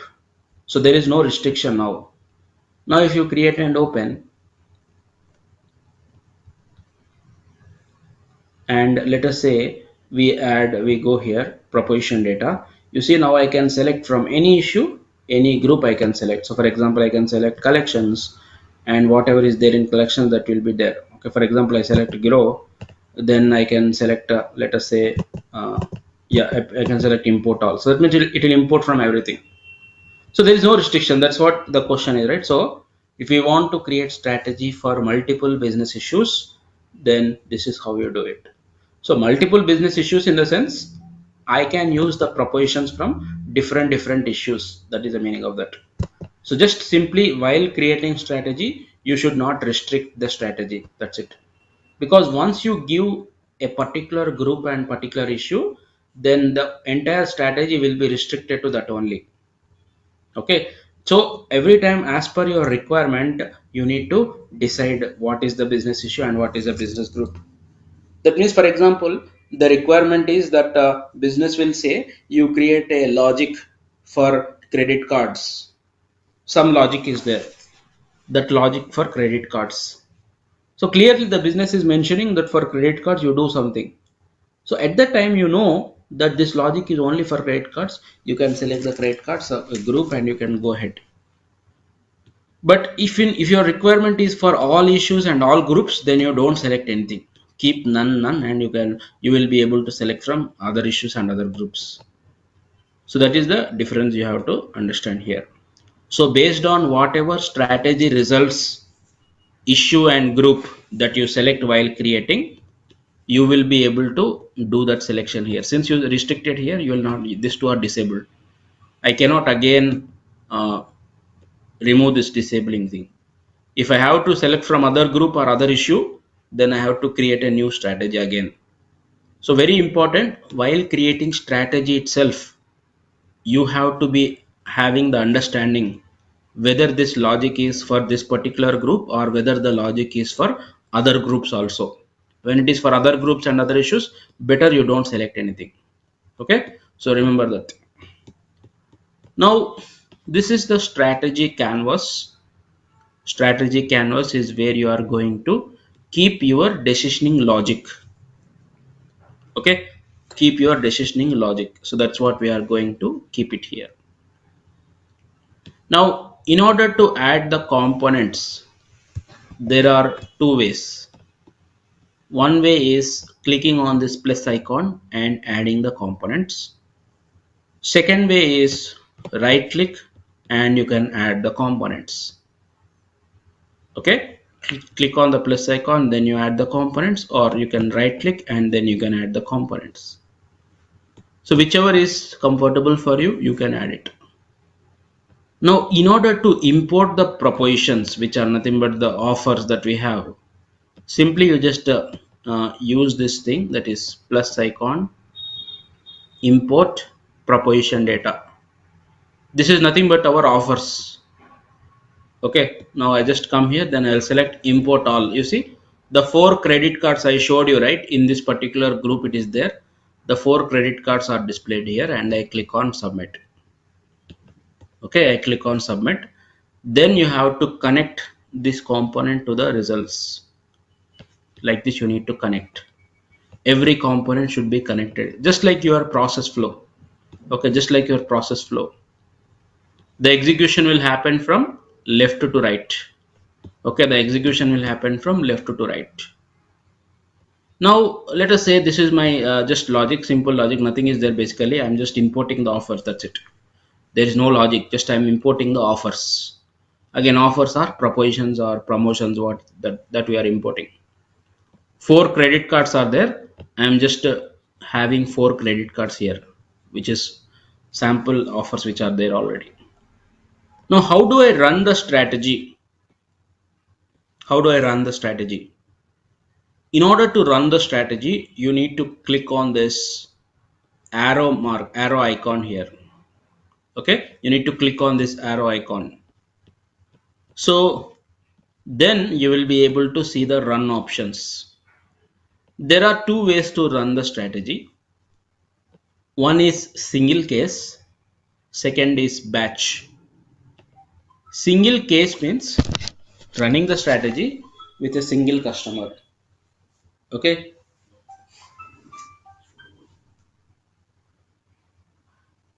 single case means running the strategy with single customer.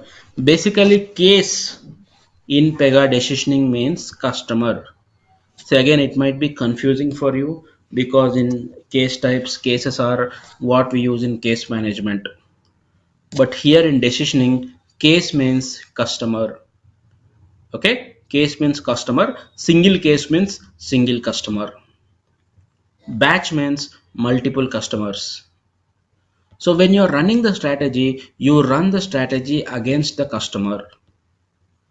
Okay, so right now we can also select without customer also, but you select the option called single case. So as of now, you just understand and remember this thing. Single case means running the strategy with single customer. Batch means running the strategy with multiple customers. So we'll start with single case, and without customer data also you can run it. simply what you do, click on save and run. That is how you run the strategy. Okay, just you need to click on this arrow icon and you need to click on save and run. So now whatever the offers that are coming from the strategy, you can see it here, right? Total 4 offers are there. First one is standard card. Second one is rewards card. You see, this is the offer name. This is the business issue, business group, proposition name, rewards card. And third one is rewards plus card. Fourth one is premier rewards card. See, we did not give any logic. We did not give any logic. What we have done is we have imported the propositions and we have connected to the results. So this is the final output component. Results is the final output component. Just like your end shape. For example, in your flow, you will have end shape, right? Like that only strategy will have this results component, which will have the final results. Okay, so total 4 offers we have imported and 4 offers we got in the output. Okay, clear till here? Any questions?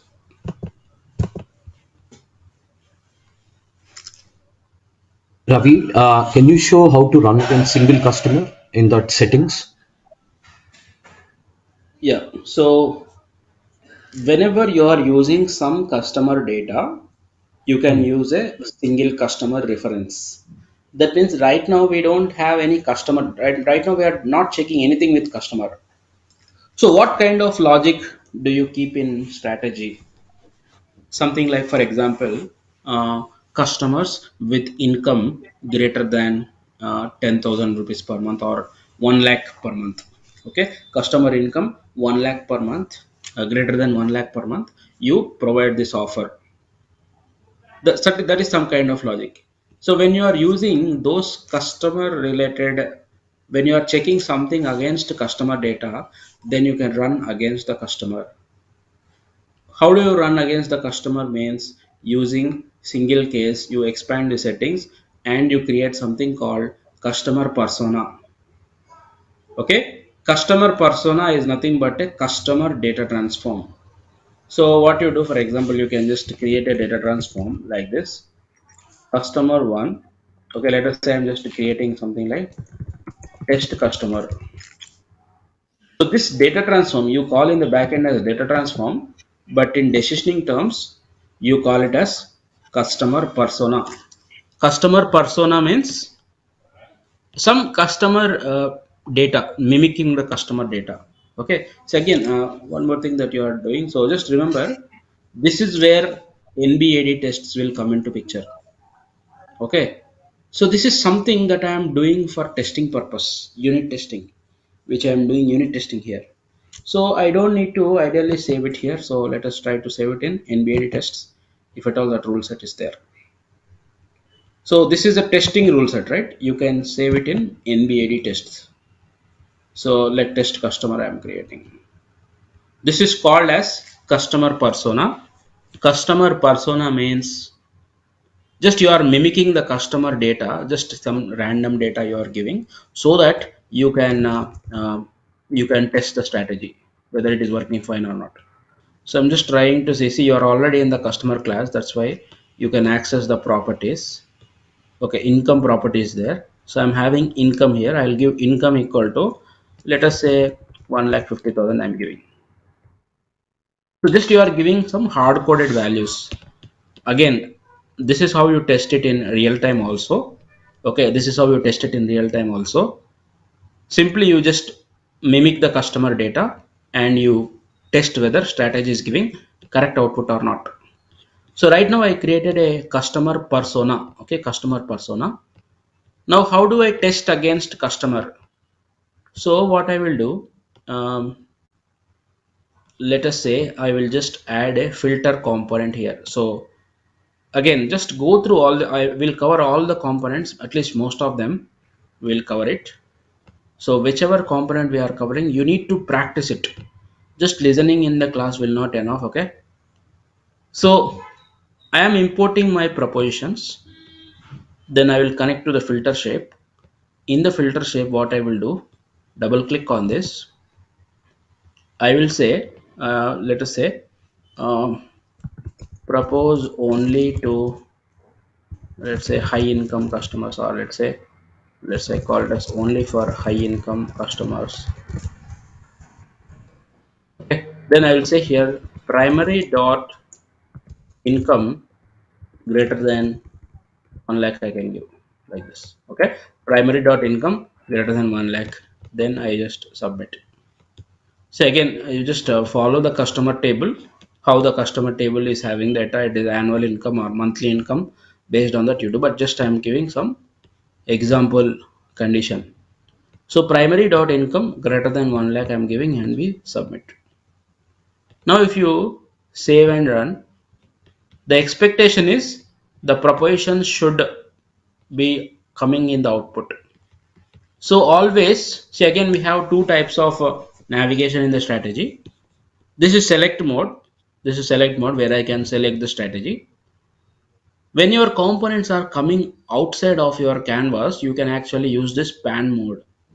So when you use pan mode, you can actually move your mouse, your strategy up and down like this. Okay, so you can just copy, click on that, and you can move like this. And see, that means you are having so many components, you are not able to see. Right now, you see, I'm not able to see the results.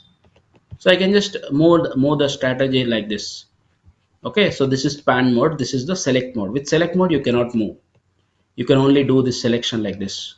With select mode, you can do like bulk select like this. You can do, but you cannot move. So when you have pan mode, you can move the strategy up or down, or so wherever you want, you can move it. My final output will be present in results. So always you click on the results. So you see how much I'm getting all the 4 offers, because the customer income is above 1 lakh. Now let us say I give below 1 lakh, something like that. So let's say I give like 50,000 and I save it. So this is the customer persona. Again, whichever properties you are using in strategy, only that you can keep it. So now I run it again. This time the strategy should not give any output. You see there is no decision. There is no output because it has gone here. You can see the advantage of strategy is one more thing, you cannot trace a strategy. For example, you created an activity, you written some 20 steps. You can trace it and see like which step is failing, which step is working, like that, all that you can see in the tracer. But strategy, you cannot do any tracing. Even if you trace also, the components will not come in the tracer. So then how do I debug? Means you have to debug using this on the top. You can see where exactly the issue or where exactly the filtering is happening. So strategy will display the output of that component at a component level. So you can see here in the first component, the standard card, rewards card, everything will be there. So you can just come here and if you click here, what is the output at this component? You see 4 offers are coming in this component. Okay, standard card. And if you go to the second one, you see here also it is changing. Rewards card, what all output is coming? Rewards card is coming here, rewards plus card is coming, and premier rewards card. 4 offers are coming here. Then again, I want to see the output at this component. I just click on that component. Now when I click on this component, there is no output. There is no output because we have filtered primary dot income greater than 1 lakh. And we are testing against this customer persona. That is the reason no offers are coming for this particular customer. Okay, because the customer's income is 50,000.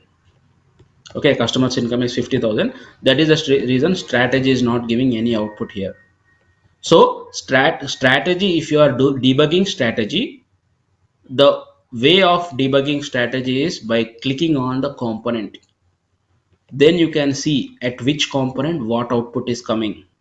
So here I have 4 results are there here, but here there are no results available. Okay, there are no results available. At a component level you have to see, so that you can understand where exactly the configuration is there. Then you can try to modify as per your requirement like that.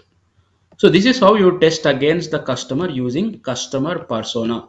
So this is called in just decisioning terms as customer persona. Customer persona means just creating a data transform and adding all the customer data. Since we are using income in our strategy, that's the reason I added here. Okay. So if you are using some 10 properties for checking, you add those 10 properties and you test it. So in real time, you create one positive customer persona, negative customer persona. That means positive test case, negative test case. And those things you keep it in NBAD tests rule set, which I told you in the earlier session, right? This rule set is for this testing purpose only. Okay, clear, understood now? Clear, Ravi. A quick question.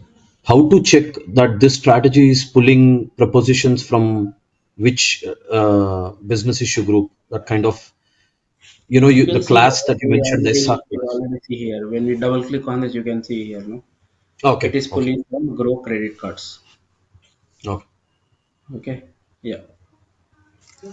So If that is none and none, then it means that it's pulling from all yeah, it business will pull issue. from all of them. Okay. You can actually see that also in the output.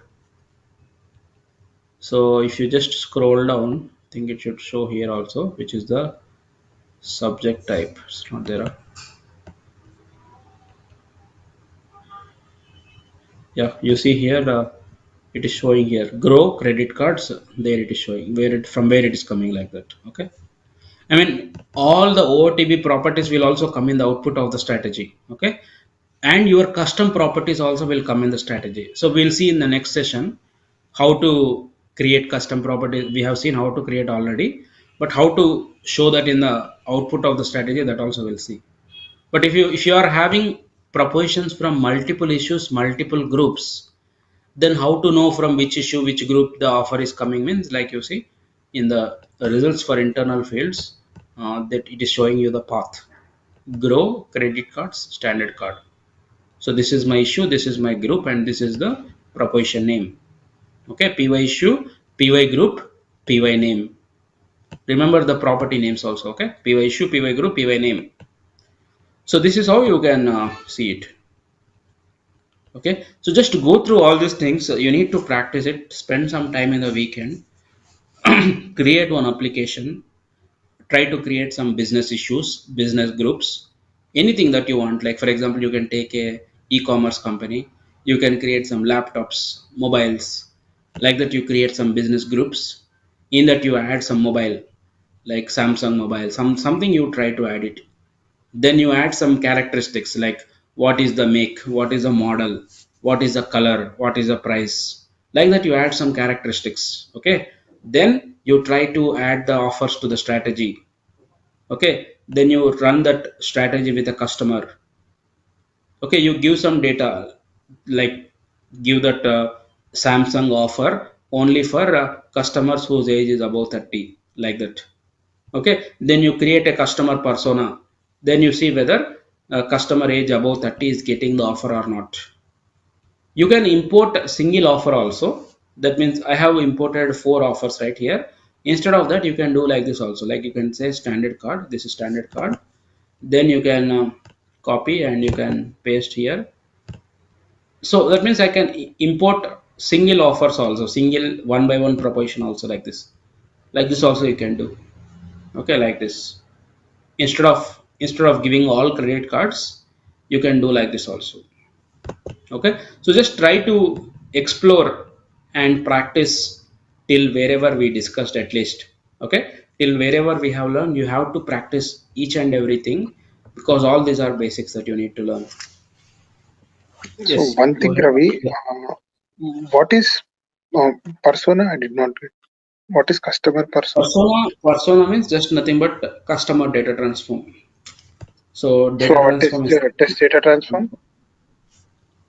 this data transform is for testing. How will you know that you are getting expected logic or expected output or not? I gave primary income greater than 1 lakh. Directly you will not deploy to production, right, without doing any unit testing. Mm-hmm. You have to do some testing here. You have to do some testing. For the testing purpose, you will create customer persona. So as part of testing, you will test, okay, customer with lower income, customer with higher income. Then you Okay, you will verify. Okay, I'm getting expected output. So same thing, right? How do you do unit testing? What is the purpose of test case? Means what you will say. Okay. Just unit testing, you're calling it as persona. That's nothing else. Unit testing with a data transform is called as customer persona. Okay. Okay, for any kind of unit testing that you do with a data transform, so that you call So, it as customer persona, because generally when you are doing unit testing, you do with customer data, some sample customer data. You are mimicking the customer data. That's the reason we call it as customer persona. Yeah. So there are yeah. some Oh, existing customer personas are also there. Like you see Arnold, Barbara, John, like this, some existing customer personas is there where they have given some data like this. They have given some data and they are used for testing. This thing you don't need to deploy. So that's the reason you keep it in NBAD tests. Only for testing purpose, this will be there. Yes. Ravi, another question.